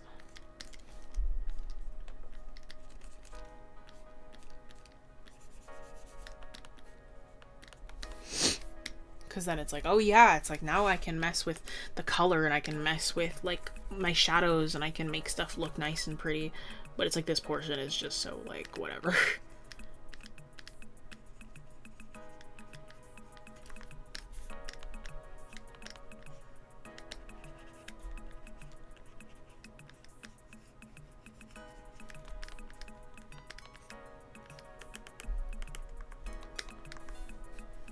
Yeah, because it's just the flats are just so, like, meh.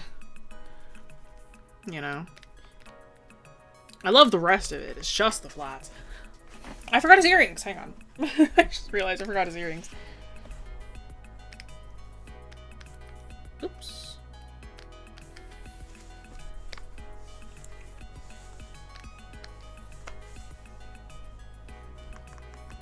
Kind of like zone out when it comes to flats. Yeah. Normally I also kind of zone out because I'm especially, like, listening. I zone out with a lot of the finishing process. Like, I'm thinking a lot while I'm sketching, and then everything else is just, like, I'm not there.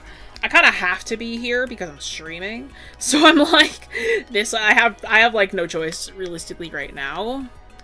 Just because I'm streaming. So it's like, I kind of have to be here for you guys. But, like, when I'm, like, just doing it on my own, like, I'm not thinking at all. Like, I'm just like, yeah. Putting everything where it needs to be, kind of thing.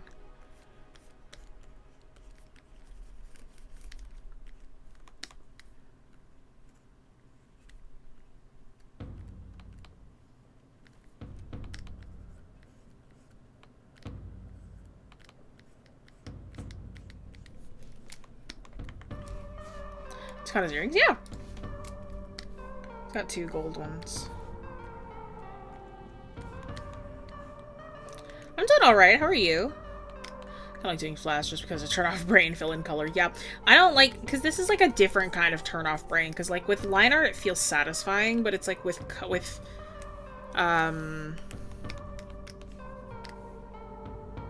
actually this is kind of telling me now that I'm like, I kind of want it to lean more to like that. Yeah, see, that's a better color.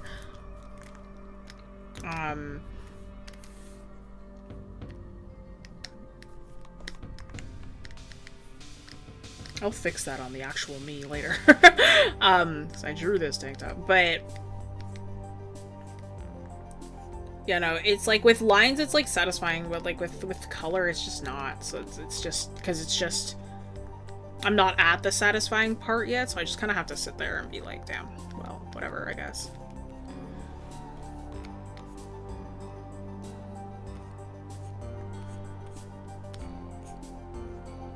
Thinking of what to draw after you draw more. Maybe take a break. Don't forget to take a break. There is such a thing as drawing too much.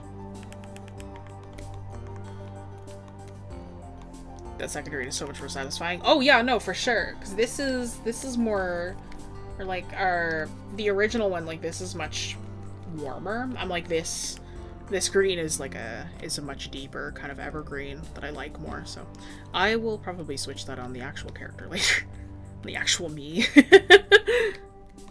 You can never draw too much. You can absolutely draw too much.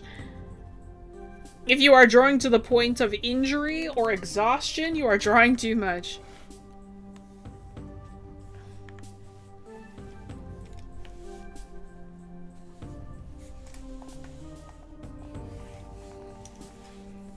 Thinking of taking a break too. The issue is that I get bored really fast and drawing helps me pass the time easier. Well, whatever works, I suppose. Just don't hurt yourself.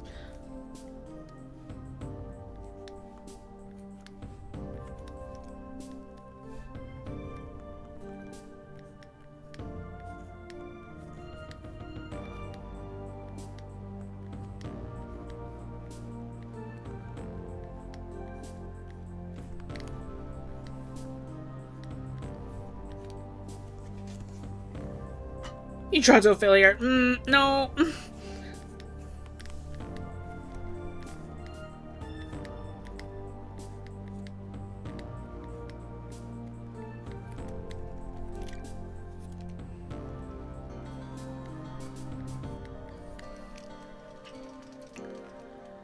Tried reading or watching shows, too lazy to finish them. The only show I finished was Gravity Falls. I'm not a big show person either. Reading, though, I get sucked into a book really fast.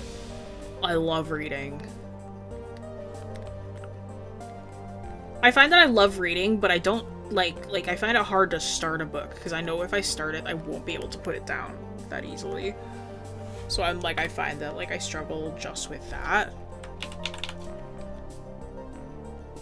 Which is like kind of a weird struggle to have, but it is my struggle.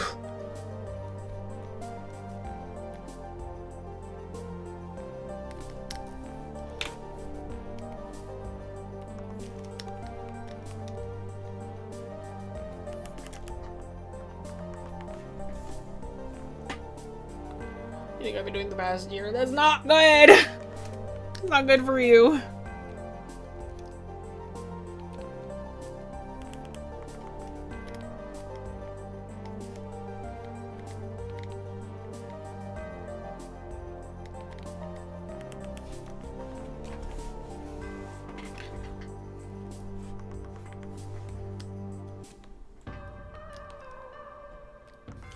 I haven't read Dork Diaries since I was... Oh god. I read Dork Diaries when I was... 10? 11 maybe? That's an old book series. I read Dork Diaries when they were new. I haven't read them for years. That was a long time ago that I read that one. Oh, Gravity Falls is amazing, yeah. Gravity Falls I actually rewatched with my fiance not too long ago.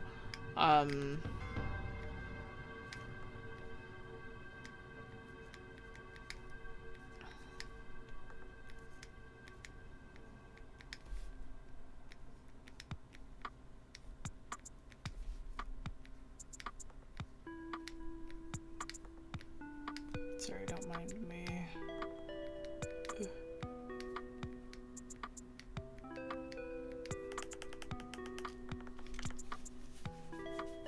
Me too. I was also a big Percy Jackson kid. It was like, the books that I read when I was younger, I read a lot of Percy Jackson. I read The Guardians of Ga'Hoole, the people who know that, the owls.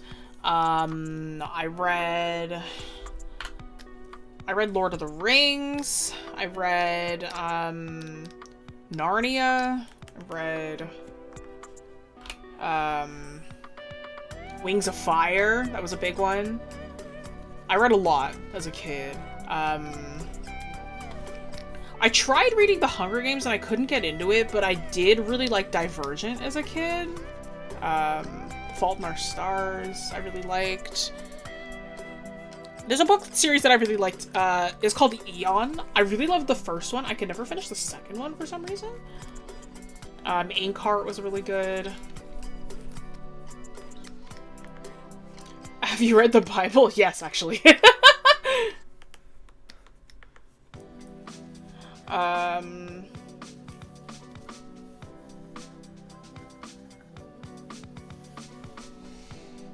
The most recent books that I read, I really liked, I haven't finished it.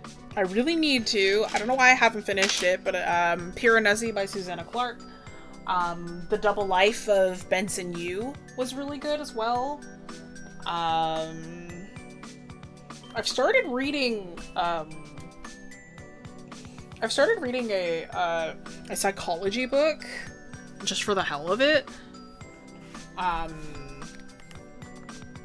It's about like sexual health, but it's called Come As You Are. I started reading that one as well. Just because I kept on hearing really good things about it, so I was like, okay, I'll try it out. But yeah.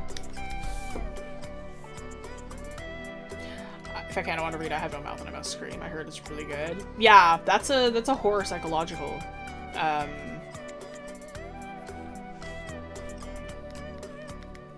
I haven't read it either. I also want to read that one.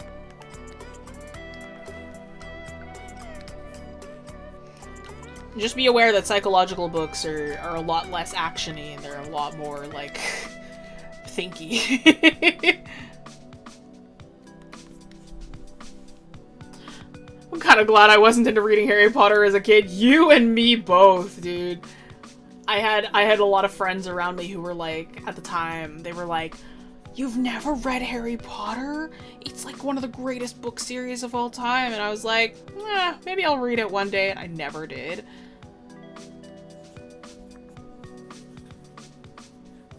You know what? I'm glad I never jumped on that bandwagon.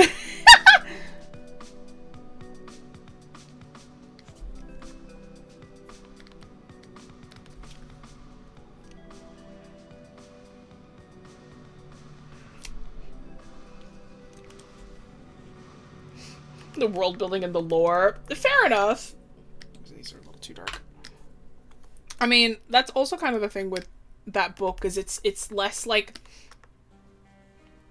from what I've heard, it's less like, because it's psychology, like it's psychological, it's less like the traditional storytelling sense, I suppose.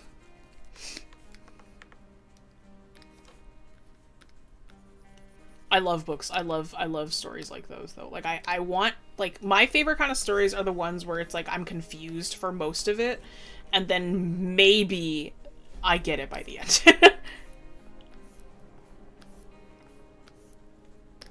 It's like I have to, like, kind of, like, take it in multiple times before I actually get it.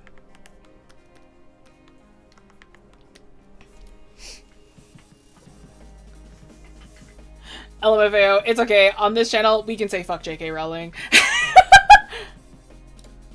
I only watched the later Harry Potter movies because my friends dragged me in. I have seen some of the Harry Potter movies, but not to the extent, like, okay, this is actually really funny. So when I was younger, I had a friend who she loved the Harry Potter movies.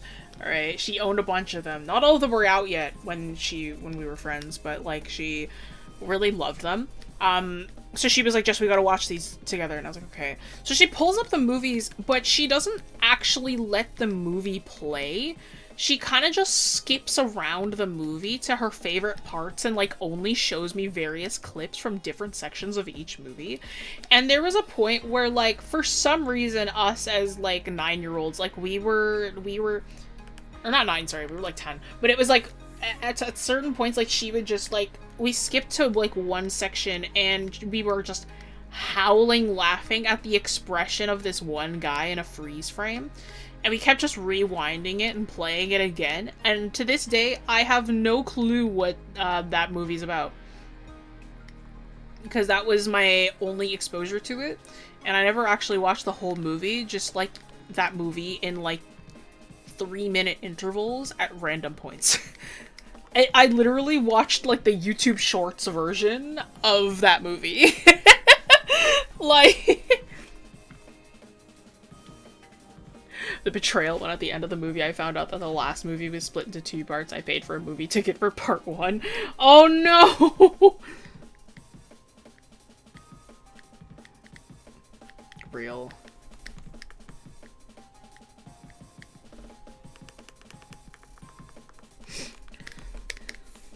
They only do that shit for fucking capitalism, bro.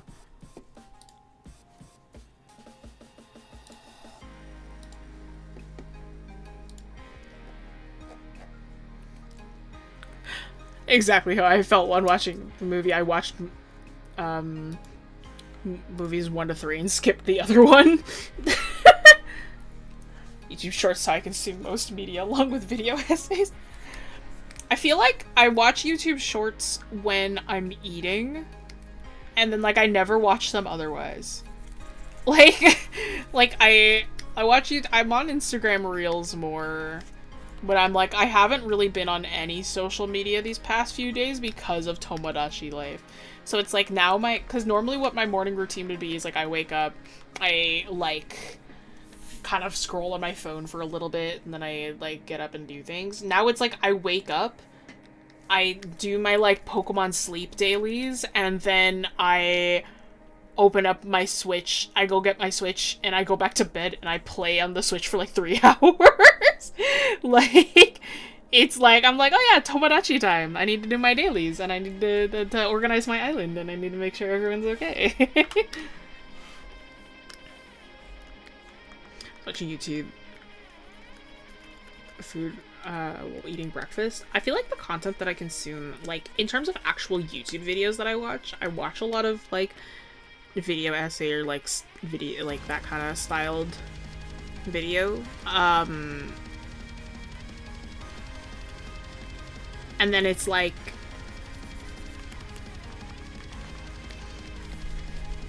I don't know. I'm like, I feel like I watch a lot of like in terms of like shorts and or like Instagram Reels. Like my Reels, my feed is like a mix of like shitty memes, like fashion,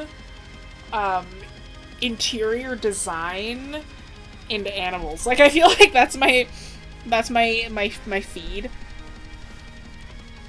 But then on YouTube Shorts, it's specifically, like, the like, Pokemon card shop vendors, and, like, their clips from that, and, like, the clips of, like, women and girls who go to try on dresses from this place called Juicy Body Goddess. And, like, for plus, like, dresses for plus-size women, and then, like, sometimes like clips from shows, and and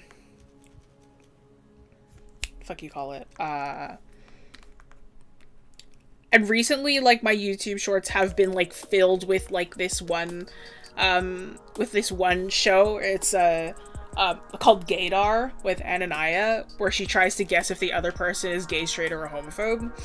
I find those really entertaining. Like, I really love watching those ones.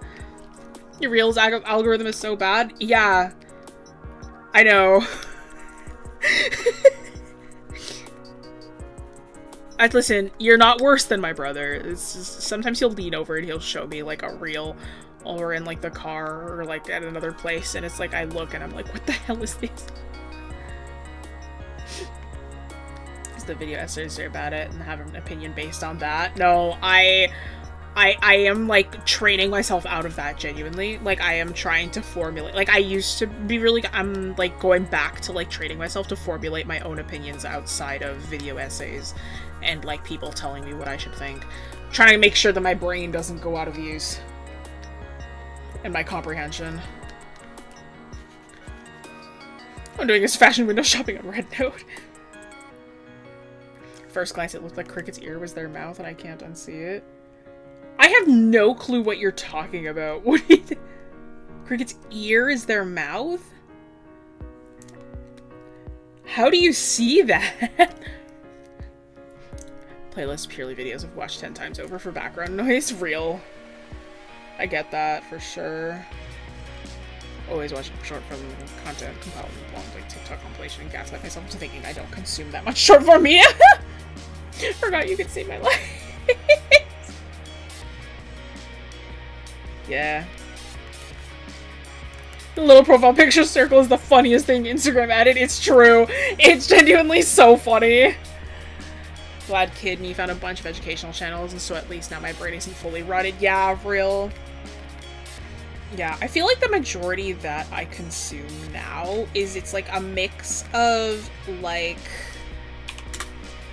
what do you call it? Like there's a lot of like video essay content, but then I also like watch Like, I really love, I've been realizing lately, the thing that I've been watching a lot of, is, like, ARG content, or, like, unfiction content. Like, I love that shit, dude. I eat that shit up. It's so interesting to me. Because it's just such a different form of storytelling that I really enjoy. It's like ARGs and like unfiction and shit like that. It's just so, it's such an interesting subsection of the horror genre that I really enjoy. Horror sci-fi and that kind of thing. And especially if it's an ARG, then it's like a lot of puzzles that you have to think about. Like, it's like, it is like a big like puzzle game that I enjoy. Nightmind, I love Nightmind.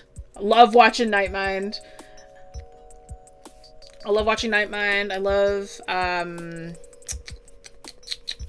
hang on, who else? Who else do I actually watch?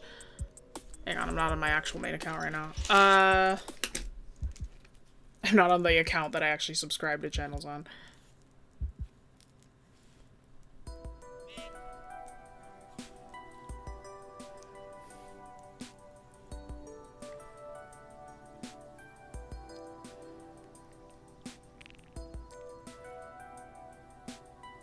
Nightmind, Nexpo, I really love as well. Like shit like that, you know. I used to fall asleep to Nightmind, but I woke up just screaming too many times, so I stopped that. Judged by school's book club for the latest shit on one book that was poorly written, and I never went back. Fair. I don't like using a blue this bright, but it is a glowing screen, so it is the only blue that I should use. I hate super saturated blues. I can't deal with them. I don't like them. They make my eyes hurt. I just don't like working with them. Like, I like seeing them, but I don't like working with them because they're just so bright. I hate working with super saturated colors. I just really don't like it. Like, I'm like, So it's like every time that I'm like told to do a YouTube thumbnail, it's like, can you turn up the saturation a little bit? I'm like, oh, I'll kill you. Oh, I'll end you. But that's the YouTube algorithm way. You gotta keep it bright for the kids.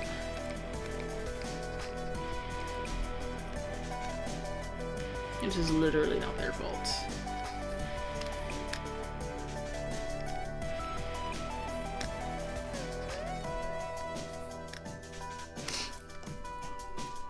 I used to watch so many video essays channels to the point where I think I started my own essay channel based on things others have said that I don't agree with.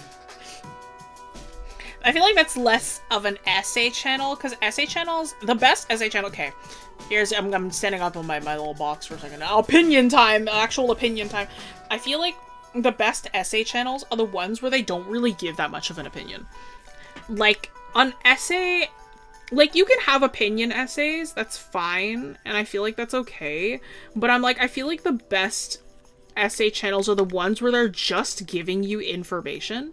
Like, it's just an informative essay, and you get to make your own opinion, because I'm like, I'll be honest, like, especially, like, the people who cover, like, drama and whatever, or, like, past events, like, I don't want to hear how you feel about it, okay? I'm like, I just want to hear, like, the information so I can think about it for myself. Because, yeah, it's like, sometimes you hear an opinion and you're like, damn, well, that was kind of dog shit. Well, I'm just gonna go back to life, I guess. Right? And I'm just like, I don't want to hear it. I'm too old and grew up with video explanation videos, so I got spared from most of the brain rot. I feel like video essays are long form content, so you kind of have to sit there and process it, which is like I also grew up on older YouTube, but like I like now as like an adult, I'm like I kind of like enjoy it a lot. Again, especially like ARG coverage and like stuff like that. It's like you get to see like the artfulness of it, which I really enjoy.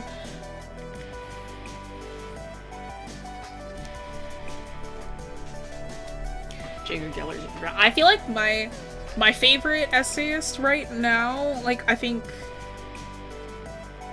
I really love Frederick Knudsen. Because I think he's really cool. I think my favorite, like, sorry, hang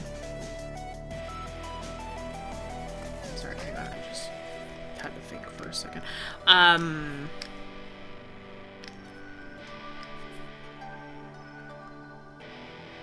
One of my, like, recent, like, kind of, not guilty pleasure, but I'm just like, God, I feel 13 watching these. I'm like, the people who cover, like, Minecraft unfiction, specifically Minecraft for some reason. I've been watching a lot of that. Or, like, the Minecraft unfiction videos, the Minecraft ARG videos. Like, I've been really into those for some reason as of late.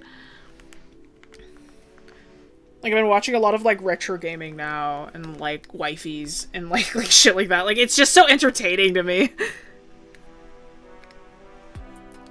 Sagan Hawk. Surprisingly, no. Yeah, down the rabbit hole! It's so good, dude! Hate the essayers who give their opinion and theories as the truth. Like, no, you don't know how the show's gonna end up. Stop talking like you've seen it. I never watch essays about shows. If I am watching, like, some kind of, like, video essay, it's going to be about, like, some obscure thing that happened ages ago that I have no business, that I have no reason to know about, but I'm gonna watch you do it anyway. And I'm gonna listen to you talk about it anyway. Like, again, it's like with Frederick Knudsen, like, he spent, like, 2 hours telling me about Deep Blue. Like, the very first ever, like, chess machine. I ate that shit up, dude. I've watched that video several times. And it rules.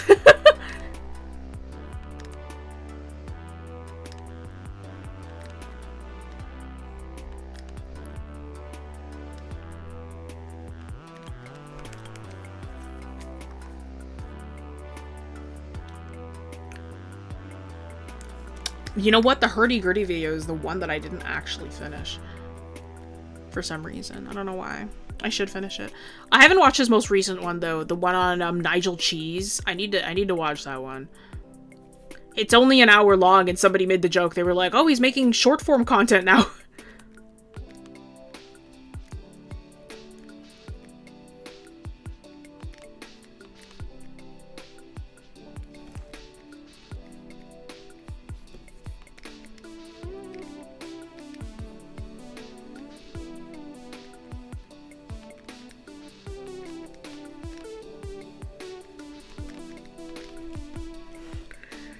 Essays about obscure media are so cool, especially if it's over an hour. You know you're gonna get some research shit. Exactly! It's the only type I watch. That and Minecraft ARGs. It's just more interesting. Like, I'm like, I don't want to sit and listen to a person make an opinion piece about a movie. Because then they're just gonna be ranting and they're gonna be talking about it's like, oh, it's like my opinion is fact. And I'm like, I don't care, man.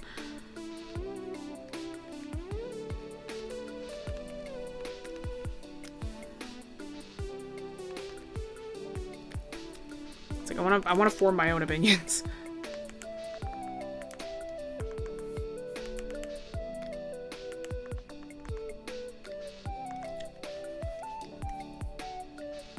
I'll listen to opinion pieces about things you've already played or seen. Yeah, that's fair too. Like, sometimes I do that just to see what other people think of it, but I'm not gonna watch it and it be like my main, like, oh, this is what I think about it now, because I'm like, I want to use my brain, you know?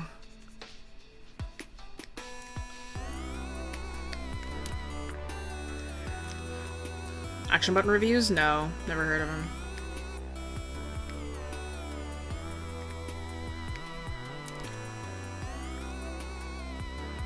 Still have like 3 hours to go on his EVE Online video reel. Oh! 𝘥𝘪𝘴𝘰𝘪𝘯, duh. I love watching 𝘥𝘪𝘴𝘰𝘪 as well. He's also really fun to listen to.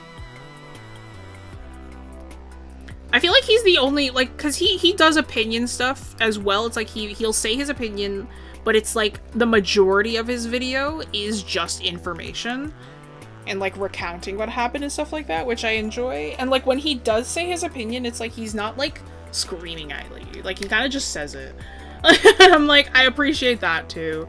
I'm like, I don't want to hear some motherfucker yell at me. I'm like, just talk to me, man. And it's always, I always enjoy it because he's clearly just talking about stuff that he likes or like is interested in, you know?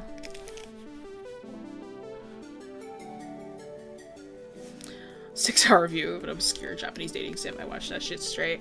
Oh, I don't know how I feel about reviews though. I don't really care for reviews, is my thing.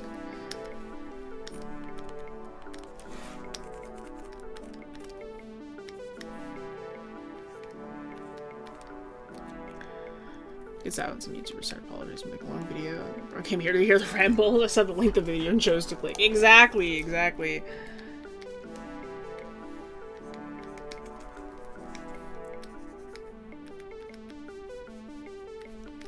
Plus, long-form content is so, like, people are starting to really hone in on really long-form content, which I enjoy.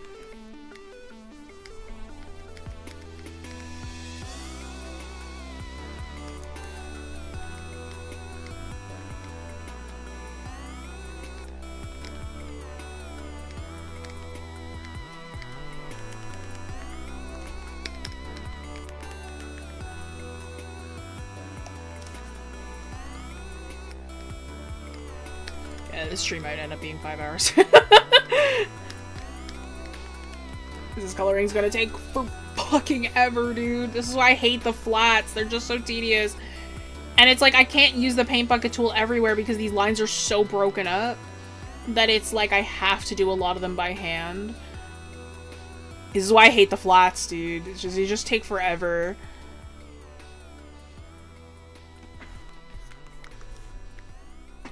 And they're not fun. It's just like, it's just so tedious.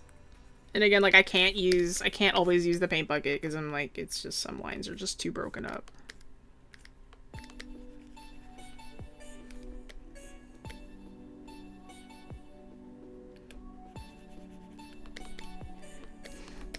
So I could swap to CSP, but even CSP's like paint bucket like doesn't get my lines right because I'm like, I leave really large gaps. And then it's like, it'll either fill in too much or too little, and I'm like, god damn it. So I have to manually fix it anyway. My painting is superior? No, because then I still have to, like, I have to go in and render every little thing. I'm like, I like painting, but in smaller doses. So I'm like, I also cannot be bothered with painting sometimes.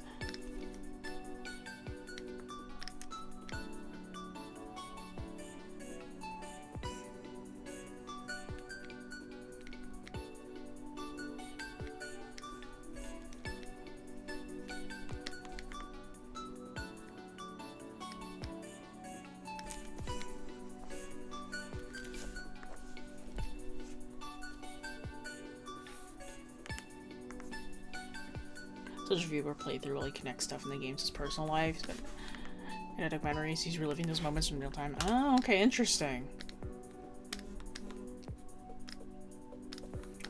Perhaps I'll check him out.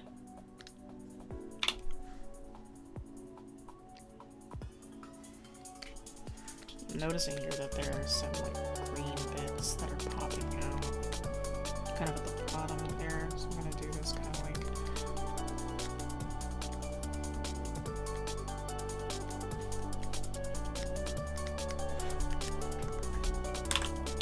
That magic, and then we can go back in with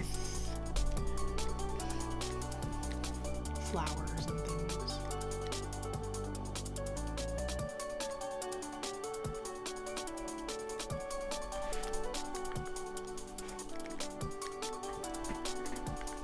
You think I render every little thing? I don't render every little thing either. You shouldn't render every little thing. But even then, it's like, sometimes you just go back in. It's like, I find sometimes painting is just a little boring for me too, because I'm like, it kind of feels like, because painting is very mindless for me as well, and I'm like, but not to where like, but it's almost like it's prolonging the coloring stage, which like for me, I'm like, I find lining a lot more satisfying by comparison. It's like, that's a me thing. Like, it's like, that's just how I am.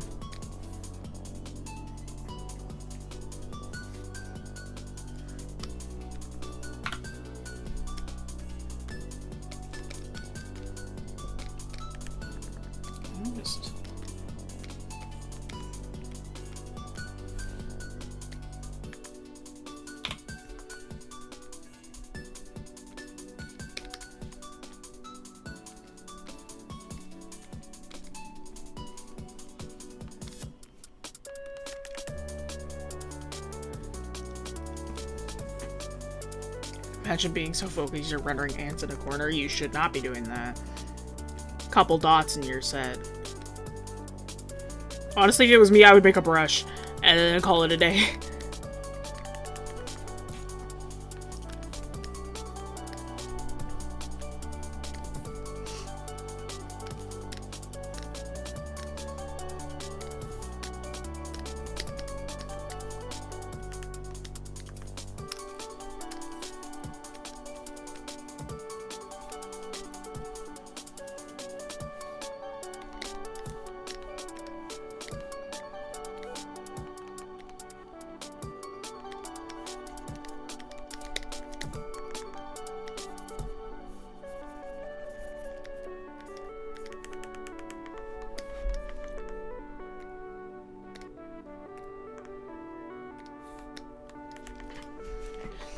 I'm painting away. Am I lining a background? That's fair.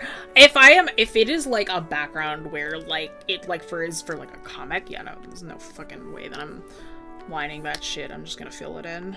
But like something like this, I'm like, yeah, I'll line it.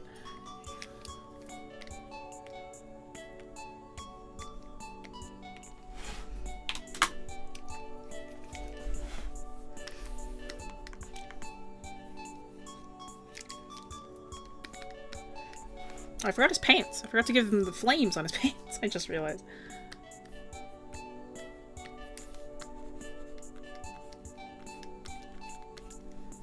And the foreground is the easiest part, so I'm just gonna... Oops. Oh, these lines broken.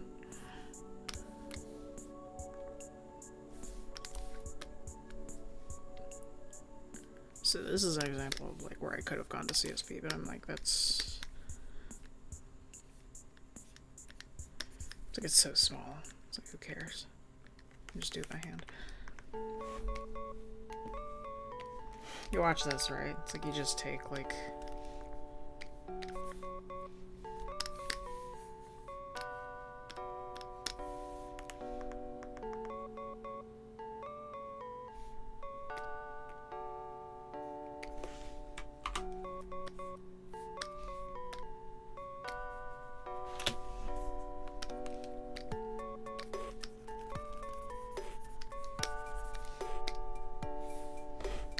Sorry, I'm just noticing that not all this is colored in. It's gonna bother me if I don't fix it, so...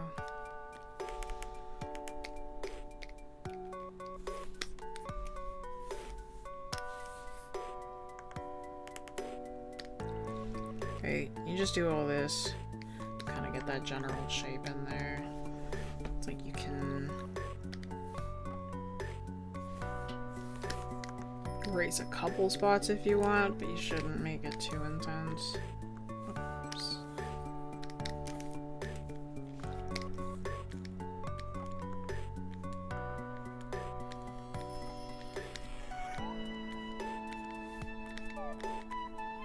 Just enough to where it's like pure edge lighting.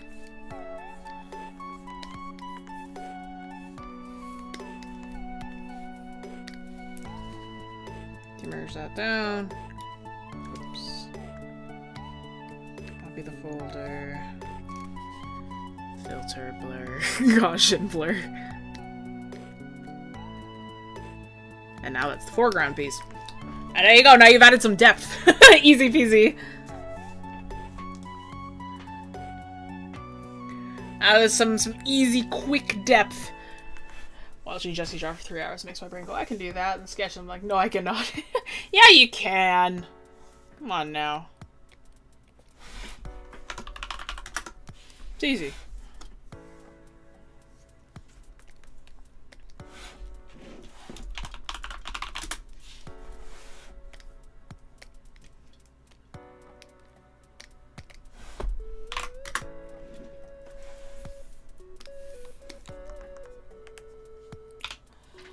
How am I gonna work this time?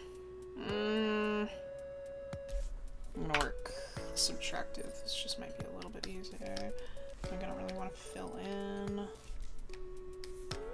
all that, you know? So there's a couple ways that you can work when you start shading. I usually work additive. where I'm like, I just draw in the shadows, but sometimes, especially if it's a bigger kind of background, I'm like, I might just work subtractive.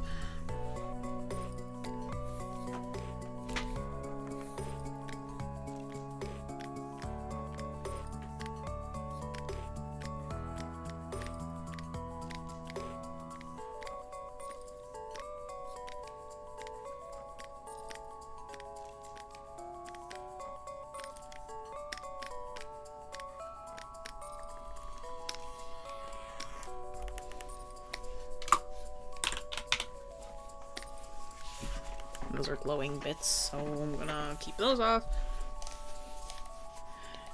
You don't want euphoria until they hit that 5-hour flow state. No, I feel like I tend to like hit my flow state maybe like an hour in. But I'm like, it's kind of hard to hit flow state when I'm streaming, because it's like I'm also focusing on you guys too.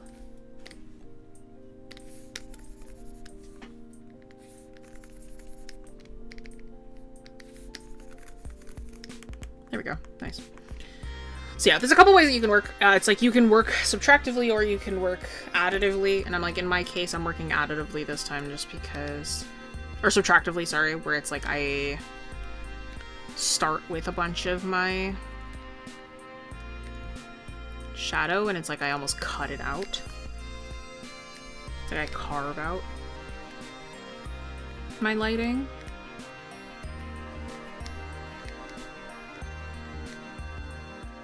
There are, like, benefits and, like,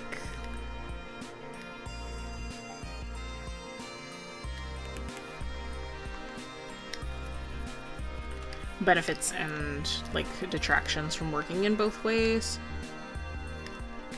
I find that, like, working subtractively is a little faster.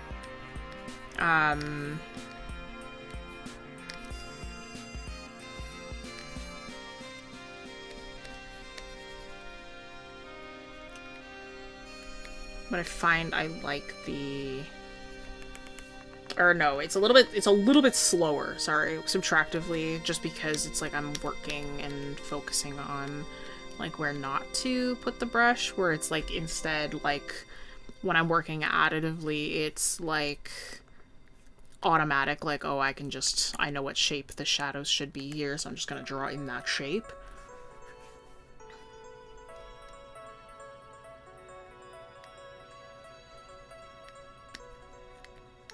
Trying to think of how I want this lighting to be. It's like I kind of want it to be majority lit.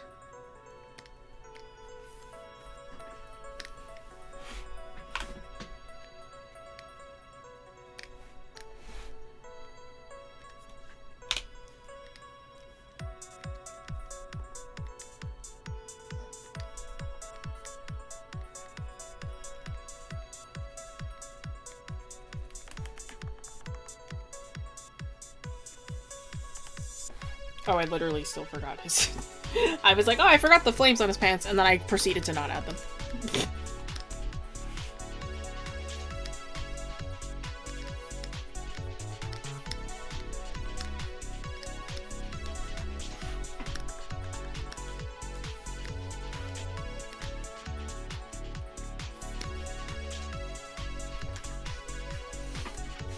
I think I can only work subtractively if a piece is more majority dark. Yeah, that's usually how I do it as well. I've found that I've liked working subtractively as of late just because, like, then I can kind of just add, like, an outer glow and that's my subsurface scattering done. It's like, it's a lot faster that way.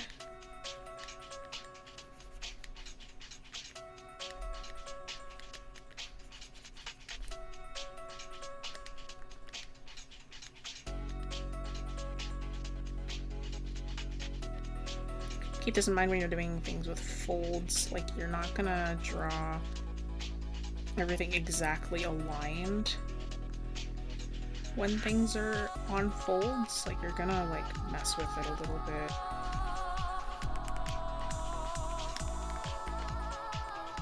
You literally forgot twice, no, genuinely.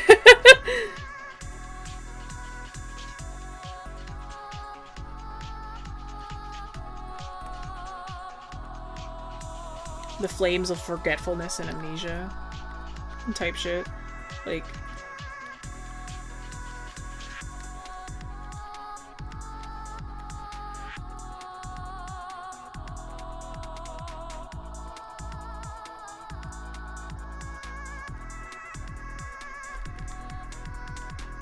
okay.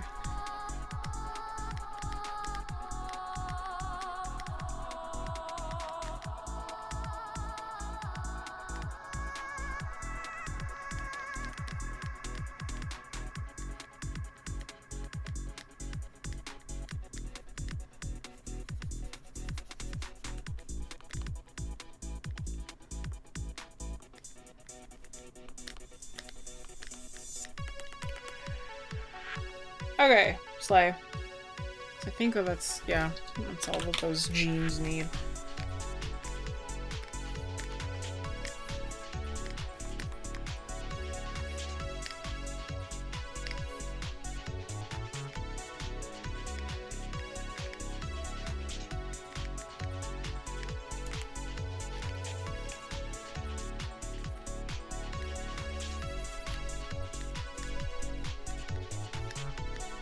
And the big difference between, because I talked about occlusion versus cast shadows earlier, the biggest thing with occlusion versus cast, as well as like cast shadows, you want to keep them nice and big and not complex. Occlusion is where your shadows will get a little bit more dicey and a little bit more like shapely, but it's like cast shadows, like these ones that are just like from like your light source, these should not be too like intense. Like these should be very, very simple, realistically. These should not be very complicated, complex shadows.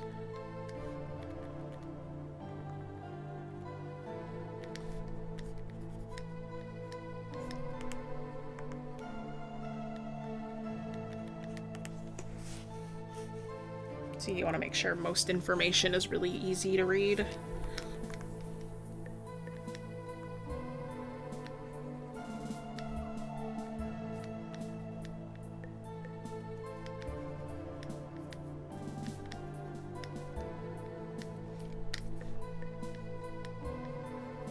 You don't want to overthink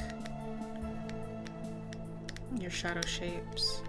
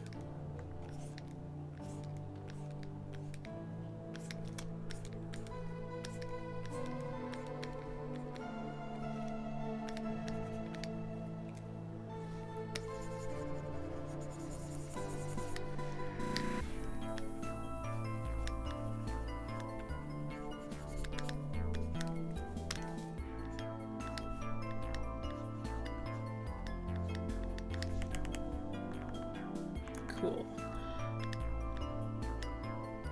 Yeah, I'm like, I can go back in, I can clean it up a little bit. Hi, Kay, welcome in. How are you? There, I go in, I cleaned it up a little bit, but I'm not, like, pasturing over the shape too much. I'm just mostly doing little things every once in a while. Dropped off my grandma at the airport, tired, real same. I'm going a little longer than I expected, but that's just because I want to finish this. At least get it majority finished, because I'm probably gonna call it in like half an hour.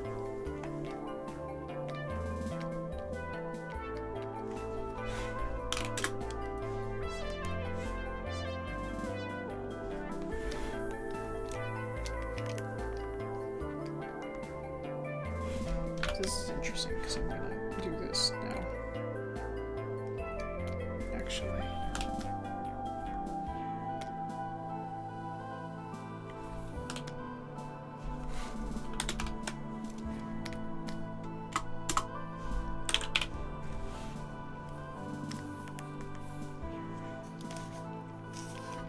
I feel like I need to remind you that no one's holding you at gunpoint to finish this on stream, but take your time. No, I know!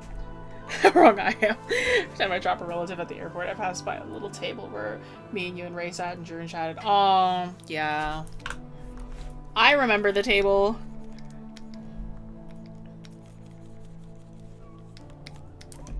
It's okay, treat it like a good memory.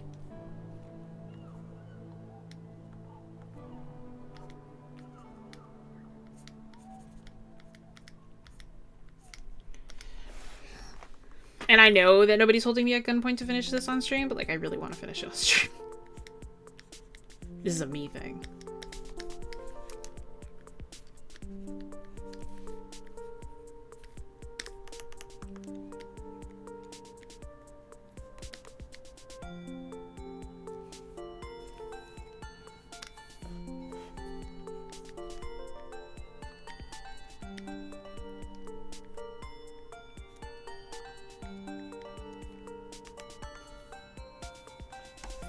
Make fun of you if you don't. Okay.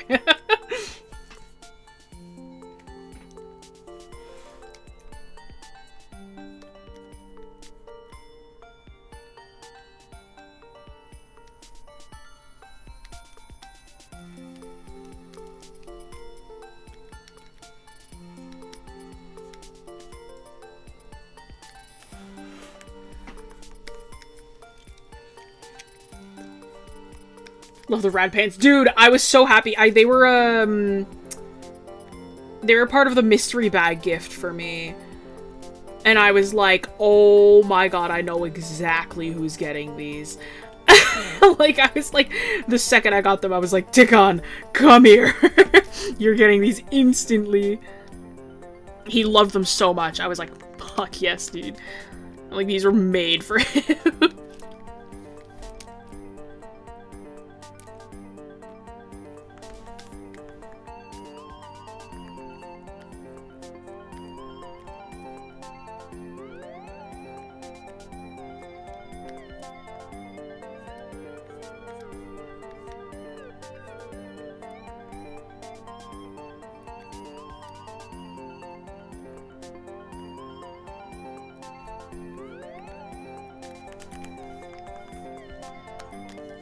Very scribbly base sketch for a comic idea. I'll stare at it for an undetermined amount of time. Real me. I really wanted to. There was a conversation between two characters on my island, and I was like, this is the most in-character shit ever. And I was like, I do want to make like a comic about it, just because I'm like the dialogue's already written for me. I just have to draw it as the characters, essentially.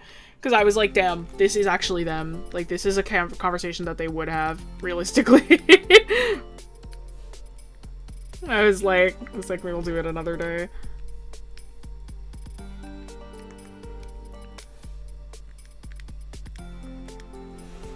There was like a shitty little doodle comic that I did that I was like, it's in the 18+ section of general because it was like that's a silly joke that I cannot say in the regular art area. But like, I was like, this is my Tomodachi Life island summarized. It's just like literally what I'm actually doing. Yeah.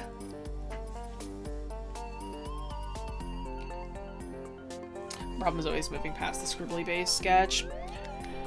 For me, it's sheer willpower of me wanting to like see it done. Half the time, I'm like, I'll be upset with myself if it's not done.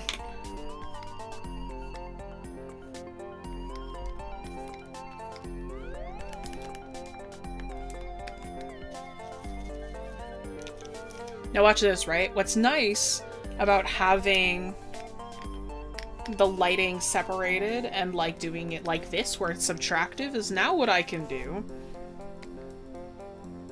This is a Photoshop thing, unfortunately. I don't think other programs have outer glow.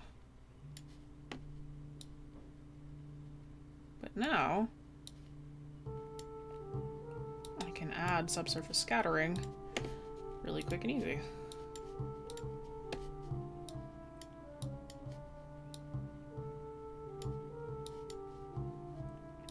Because it's just an effect. And I don't have to go back in and like painstakingly add it in if I don't want to. It's like it's a quick, it's not perfect, like it's not like the best looking in some areas, but it is like, it's good enough to where I'm like, I will live with it personally. I can do it here too. See? Easy. And it's like a nice kind of quick sort of way of working with it. So then, like, I don't have to go back in and, like, render on top of that. Painstakingly is my favorite part. It is fun if I'm not trying to be fast. Like, I'm like, I like doing it if I'm like, okay, I'm just gonna take my leisurely time, or like if I'm like super, super into the piece that I'm working on, so then I will do it by hand, but I'm like, right now, I kind of just want to get this guy done. So we're doing it quick. And then plus there's also a bunch of other rendering things that I like to do as well. Because I'm like, that's not the only, like, lighting that I will be doing. Because now it's the final touches time, which this is the part that takes the longest. Because final touches are shit that's less methodical. It's all like, okay, now we're going in and we're doing, like, this is, like, the style points, essentially. Actually do this layer.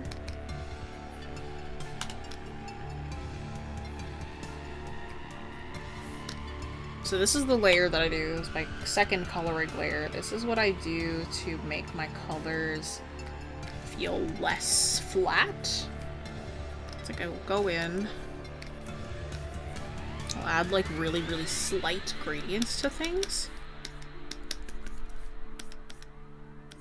Oh, it's the wrong layer, hang on. I'll add like slight layers to, like slight gradients to things.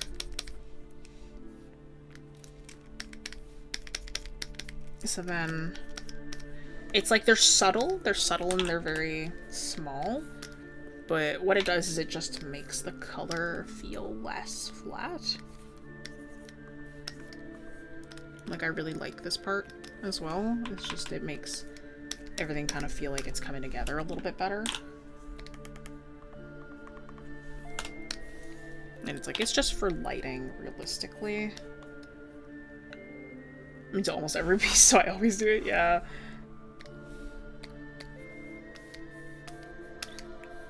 A lot of the times for me, it's like I start off being more into a piece, and then closer to the end, I kind of just want to get it done. Here, you see? So it's like, it's a very slight sort of like gradient, but it helps the colors feel a little more poppy. Like, it makes them feel a little less like, oh, it's like this is just a single hue, a single shade, so then like I get it a little bit smoother.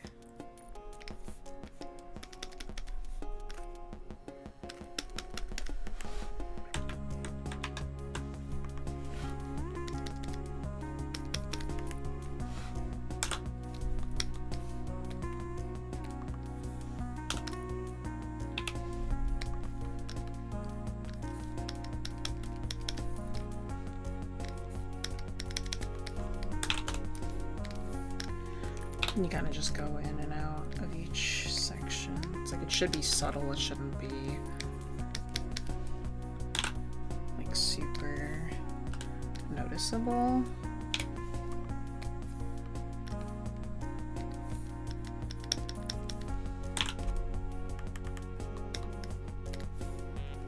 Because if it's too noticeable, then it becomes like, oh, well, this is too intense here now. And it's like this way instead, like you can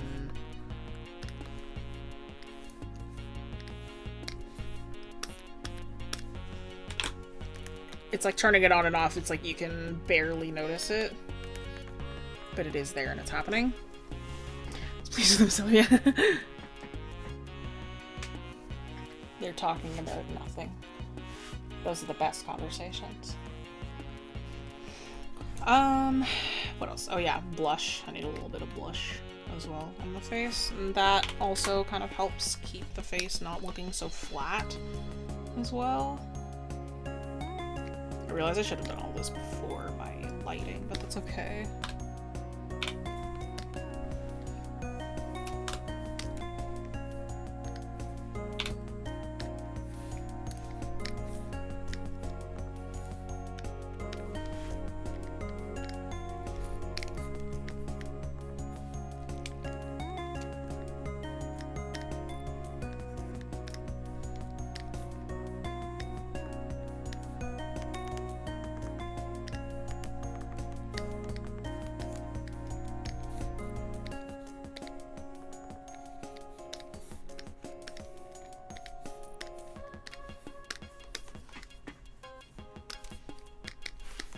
Go back in, erase it a little bit so it's not so strong in some areas. It's like it should be. Again, it's like subtle kind of things, changes to the skin, just so then they don't feel so one note.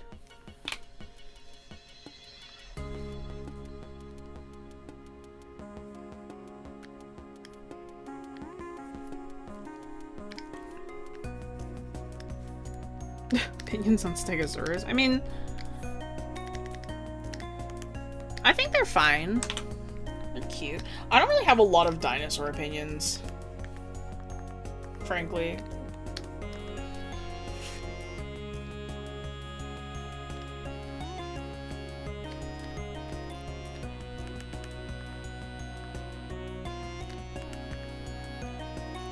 Okay, then we can go in and start adding like sharper highlights.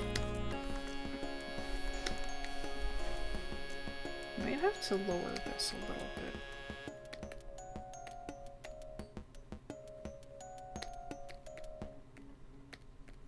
Yeah, because this is...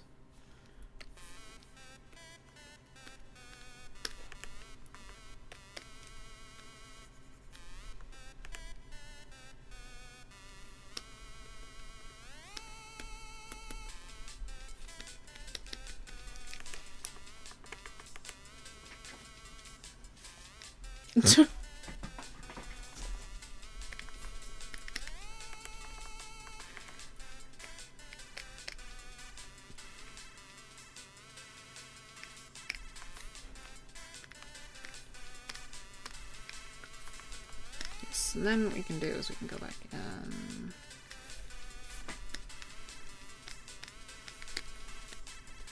Yeah, we can add like small little adjustments here and there. And just kind of give things a little more life, a little more light.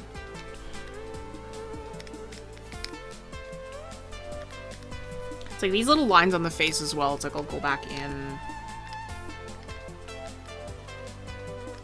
I'll also like add in. Like these are like little lines on the face that I will actually like color in.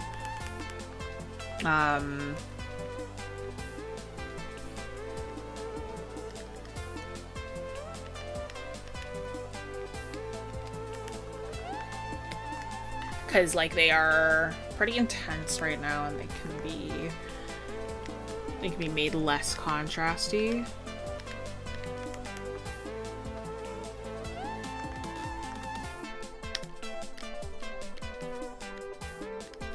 Give the earrings a little more shine there. Yeah, it's like I can make the like blush lines like here. It's like eventually I'll go back in, but it's like I usually color in my lines as like a last finishing touch just because like otherwise like I might change a color or two and it won't look quite so nice.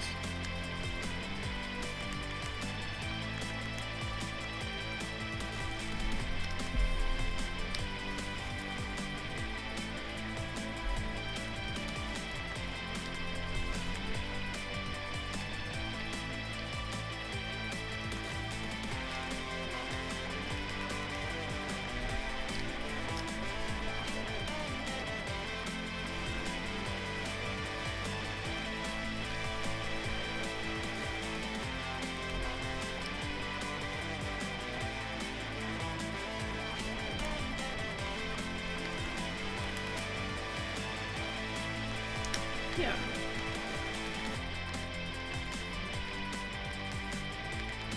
I love adding these little highlights as well, which is like...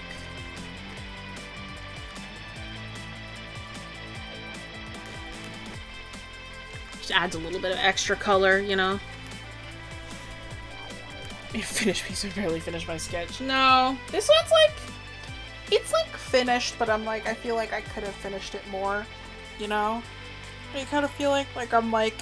it is, yeah, it's done, but I'm like, I feel like I could have done extra in that way. Like, it's done to an extent, I suppose. I'm trying to think of what else I should do. So, like, I could do...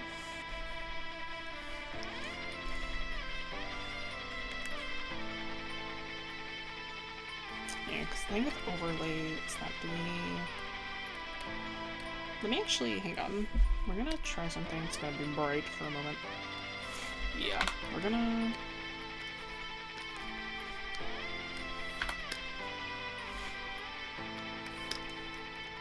try color dodging this one instead, because then when we color dodge it, then what we can do is we can also change the saturation. We can change the brightness of these lights as well, so that it's like the upper, it's like it can be more intense over here as well.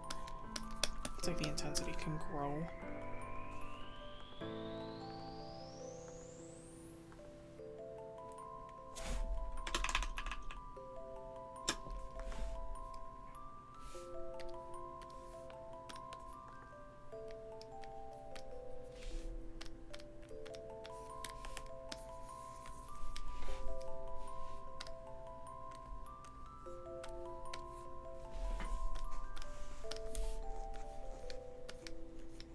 So then it's like at a certain point the light starts to get brighter, and then like you can darken it up over on the other side as well.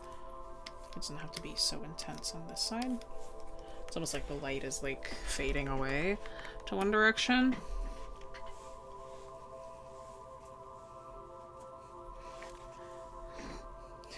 I don't think I can I could probably beat 𝘰𝘰𝘪𝘯 in a fight, but if I'm making a legendary, it's not happening. I got back problems, bro. It's not happening. Now I can mess with the lights. So now I can mess with the lines, because now these are a little bit too intense. That's what I can do now. So I can lighten up some of these guys here. Make them less intense.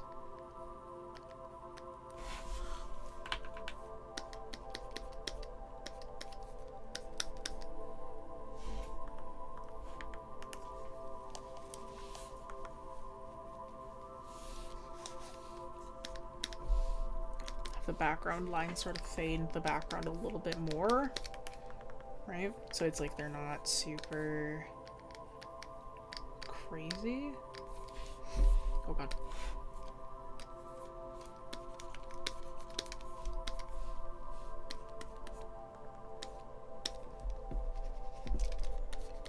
And they can be a little more like background noisy by comparison to right up front. Right? So it's like they're a little less in your face by comparison. Make it feel a little bit more like shorted out. If I wanted to spend more time on this one too, what I also probably would have done is I would have gone back in with a brush that had more texture as well, and like changed up some of the smaller sections here and there. But I don't really feel like it right now.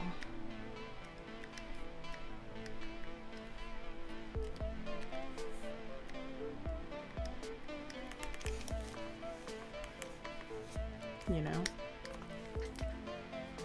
Sometimes you're just not feeling it.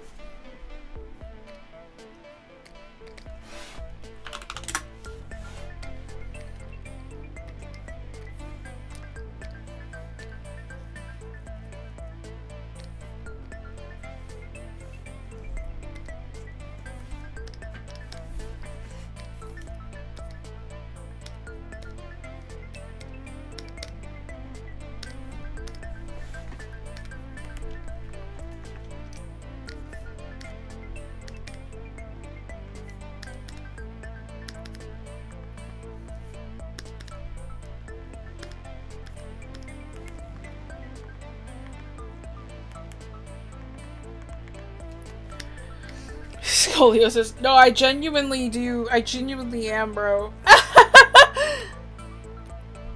Yeah, degenerative disc and shit. Alright. And then, here. Because I'm like, these colors are kind of bothering me a little bit. Watch this. I'm gonna take the whole thing. Merge that. What you can do, filter, no image, just maps, gradient map. I'm gonna gradient map this bad boy. Right, and I pick it so it's like, I like this kind of gradient map. And what we're doing now, we're just kind of unifying the colors a smidge. It's really, really subtle. But before, after, right? It's like a really, really... Is that a new health item? No, it's alright! I like to joke about it, it's okay.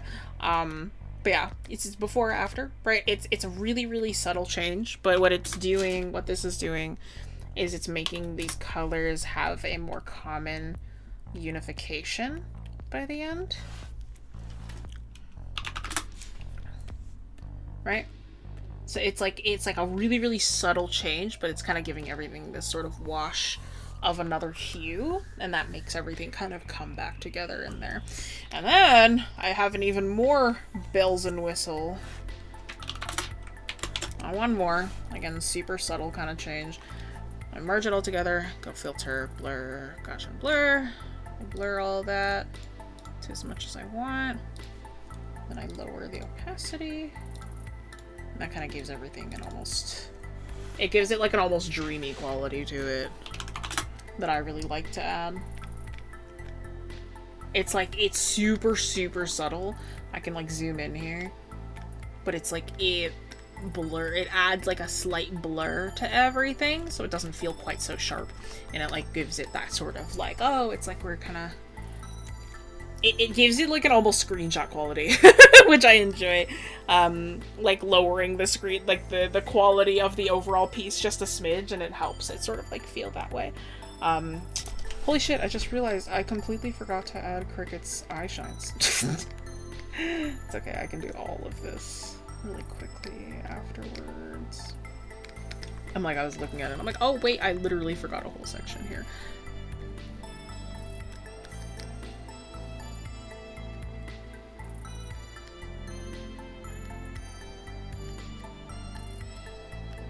Easy, easy. Something small. It's very subtle. It's another very subtle kind of thing. Oh, that's because I'm not using... Here, I'm gonna swap to this brush. So that's... Maybe a little more...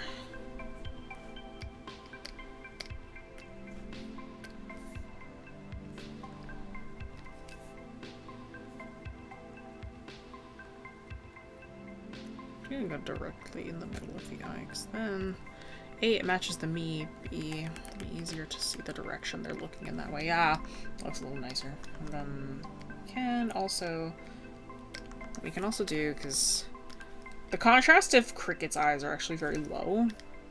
When I first designed them, I was like, I kind of wanted that sort of like low contrast, sort of subtle look of their eyes looking at you. But it means that in bigger pieces, it's difficult to see. But that's fine. Let's do this again. Image adjustments, gradient map. And I'm like, I have these preset because I do this a lot.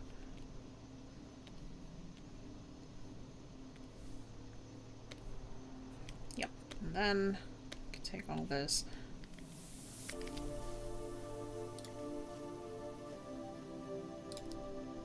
And do it again.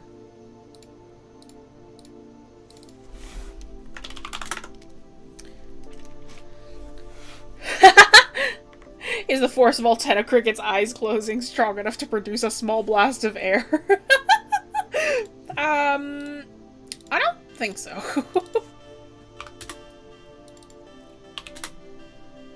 They definitely win the look how hard I can cry contest, though. Looks like it would get real creepy trying to see them in the darkness or something. Oh, 1000%. They're the child of an archfiend. That should be kind of scary to see them in the darkness. Doing the progress. I mean, it's done. We're gonna call this one here.